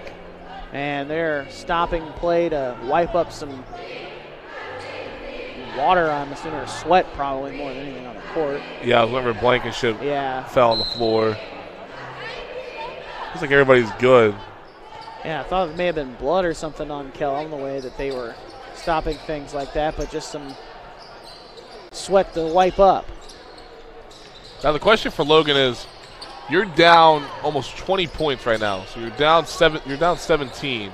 How are you going to respond? As you see a 3 right there, it's off, but you got to be able to get some shots going here. I mean, you're getting outscored this quarter. Again, a lot of it's due to the fact of who South Charleston is from a personnel standpoint, but good block there. Yeah, Kellum grabs the offensive rebound, though, and goes right back up with it. Up to 8 boards and 16 points. On his way to a double-double. 19-point advantage now for South Charleston. Largest lead of the game. First shot won't go for Ilderton. Underneath, trying to go up with it there is Sherrod, and he can't get it. Black Eagles come the other way. Nice spin move through the lane there by Williams, and Williams is fouled on the way up as he couldn't knock the shot down, but he will go to the stripe to shoot a pair. That is the third team foul on Logan and the third team foul on Ivan Miller. See, the one thing that Logan did well in the opening quarter was they got a lot of their shots from 3. They shot 75% in the opening quarter, as you see Williams making the first of 2 free throws. But Logan got a lot of their shots early on that went in from 3. 3 of 4 from 3. Everything else was 2 of 8. So they shot really well early on in the first quarter from deep, and a lot of that was credited to the way that Blankenship and Hatfield were playing. But since they kind of abandoned that, now they're shooting from 3. They're shooting 60%, 6 to 10, but not a whole lot has gone down for them this quarter. Both free throws good for Williams. He's now 4 of 4 at the line and has 12 points. On the other end, jumper is good for Clancy. Clancy now with 8 in the contest, and the deficit back to 19. Good rise up for the jump shot from Clancy. Trying to go for the buzzer beater. Shot won't fall for Maurice Jones. And that ends the third quarter as we take a look at some of those statistics. Shooting percentage still looks good for the Black Eagles. Three-point percentage looks good for Logan, but you can't even really blame the turnovers in this one. 9-8 in the turnover battle. One more for the Black Eagles than the Wildcats, but where you can put that in is 14 points off of those 8 turnovers from Logan for South Charleston compared to just 4 for the 9 turnovers from South Charleston. So Black Eagles lead by 19 after 3. We're back with the fourth quarter right after this on High School Game Day. Hi, I'm Ben Nickel. I'm from Charleston, West Virginia, and when I'm back home, you'll find me at my local Par-Mar store. We have that Bobcat pride at your local Par-Mar stores. From food and drinks to gas and more, we have everything you'll need at Par-Mar. Download the Par-Mar app and sign up for the rewards cards. We have stores throughout Ohio, and we're coming soon to your neighborhood. We are Bobcat proud, and we are Par-Mar stores. If there's not a Par-Mar store near you now, there will be soon.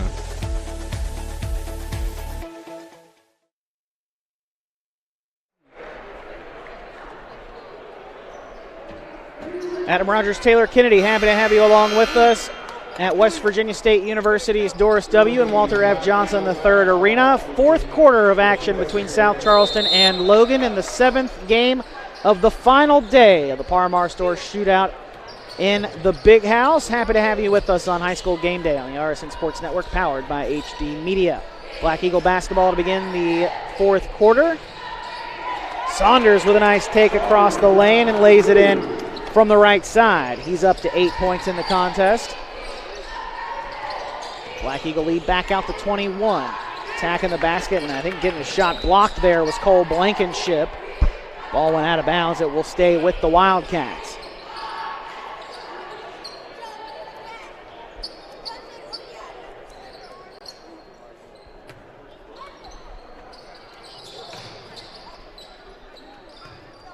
Logan inbounds into the backcourt. Now bringing it up will be Ilderton.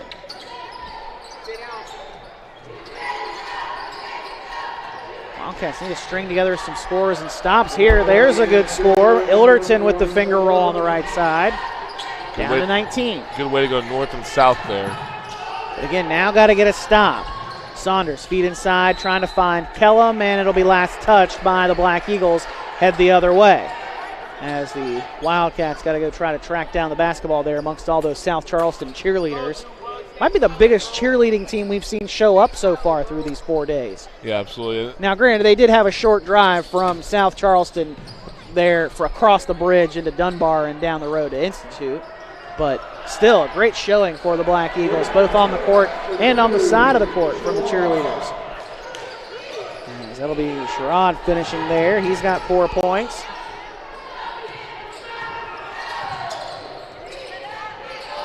Lead back to 17 now for South Charleston. Wildcats stringing those stops and scores. Can they keep it up here? Saunders kicks over, driving in Martin. Swung over into the corner for Jones. Martin feeding inside for Kellum. Kellum trying to go to work in the interior. Off the glass and in. What a good post move in there by Roman Kellum. Up to 18. All of them from within probably 4 feet of the basket. There's not a whole lot Blankenship can do there, or excuse me, Hatfield can do right there. I mean, the size advantage is definitely given more towards Kellum, but he did a good job of keeping his hands straight up. 3 missed. A nice move there by Elijah Martin, anticipating the charge attempt there from the defense and just rose up over top of him. And now rips it away from Ilderton on the drive. Great series of plays there for Elijah Martin. He's another guy that's been really, really good in the second half of the season for Coach Daniel. I mean, he's been a guy that can knock down some big shots, as he's done tonight. He's got 15 points, but he can also play really well defensively as well. Saunders lays it in. He's up to 10 points now. Go along with 5 rebounds, and on the other end, 3-pointer up and in. Count it for McCormick Ilderton. He now has 8 points in the contest. And some subs come in now for the Wildcats. Crew Blankenship, Devin Maynard, Mason Spence, as well as Colton Green. Up by 20, feet inside for Martin. Martin will get to the basket on the left side and is fouled on the way up, so he'll head to the free throw line. Let's take a look at Elijah Martin's stats through the game so far. 15 points, 3 rebounds, go along with a block and 2 steals. And the thing that you don't see on there as he misses the free throw, that's just the first miss of any shot he's taken in this game so far.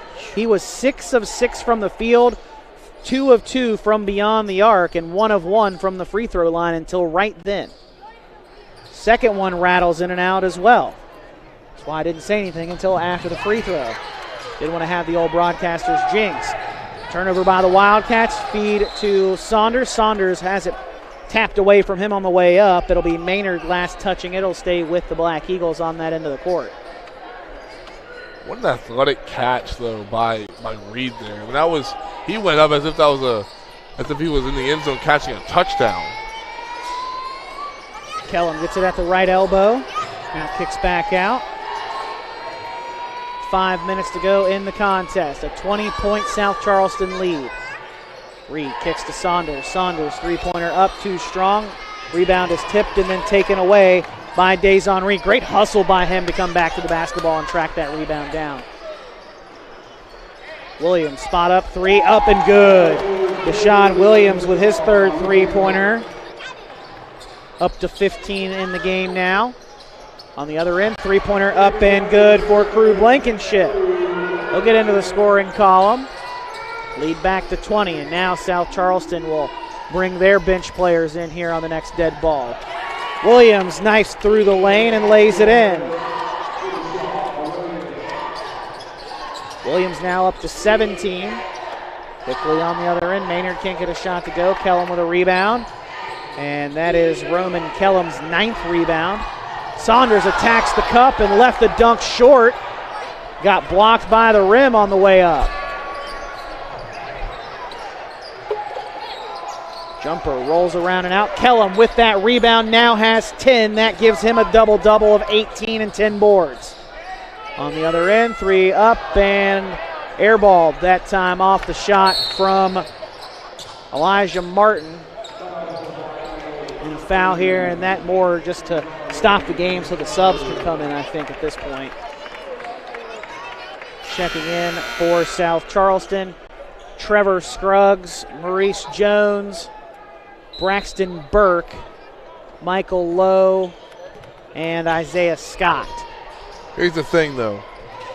Whoever scores now for the Black Eagles will be the first non-starting 5 player to score for the Black Eagles. And for the Black Eagles, all 5 of those starting 5 in double figures for the game. As Maynard gets a loose ball off the floor after the initial miss, he's able to lay it back and in. His first basket of the game. Back to a 20-point South Charleston lead. Black Eagles shot again so efficiently with the starters in the game. 68% from the field for South Charleston overall. 40% from 3. 8 of 12 from the line. Under 3 minutes to go. Feed inside, and there's that first non-starter to score for South Charleston. Trevor Scruggs into the scoring column there for his first bucket. Brother of Tamon Scruggs, former South Charleston and WVU Tech standout.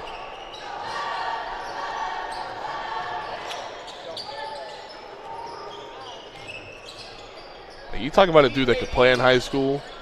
Tamon was a dude. When I played at Winfield, we were in class AAA my freshman and sophomore year. We played South Charleston a few times. So let's just say Tamon lit us up a few times. Those South Charleston teams, though, when we were in AAA, you had Tamon and a guy by the name of Brandon Napper. That name ring a bell to you? That would be just after my time in high school. Well, I know that, but you pay attention to sports. It's familiar. All right, just ruin the mojo, Adam. Tell your story. You like to brag. No. I'm just saying when you had two guys like Tamon and Brandon, it just showed every night that those two just flat out play. I mean, I remember waking up one time and actually playing an AAU game here against Brandon Napper and a bunch of other really good move there. Yeah, nice take to the basket by Colton Green. He's into the scoring column. And then a takeaway by Blankenship. And then we woke up for like a 9:30 game, I believe, here. And of course our AAU team, we always played up a grade level. And we played Brandon Napper and a bunch of other really talented local players. I can't remember who exactly was also on that team, but I'll tell you what though. Let's just say Napper had a very casual 20 to 25 points. Casual. I was a sophomore, he was a senior. Just really casual.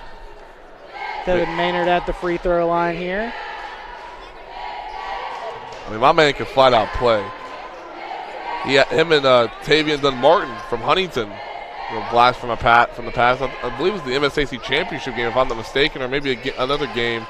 But the two of them had over 35 points between the two of them. Good move there. Yeah, Isaiah Scott, the freshman, with the move there inside, getting to the basket. He'll be fouled on the way up. It's amazing how good the local talent's been here over the last couple of decades. If you really think about it, dating all the way back to the time when Jerry West was playing at East Bank. Then you had Hot Rod, before Jerry, you had Hot Rod at Charleston. Talk about all those Charleston High teams. Won multiple titles. The Stonewall team only lost, I believe, 2 or 3 games in a 2-year span. Won back-to-back titles in Class AAA. Teams in Putnam County. Winfield won the title in 04. Hurricanes been in the state tournament numerous times. Polka. I mean, how about the job Alan Osborne has done? There's just been a lot of local talent that has been able to go through here and then to be really successful at the next level. Yeah, this is historically this Logan Wildcat team. Yeah, under those Willie Akers teams. We got a visit from Coach Willie Akers here earlier this week. Came in to watch some of the games earlier. He's related to, I think I mentioned this on the broadcast. Has a family connection. He has a family connection with Cruz Isley, the point guard at Williamstown. Watch those Yellow Jackets pick up a tough loss against Wyoming East. That was a great game. That was a great game. One of the top games of the week that we've had here. One of the games that we had. Yeah. Good move. Shot won't fall that time there underneath for Scruggs. Offensive rebound, though, gathered by Green. He can't finish. Long rebound tracked down by the Black Eagles. I love seeing that with the subs in the game here. Neither team is just letting this clock play out. These are guys that are trying to earn their minutes out on the court. And still a lot of basketball left to play after this one, too. So trying to show what they can do against the bench players for the Wildcats and vice versa for them against the Black Eagles. So that should there come a point in time down the stretch of this season when Coach Daniels or Coach Williamson needs somebody, they can look to one of these guys potentially to step up and help them make a play. And it is encouraging whenever you do go deeper into your bench. You still see that fire that these guys do have. I mean, again, we talked about the starting lineup for South Charleston scoring all but 2 of the points for the Black Eagles, but you're still seeing fight from these guys. The same way goes for Logan. I mean, you still have guys, when you go deeper into your bench, that still played really hard. Blankenship trying to put a 3 up before the buzzer. Count it as it goes off. It rolled around a few times, but then finally goes home. Crew Blankenship finishes with 6 points, and Logan works that South Charleston advantage down to 17 before the end of the game to come away with the victory, or to only allow South Charleston to come away with the victory, 72-55, as we take a look at those numbers from this one. Shooting percentages went down a little bit there toward the end of the game for South Charleston, but that was after the subs had come in. Still shooting 58% from the field for the game. A tremendous offensive performance for the Black Eagles today. Not bad for Logan offensively, but just went on too long a droughts there at times against South Charleston tonight. relatively even other than points in the paint there. The Black Eagles dominate the paint inside, 42-20 winning that battle. 42 of the 72 points from South Charleston this evening come from within that painted area. Great job by the Black Eagles to not settle for those shots on the outside. And then taking a look at our turnover margin there, 12 apiece, but the Black Eagles able to capitalize better off of those Wildcat turnovers.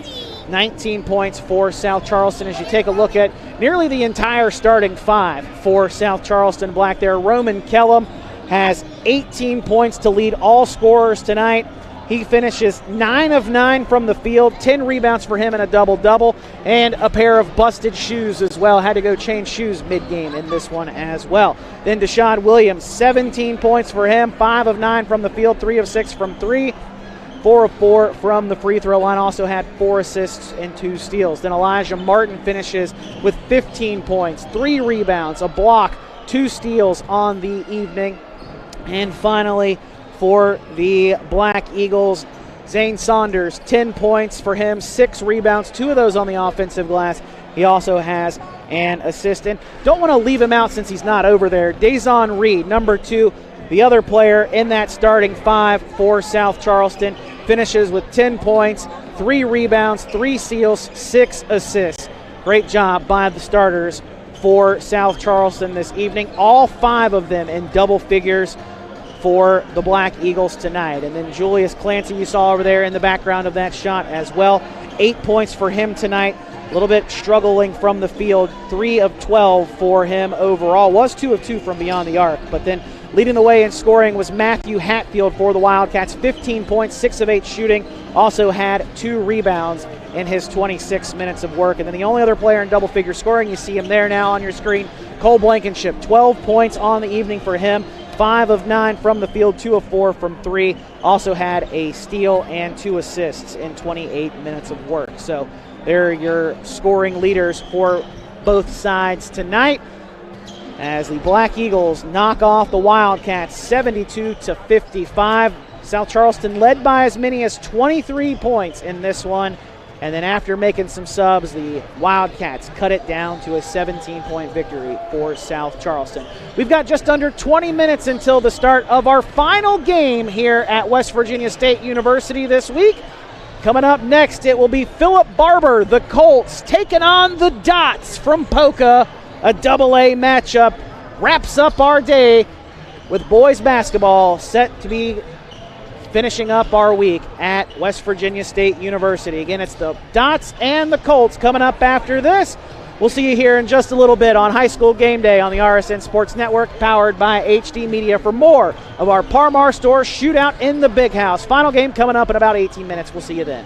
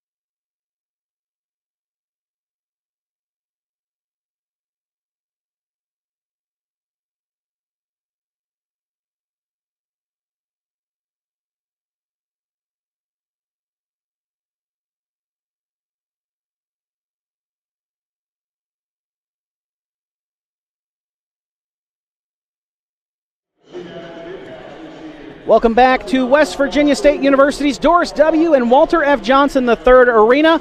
Final day, final game in our Parmar Stores Shootout in the Big House. 31 games have tipped off, 31 final buzzers have sounded, and we have one more tip-off, one more final buzzer on the campus of West Virginia State University. We hope you've joined us throughout the course of this week on High School Game Day on the RSN Sports Network, powered by HD Media, because we've had some fantastic matchups all week long. Big thank you to our sponsors, of course, Parmar Stores, for their sponsorship of the Parmar Stores Shootout in the Big House. Also want to thank Lester Raines Acura, as well as Glenn Sporting Goods, for providing the balls for this shootout all week long. Can't thank all the volunteers who make this event happen each and every year. In its fourth day, first time for a 4-day event in this shootout in the Big House. We've been here providing you coverage of all 31 games so far. Now making it 32 as tip-off is won by the Colts, and we're underway in the final game of the day. Philip Barber taking on Polka in this AA matchup. Polka just outside the top 10 in the AP poll in the most recent one that came out earlier this week. Number 11 official, or unofficially, you could call it. Coaches poll number 7 for the Dots. And the first shot is made by Trenton Bodkins.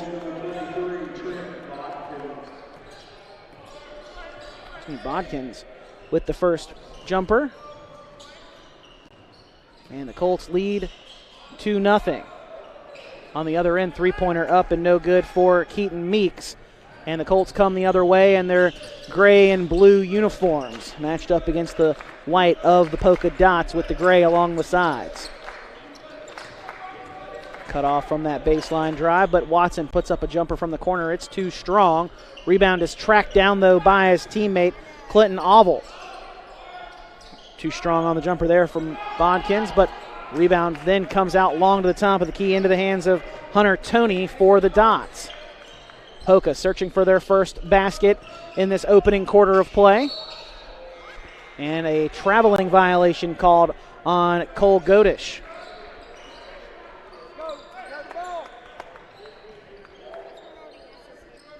So back to the Colts we go. And they'll come galloping down the court.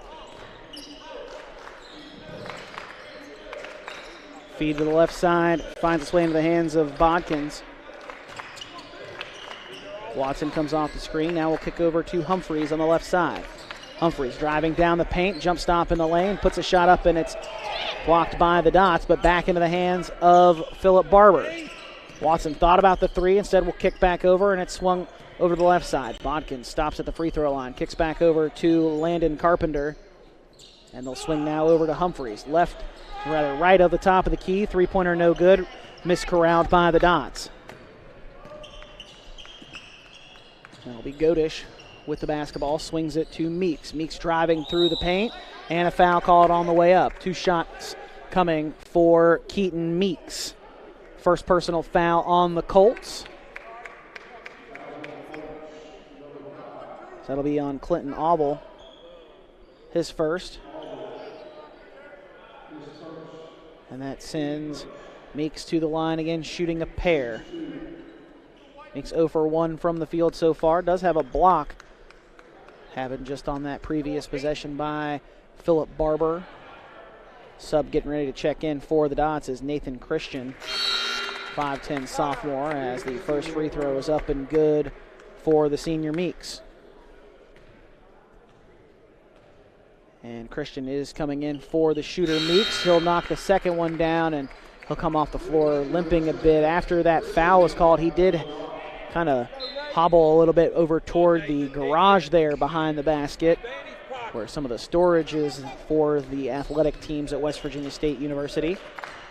So he will check out and make his way to be seen by a trainer here. Colts with the basketball in a tie game, 2-2 after 2 free throws were made by Keaton Meeks. And now an offensive foul whistled on the Colts. That will be their second, and that is called on Trenton Bodkins.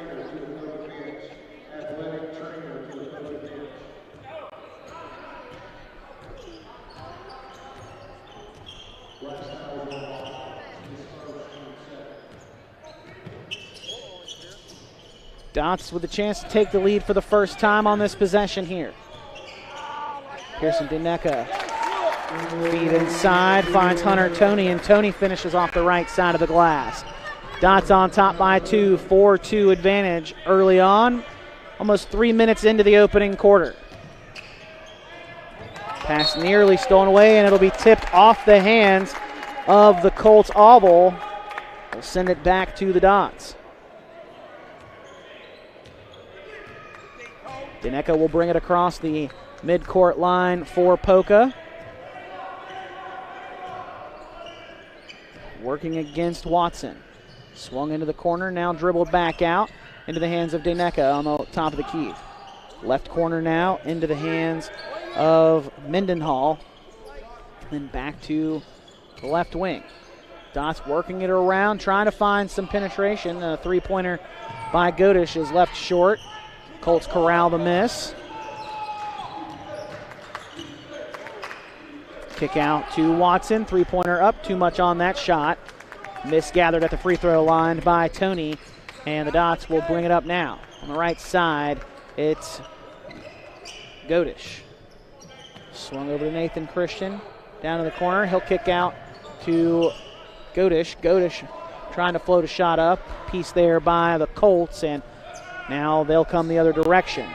Long pass up the floor. Finds its way into the hands of Carpenter. Carpenter in there underneath the basket, trying to go up among 3 defenders. He'll draw contact and a foul on the way up. So that will send Landon Carpenter, the 5'11 freshman, to the charity stripe to shoot a pair. First foul on the Dots. That'll be against Dylan Mendenhall, the 6-foot senior.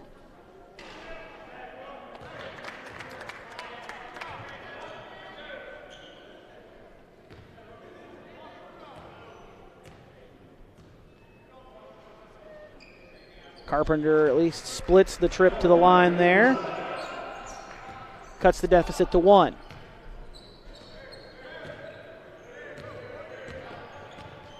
More than halfway through the opening quarter of play. Poca with the lead and the basketball. Three-point opportunity from the left corner. Up and good. Godish knocks it down. His first basket, and the Dots advantage up to 4. 7-3 Colts trail. Three-pointer left open right atop of the key. Caden Humphreys knocks it down from distance. Back to a 1-point Dot lead. After the two sides trade three-point baskets. Tony driving baseline, a reverse laying up and good off the right side. Nice take to the basket there by Hunter Tony. He's got 4 points, and the Dots advantage is up to 3 again. Final game of the week in our Parmar Stores Shootout in the Big House. 31 great games before this one, and this one shaping up to be a good one there. Caden Humphreys dials in another three-pointer and drops it in. 9 all our score.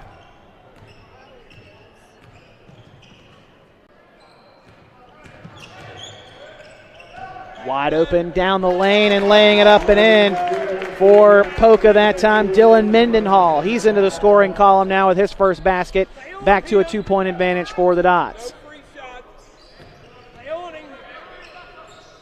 Humphreys tightly guarded there by Godish. Driving through the lane, trying to go high off the glass. Can't get it to fall. Miss is collected by the Dots. Dineka brings it up and will swing it over to Godish. Godish swings back to Dineka. Dineka across the paint, stops just outside the right, or inside the right elbow rather, feeds to Godish. Godish attacks the basket, slices across the paint from left to right and lays it up and in. And now a timeout for Philip Barber head coach Marcus Johnson, longtime head coach of this Colts program, nearly in his 20th season at the helm, 19 years, calling a timeout to stop things here. 1:48 to go in the quarter. Colts trail by 4. We're back right after this.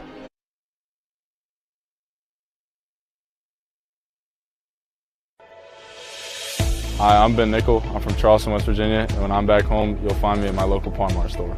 We have that Bobcat pride at your local Parmar stores.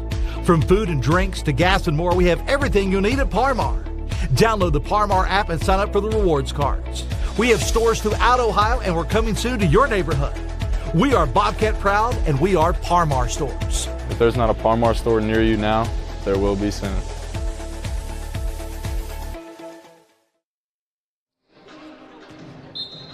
Back for the first quarter in the final game of the day and the Parmar Store Shootout in the Big House. Final game of the week in our 50-plus team event. Feed inside for Bodkins. Bodkins left the floater short on the fadeaway.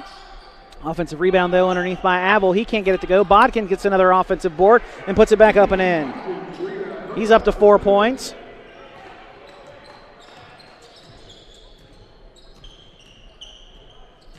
And the dot lead down to 2. Poca with possession now. Dayneka kicks to Godish on the right wing. Godish will come back out and center things up. Now pulled back out between the rings with Meeks. He'll find Dayneka, three-pointer off the iron, off the glass, and rattles around and home. Pearson Dayneka with the three-pointer. 6'1" freshman knocks it down to give a 5-point advantage to the home team in this neutral site matchup between Philip Barber and Poca. Dots in the home whites this evening as Bodkins' three-pointer rattles home. He's up to 7 points now in the contest to lead all scorers in the game. 3 of 5 from the field to go along with 3 rebounds in this opening quarter. Less than 30 seconds to go in this first quarter of action. 2-point lead for Poca. Then at Alan Osborne's team working the ball around. Good ball movement there by the Dots. Nice jumper from Mendenhall. He's up to 4 points, and it's back to a 4-point Poca lead. Under 10 seconds to go in the quarter. Watson with the basketball. On the right side, hands off to Bodkins. Back to him on that screen and roll, and then a nice pass off to, I believe that was for the Colts. That was Malachi Poling, who had that little runner there before the buzzer went off. Couldn't get it to fall. Dots lead by 4 after 1. We're back with more right after this in the final game of the Parmar Store Shootout in the Big House. J.B. McCuskey is a Hi, I'm Ben lifelong Nichol. West I'm from Virginian Charleston, West who has Virginia. proudly When I'm served back the home, state you'll of find West me at my Virginia. local Parmar store. We have that Bobcat pride at your local Parmar stores. From food and drinks to gas and more, we have everything you need at Parmar. Download the Parmar app and sign up for the rewards cards. We have stores throughout Ohio, and we're coming soon to your neighborhood. We are Bobcat proud, and we are Parmar stores. If there's not a Parmar store near you now, there will be soon.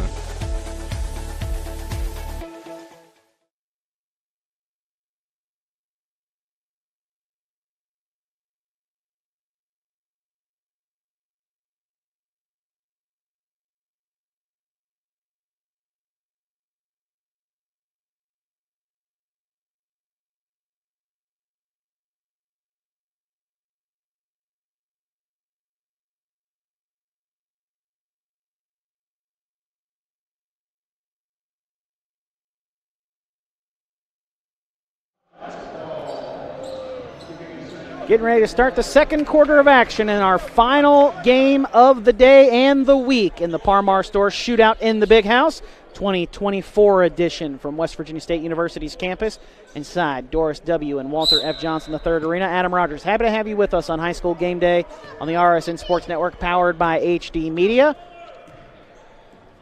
As the second quarter is underway, Dots lead by 4 with the basketball. Three-pointer is left short that time for Dayneka. Hit one there in the first, can't get that one to go.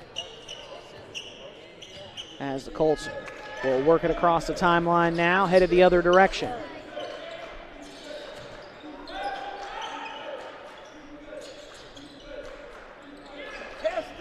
Feed down to the block for Bodkins, and Bodkins will spin through the lane, put up a jumper, and it's good. Colts back within 2.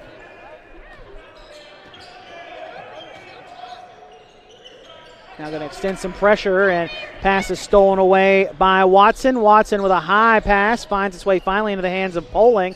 Deep 3 dialed up and can't fall for Philip Barber's Humphreys. A long rebound tracked onto the floor by Dayneka. Love the effort there from Caden Humphreys after missing the shot to track down that rebound and try to give his team another chance at a possession there. Dots were able to come away with it, but great effort there. On the other end, three-pointer off the mark and no good for Keaton Meeks. Still a 2-point Dot lead over a minute into the second quarter. Chance for the Colts to tie or take the lead on this possession. Feed inside to Poling. Poling kicks back out. Three-pointer spot up and good. Bodkins knocks it down. He's up to 12 points. First player in double figures for either side after that three-pointer. 1 point advantage for Philip Barber. Three-pointer up and good on the other end. Pearson Dayneka answers it. Back to a 2-point Polka advantage. 6 minutes to go. Three-pointer on the other end rattles in and out. Miss is gathered by Mendenhall for the Dots.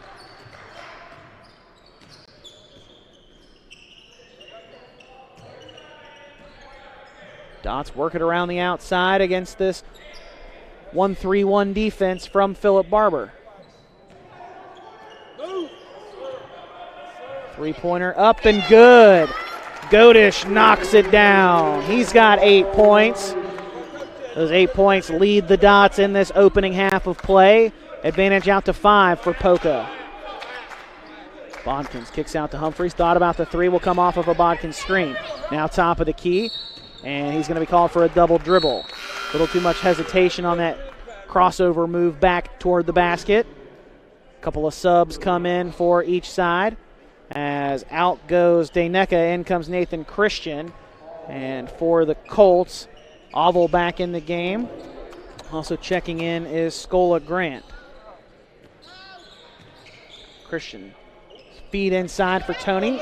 Tony, a decent move to the basket, but a little off balance as he was putting the shot up. It won't go. Colts quickly attacking.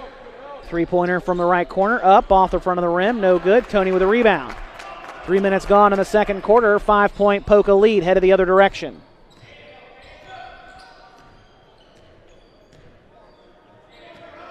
Feed comes to Christian.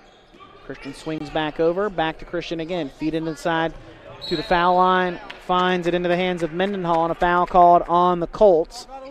That is their first of this second quarter.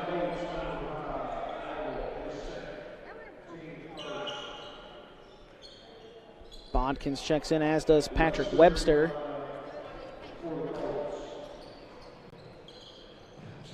Godish inbounds into Mendenhall on the baseline. Kick back out to Tony. Swung over to the left wing, where Meeks will center things back up.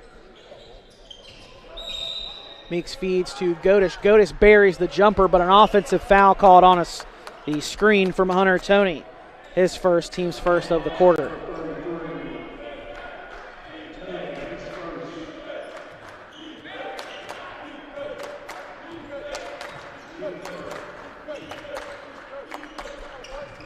Still a 5-point Polka lead.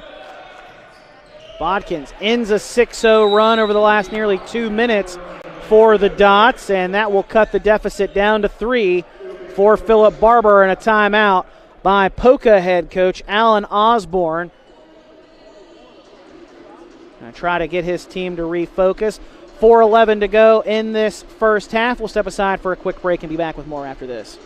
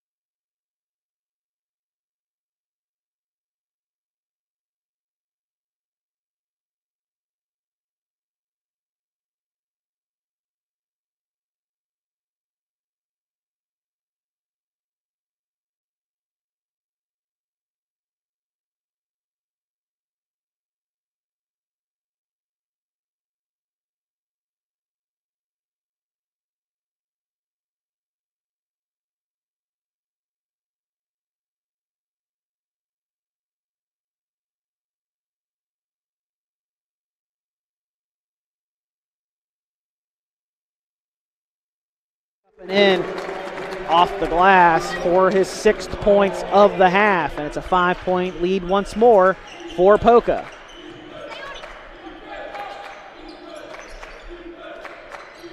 Ball swung top of the key now into the hands of Grant, and he'll dish back off to Watson on the right wing. Watson gets a screen, kicks into the corner for Grant, and then Grant comes back out to Bodkins. Three-pointer up, and it's good, this time from Patrick Webster on the right wing, and that will cut Polka's lead down to 2, 26-24.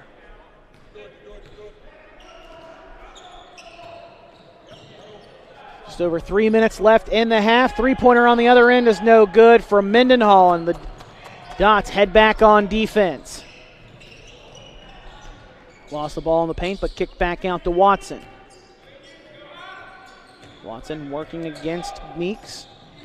It's a screen from Bodkins. Gets to the basket now and lays it in with the finger roll from the left side. Watkins rolls off that screen from Bodkins and gets to the bucket to tie the game. 26-all now.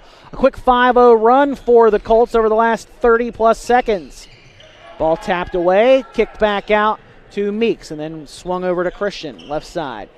Left corner jumper from just inside the three-point line is up and good for Hunter Toney. About 2 steps inside that gold three-point line out on the court. Does knock it down to give Polka a 2-point lead, 28-26. Dots on top. Screen again from Bodkins. Now swung back to him right atop of the key. Backing down on Toney as defender. Gets to the bucket. Nice move there. Can't finish. Gets his own offensive board, though. Tacks the bucket once more and puts it up and in. Nice movement there inside for Bodkins, the junior. He's up to 14 points in the contest now. Back to a tie game, 28-all. On the other end, Dots, three-pointer, too strong. Slowing things down, now kicking out top of the key. Three-pointer rolls around and out.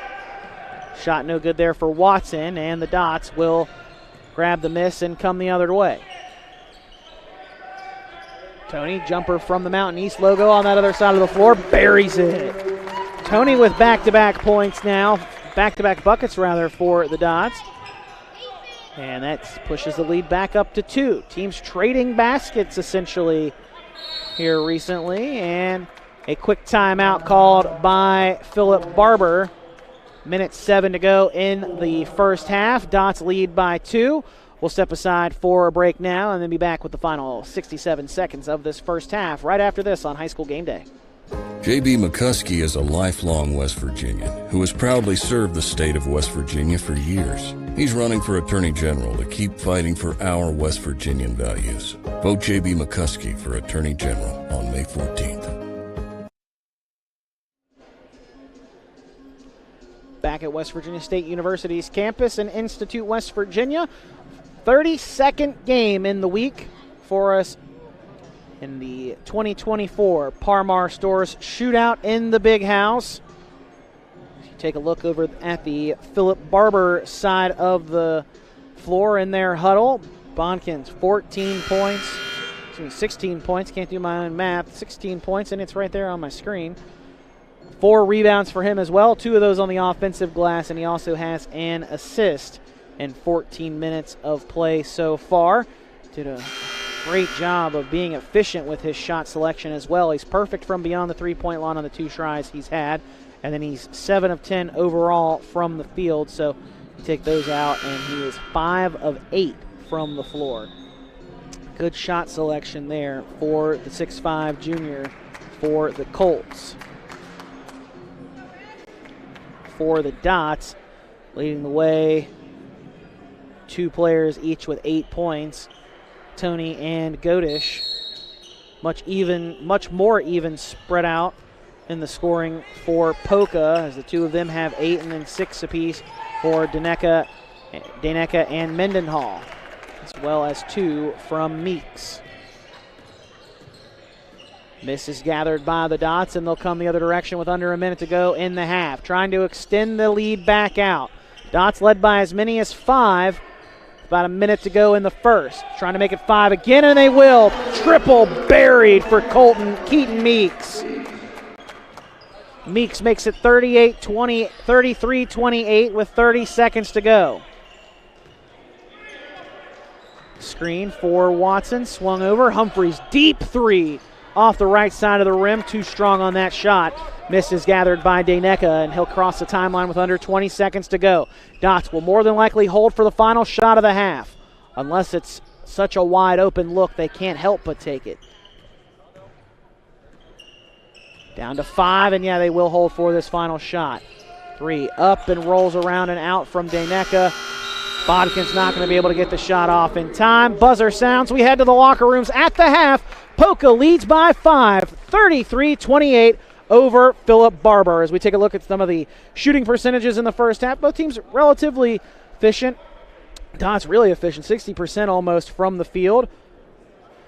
Now down to 56.5 after missing that shot there before the buzzer went off. Philip Barber, 41% almost from the field, 45, almost 46% from beyond the three-point line at 5 of 11. Dots have made 5 threes as well, but have missed 2 more, 5 of 13. Looking at the comparative stats here as well. Points in the paint. Poca leads by 2 there, relatively even. Second chance points, Colts with the advantage by 2 there as well, despite having 4 more offensive rebounds than the Dots in the opening half of play. And then, again, pretty even in our numbers there as well. Turnovers and points off turnovers and steals, 1 for each of them as well. And at the half, the Dots lead by 5 over the Colts. And for Poca, again, very spread out scoring in the opening half of play.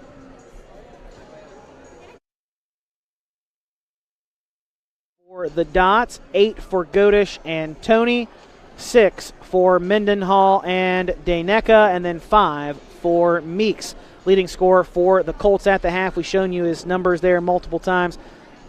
Bodkins, 16 points. Bodkins, 7 of 10 from the field. For those 16 points, 2 of 2 from 3 to go along with 5 rebounds. So, again, at the half, Poca leads by 5 over Philip Barber. As you take a look at those stats once again for Bodkins.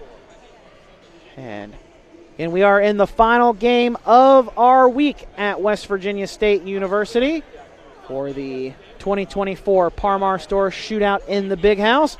We'll step aside for a quick break, and then when we come back, we'll see if we can hunt down Tournament Director Louis Cassis to join us here at the half to talk about this event this week and potential future plans for next year.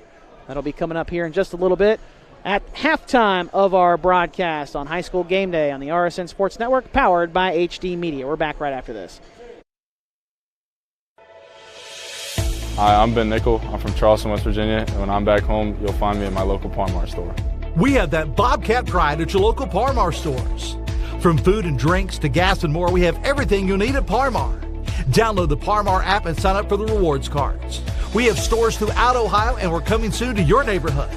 We are Bobcat proud, and we are Parmar stores. If there's not a Parmar store near you now, there will be soon. I'm Doug Scaff, a conservative Republican running for Secretary of State. I have spent my life building businesses and creating jobs. I am a pro-life conservative. I am pro-Second Amendment. Just like you, I've had enough of the D.C. liberals who don't care about West Virginia. As your Secretary of State, I'll stand with Donald Trump and fight for fair and honest elections. I'm Doug Scaff, conservative Republican for Secretary of State, and I'd appreciate your support. For years, you've trusted us to bring the news to you. Now you can bring it with you wherever you go. Our best digital subscription offer yet. For just pennies a day, access all our exclusive content, from late-breaking news to local live stream sports to stories you can't see anywhere else. Subscribe today. Fair warning. If you go after our kids and young people, I'm coming after you. As governor, I'll see to it that fentanyl dealers get a mandatory life sentence, and I'll put human traffickers behind bars for life. To help our communities hire and retain the best first responders, I'll increase pay and benefits, and we'll provide better training for our police and our firefighters and our EMS, the ones who put their lives on the line to protect ours. Are you ready to unlock a future filled with remarkable pay, unbeatable benefits, and unparalleled satisfaction? Imagine embarking on a journey that offers you a college-level education without the weight of debt, all while earning a steady income. Look no further than the West Virginia Building and Construction Trades Apprenticeship Programs. Join us, and together, let's build a future that's brighter and stronger. Go to actwv.org to apply today. The West Virginia Building and Construction Trades, where the future I'm is Chris Miller, forged. and I'm proud to sponsor productions like this one that showcase the best of this great state. School pride runs deep here. Friday night lights, crowded gyms, packed auditoriums. It's what makes this such a great place to live and work. So be true to your school. And at Dutch Miller Auto, we're there with you. Because when we build on our young people, everybody wins. I'm proud to lead the way as we bring out the best in West Virginia. I'm Chris Miller, and enjoy the game. The HD Media Plus app is your ticket to see all the action on the hard court as it happens. Sims banks it in! Sims from 3! Download it today for free to your smartphone or TV so you won't miss another shot.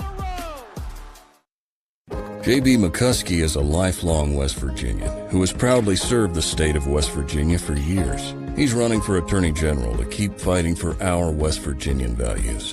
Vote J.B. McCuskey for Attorney General on May 14th. At the half in the final game of our 4 days at West Virginia State University. Adam Rogers, happy to have you with us on High School Game Day, and we're now joined by West Virginia State University men's basketball head coach Brian Poore. Coach, thanks for joining us. Thanks for having this event up here and being a host of this great event from Parmar and Lester Raines Acura and Glenn Sporting Goods and everybody else, Game Changer, that was part of this event. Thank you guys for playing a huge part in helping this event be so successful over the last few years. Absolutely. We enjoy showing off our arena. We think we've got an outstanding facility, outstanding campus, and really it's a great recruiting tool for our university, not only for our basketball programs, but for our university, because all these kids are not going to go and play college basketball, but a lot of them are going to go to college. So you get them and their parents on campus, it's a good thing for our university. And you guys have played not just in the hosting aspect of things. You guys have done a tremendous job for you, your staff, and your players throughout this whole week. You guys have been working the concession stand and doing a lot of things that help make this thing go. And you guys have practiced early, have had to practice on a different floor here upstairs. You had to go to Frostburg, Maryland last night to have a close win there on the road at Frostburg. Got back late this morning and then turned around and had to be back up here again for this. So you guys have put in a lot of work, and not enough credit has gone to you guys as well, despite all of this going on, still having to worry about your own basketball. I hear you. I appreciate that for sure, and I'm very proud of our players. And I told them, to really put on a good face, because this is, you never get a second chance to make a great first impression. And so a lot of these kids have not been here before, so I wanted our players to really be, accommodating, and they have done a great job, as well as my staff. And so, but it's a work of love for us. I mean, it's a game we love. And, we're happy to be here and help this event. Rick Green came to me because at one point it was at the Civic Center. Rick Green came to me however many years ago and said, hey, would you be interested? And at first it was a 2-day event, and now it's grown into 4 days, and I think we could have 5 days or maybe 6 days because he says he's got a waiting list. So that's kind of a testament to the whole thing. I mean, Rick does a great job.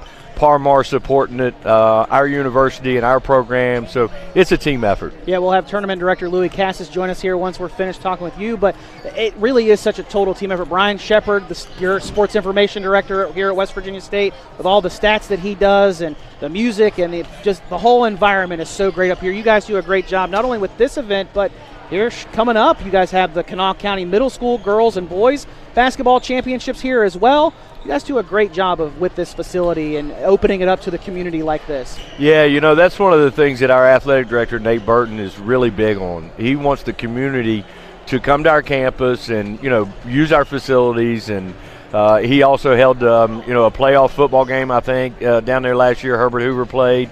I think we had the middle school football championship and middle school volleyball championships here too, as well as boys and girls basketball. So Nate understands the value of getting people to this campus. And so, and what's better way to do it than sports? And so, we like to open up our campus to get the community involved. Well, Coach, we thank you for welcoming us here over these last 4 days. It's been a great event. Your guys have been top-notch all week long and doing everything they've been doing for this event and still trying to play basketball as well for you guys. So thank you guys, and great job on you all as well. I hear you. I appreciate it for sure. So that was West Virginia State University head basketball coach Brian Porras joining us here at the half. We appreciate him, and we'll be joined now here just before the second half gets started by tournament director Louis Cassis. Louis talked with Coach Poor. I mean, tremendous facility, tremendous event all week long. You guys have done a great job of running this event for 4 days after it was just 3 days last year. Any plans for more days? I hate saying that already, but any thoughts they were talking about it, and we'll see. You know, I know this. I think just about every team that came down and played this year said, hey, can we come back next year? They love it down here at West Virginia State. And, you know, Coach Rick Green and Mick Price and all the sponsors we have as far as Parmar stores and obviously West Virginia State University, they do a tremendous job. I mean, I've watched 64 different teams come in here and play games this week, and it's just been amazing. I mean, you don't get this kind of atmosphere. The fans are right here on the court. It's just a great event, and kids love it. You take them back in these college locker rooms, and you ought to just see their eyes, and I can't say all the words that come out of their mouths, but it's a blast for everybody. And if they go to 5 days next year, I'd be happy.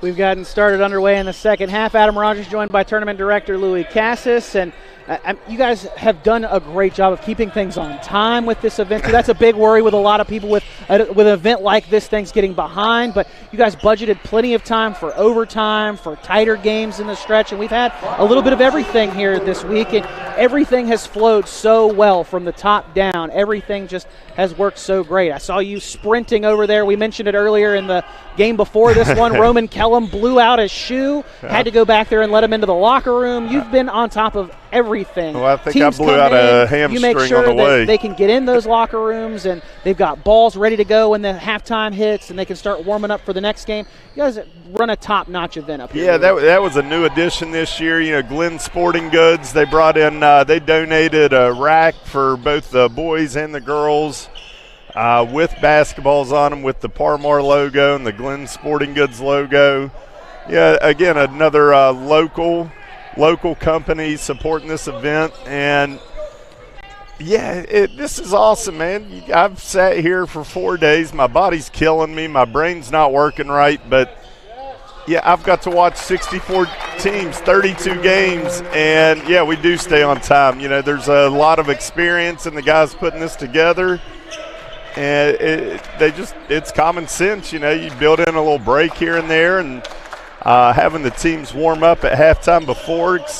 There is nothing worse. You know, I've been all over the state scouting, and when you go to events and games are 45, 50 minutes behind, there is nothing worse for a fan, a player, an opposing coach scouting a team out there.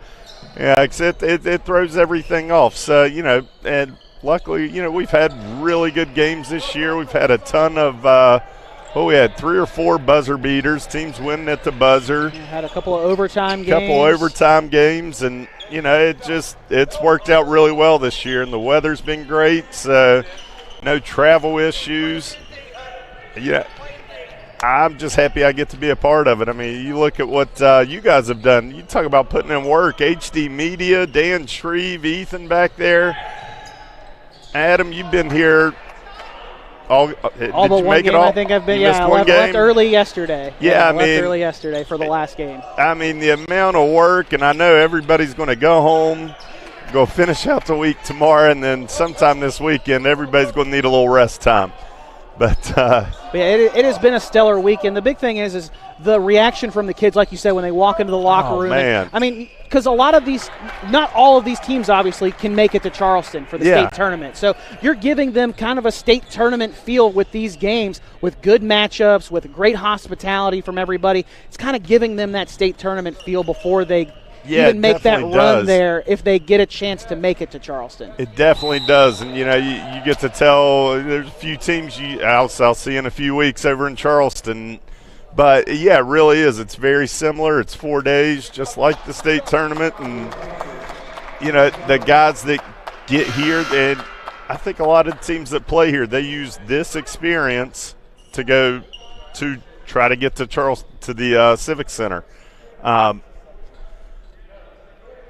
know Taylor, I was just talking to him. You know, I said I'm going to ask you at the end of the year, after the state tournament, compare this event to the state tournament, and what are their similarities, what are the differences. Obviously, you're playing for a state championship there, and that takes the bar up a notch. But, yeah, it's just it's a great event, and couldn't do it without Parmar Stores. Just so happy to be here. But HD Media, you guys getting this event out to everybody and giving everybody the option to watch it. Yeah, for those of them that can't make it. And, you know, we've got teams like Martinsburg. They came from across the state. You're talking who played this? Wesley Christian came in from Allen, Kentucky. Yeah, I mean. Yeah, had a lot of long trips for teams to make down here. East Fairmont bringing their teams down. Yeah, East Fairmont. You're to Doddridge County. Yeah, I mean, people travel down here and they enjoy it. They come down, they get a hotel room. Yeah, and got for Philip Barber playing right now all the way from Philippi. Yeah, Philip Barber, Polka. It's just a tremendous event, and not to mention great basketball. Yeah, you can't beat this. I am so lucky that I get to be a part of it.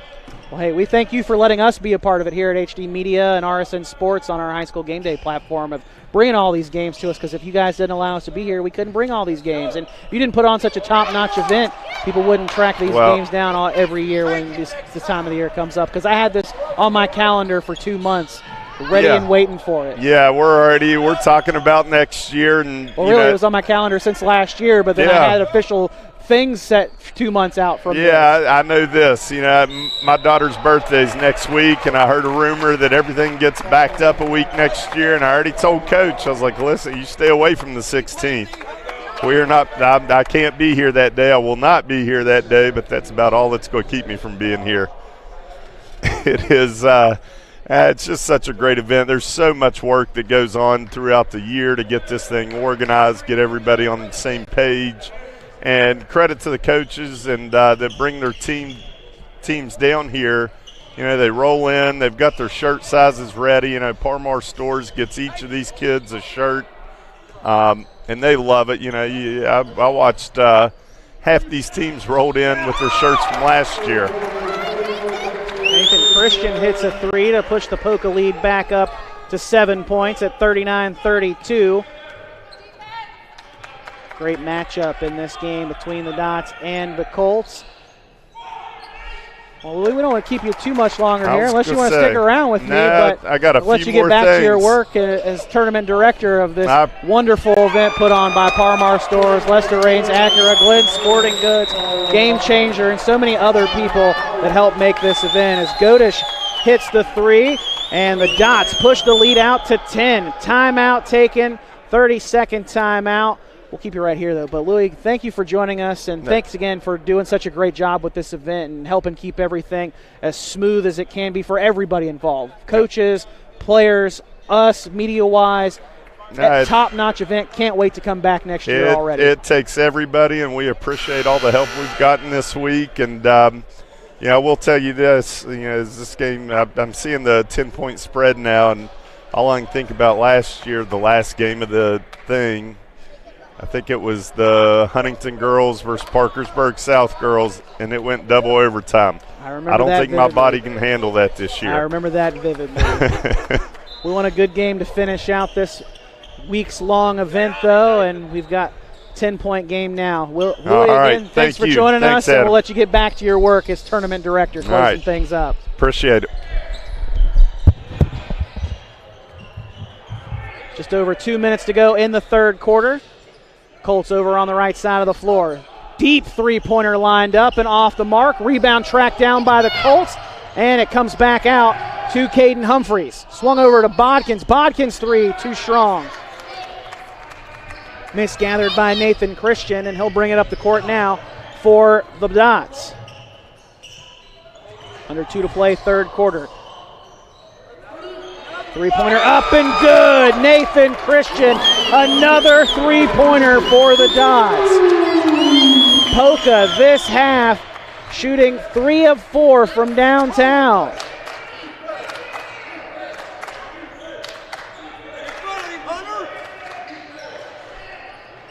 Three-pointer up off the mark that time from Humphreys. Long rebound tracked into the corner by Dylan Mendenhall. 45-32, Dots on top.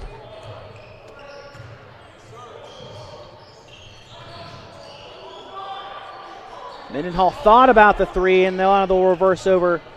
Feed inside to Godish. Godish got underneath the basket a little too far, but Tony grabbed the rebound. Under a minute to go, third quarter. Christian, right wing with it, will drive in toward the paint. Dumps off for Mendenhall. Mendenhall flips it up and in. Nice passing there. Great ball movement by the Dots. 15-point lead for Polka now. 40 seconds to go in the third. Driving toward the basket and losing it there is Landon Carper. It'll be last touched by him out of bounds. In come a couple of subs for the Dots. It is Daniel Pekarski.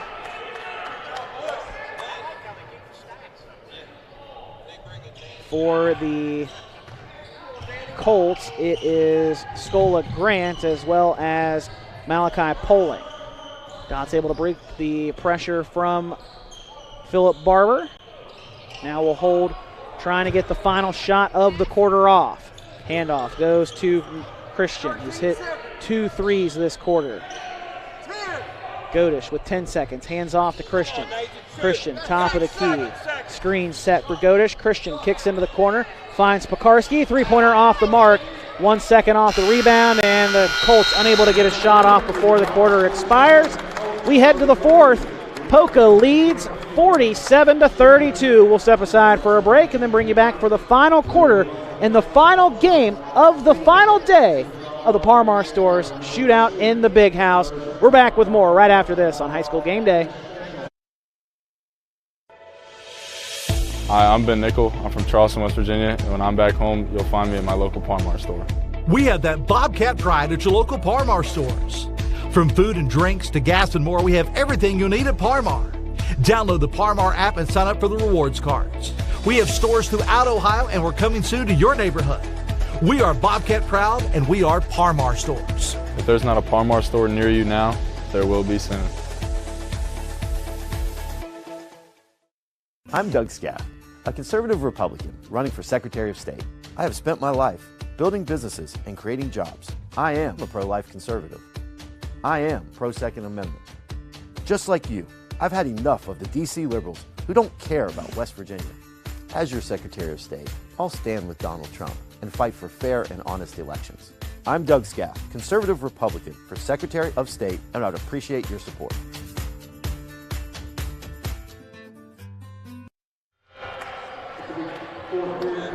Back for the fourth quarter.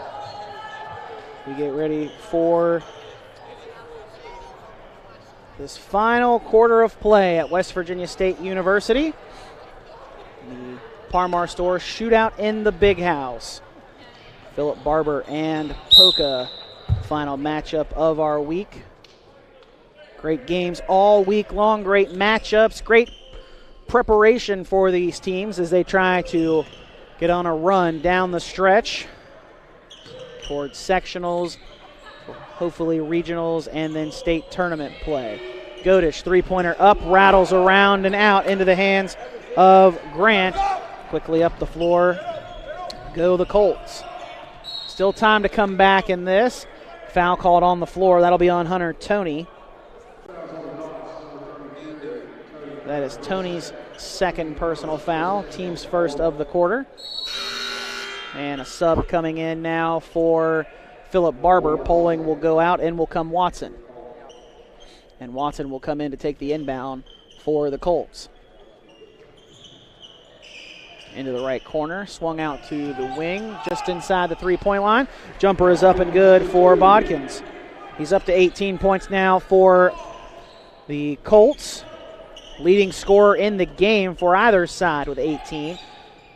The only other player in double figures right now is Godish. Actually, and that is now the 20th point for Bodkins. Can't do my own math.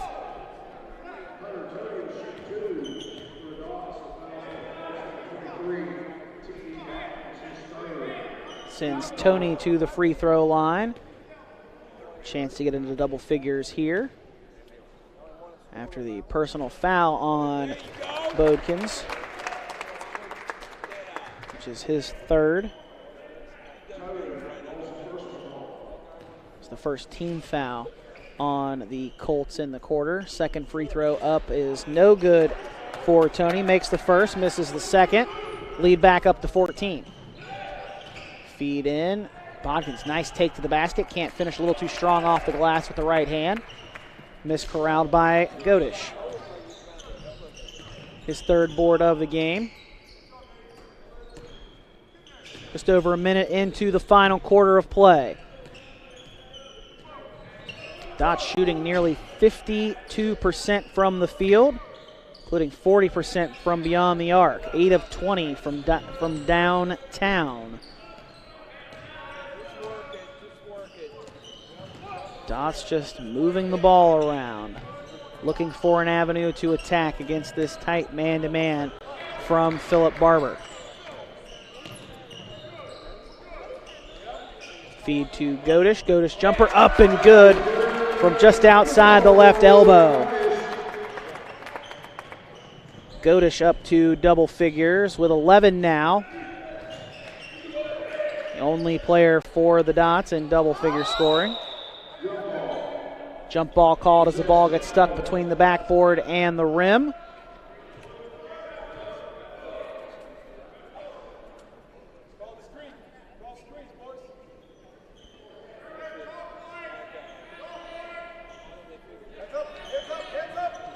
Ball goes to the Colts off the jump ball. Inbound swung over to Humphreys, feeds to Bodkins. Swung back to Humphreys, top of the key three, rattles around and out. Godish with the rebound.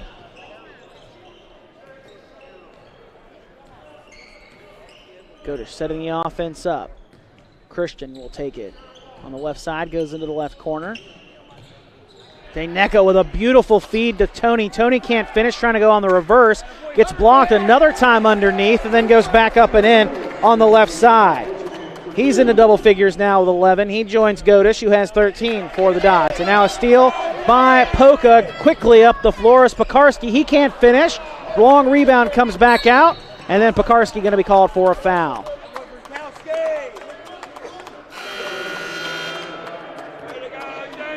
Pekarski called for the reach in against the Colts' Patrick Webster, who will head over to the bench and take a seat. Humphreys, Watson, as well as Landon Carpenter, Bodkins, and Oval on the floor for the Colts with just over 5 minutes to play. Swing over into the right corner for Humphreys. He'll drive toward the basket, gets to the block on the right side, and scoops it up and in off the glass. Humphreys, with his first non-three-pointer in the game, was 2 of 12 from the field before that, now 3 of 13. Dropped off for Tony. Tony nice to the bucket and lays it in. Tony 6 of 10 from the field, shooting 60% for his 13 points.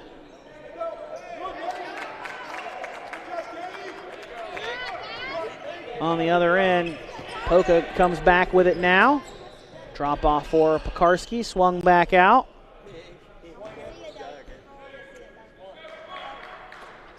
Christian, 3 from the right wing rather. Pekarski gets the offensive rebound off the miss. Almost halfway through the final quarter. An 18-point Polka lead. Their largest of the contest. Philip Barber's largest lead was 2. They haven't led since back in the first half. And a travel called on Polka. Send it back to Philip Barber, as Keaton Meeks will take a seat on the bench. Back in the game for Polka is Pearson Daneka.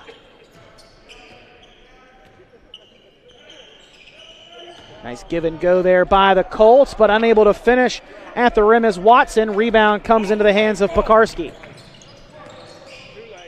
Tony, jumper from the right baseline, up and good. Tony continues his hot shooting touch. 7 of 11 now from the field for 15. As he takes the team lead in scoring. Swing over to Oval. Three-pointer on the right side. Too strong. Misgathered by Christian, and he'll bring it up for the Dots now. Over on the left side with just over 3 to play in the game. Godish spot up 3. Too strong. Rebound gathered by Tony. Tony with his 6th rebound of the contest. 3rd on the offensive end, but then a turnover by the Dots. Kicks over to Carpenter. Back to Bodkins. Now top of the key. Swung over to the right wing for Humphreys. Humphreys picks up his dribble. Feeds to Bodkins. Feed inside to Carpenter. Carpenter high off the glass and in from the right block. He's up to 5 points now, and the lead back down to 16. Excuse me, to 18. 56-38. Now a officials time as some issue there with Cole Godish.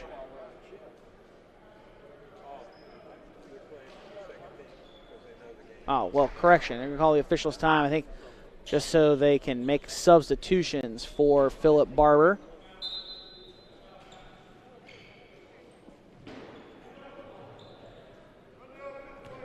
At least that appears to be what it is, because they're not making Godish come out of the game. And the Colts bring in the subs, as checking in there, Malachi Poling, Scola Grant, Talon Stout, as well as Dayton Morrison. Floater off the glass, no good for Christian. Just over 2 minutes to go. The Colts will bring it up over on the far side of the floor. Patrick Webster kicks, trying to find Poling, and it'll be thrown away by the Colts. They'll come back the other way and set up on defense as Tony checks out, as does Godish and Daneka. In the game for the Dots, Wyatt DeBoard, as well as McBride Harrison and Nicholas Janey. Harrison swings it to Christian. Christian thought about the three, will now drive in. Take is poked away. Ball on the floor. Pekarski with the hustle play.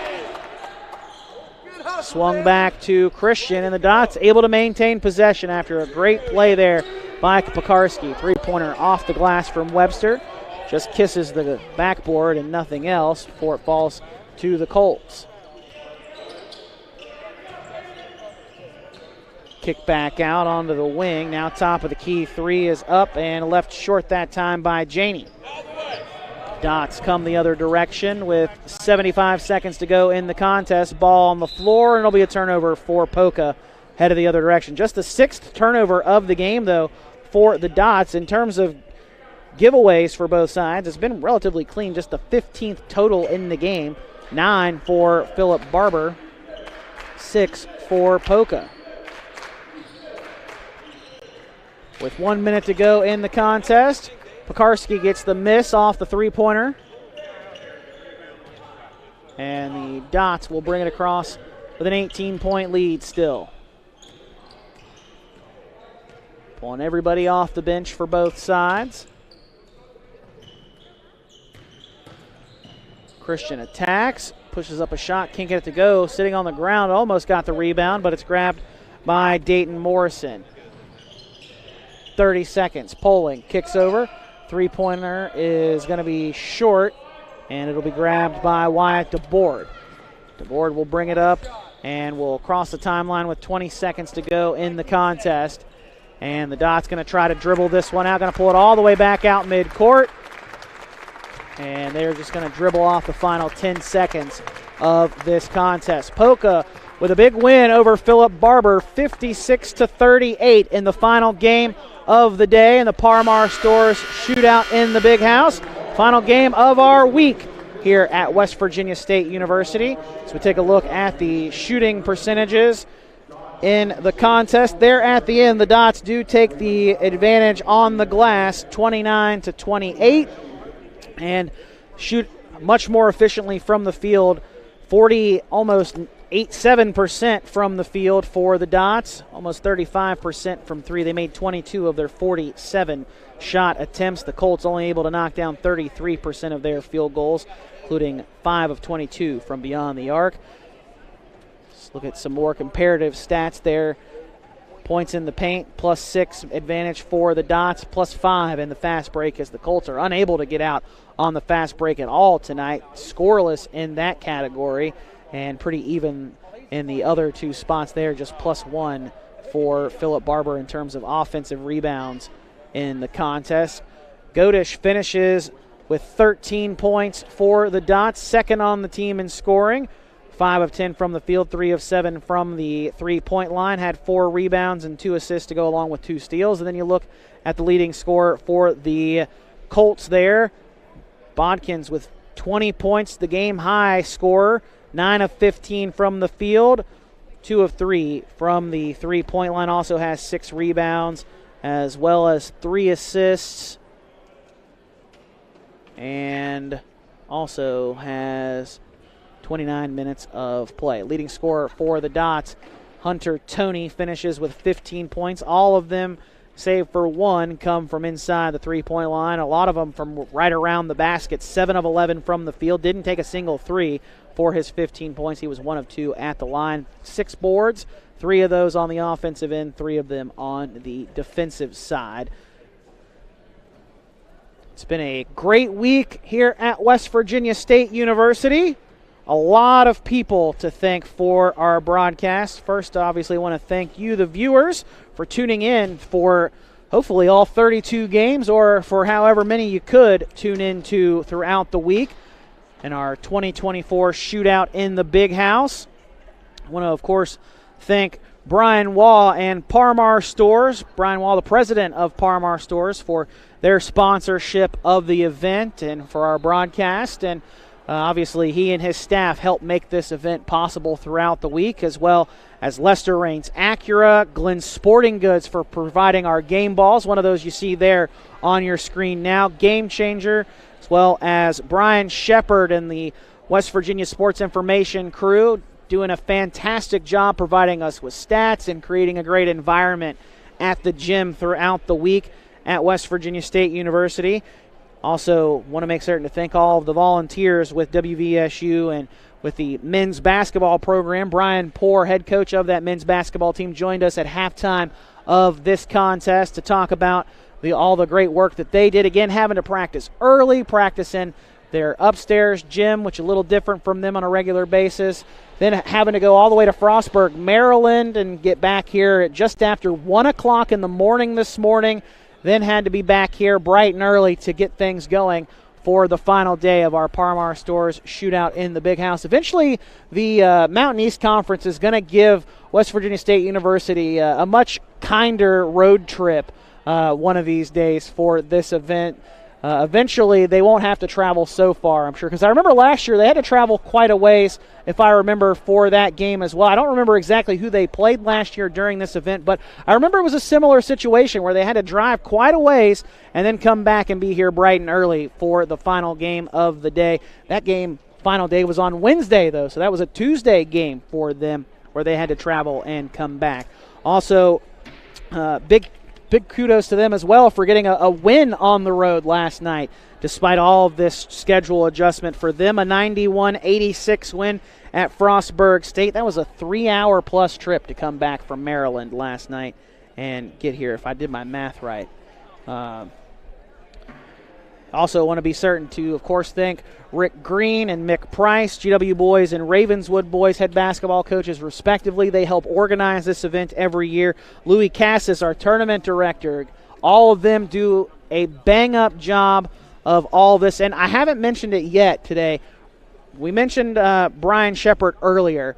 But Brian Shepard at one point in time earlier today had to handwrite his stats out for a while there because something happened with his stat program, and to be able to stay caught up with the stats throughout the game, had to handwrite the coding for those stats to be input so that he could keep things going in the game, and then was catching up as the contest was going on. Eventually did get fully caught up. But great job by him to keep things moving as Taylor Kennedy joins us to wrap things up. Can't forget about Taylor. Did a great job covering the event from not just our broadcast perspectives throughout the week, doing color, doing play-by-play, also writing throughout the week as well.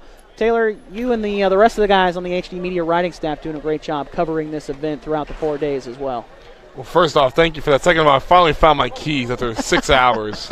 They were underneath the TV the whole time, so I just told you where my brain's at mentally following this event. No, but I think you hit a lot of good things there, Adam. I mean, you got to start from the top and work your way down. There's so many people that we could mention just from a personnel standpoint to a personality standpoint. Everybody here, glowing personalities. You can't talk highly enough about each of these individuals here. I mean, you mentioned all those names, and you talk about the Rick Greens of the world, the McPrices of the world, Louie, Brian, Nate, the athletic director here at West Virginia State. That list goes on and on and on. But again, how about our crew here with HD Media? Yeah, I was just getting ready to. You did a fantastic job. The Bloxton brothers from WMOV and Ravenswood, they did a great job. Michael Sussman did a great job. Yeah, here, let me run through our list go ahead. of people. Obviously, Heath and Jared Bloxton doing a great job covering Ravenswood during the year on a radio side, coming in for us for 8 games over the 4 days at West Virginia State, doing our video coverage, so we appreciate them. Craig Broman, Blaine Smith, Michael Sussman, Tom Hunter, Taylor, and myself on the broadcast side of things. And then can't forget our production crew, who does a top-notch job every single time. I can't speak highly enough of the work that our crew with the Media Center does every single time that we put a headset on. They knock it out of the park. Whether there's an issue that comes up, whatever happens, they absolutely do a bang-up job. They work through the issues and get things taken care of, and can't thank them enough for it. Hayden Hunter, Megan Bailey, Jason Likens, Ethan Young, who been sick a little bit this week and doing a great job fighting through some sickness and getting things on the air for us. And, of course, head honcho Dan Shreve doing a great job as well. Can't not thank all of our crew enough for how much work and effort they've put in over these last 4 days. And, of course, again, thank you all for watching each and every game throughout these last 4 days in the Par-Mar Stores Shootout in the Big House. So that does it for us here this week on High School Game Day on the RSN Sports Network, powered by HD Media. Be sure to check out our schedule online the next time we're live from inside the gym at a high school near you. You can stream all those games that we do on multitude of apps. We've got GW basketball Saturday afternoon for you, as it will take on the Capital Cougars with a 1 o'clock tip-off at George Washington High School. That is our next broadcast, and you can keep up with all of our future broadcasts by going to your HD Media newspaper website. You can also watch them on Facebook, YouTube, and you can also download the free HD Media Plus app and watch it on there as well, or HD Media TV app for Android or Apple TV or Fire Stick. A lot of different ways to watch us throughout the year. So that does it for us here at West Virginia State University. Thanks for tuning in throughout the week. Have a great rest of your Thursday night. And the broadcast crew will see you Saturday at George Washington for Capital and the Patriots. The Cougars and the Patriots doing battle again at 1 o'clock. Have a great rest of your Thursday night, everybody. Thanks for joining us.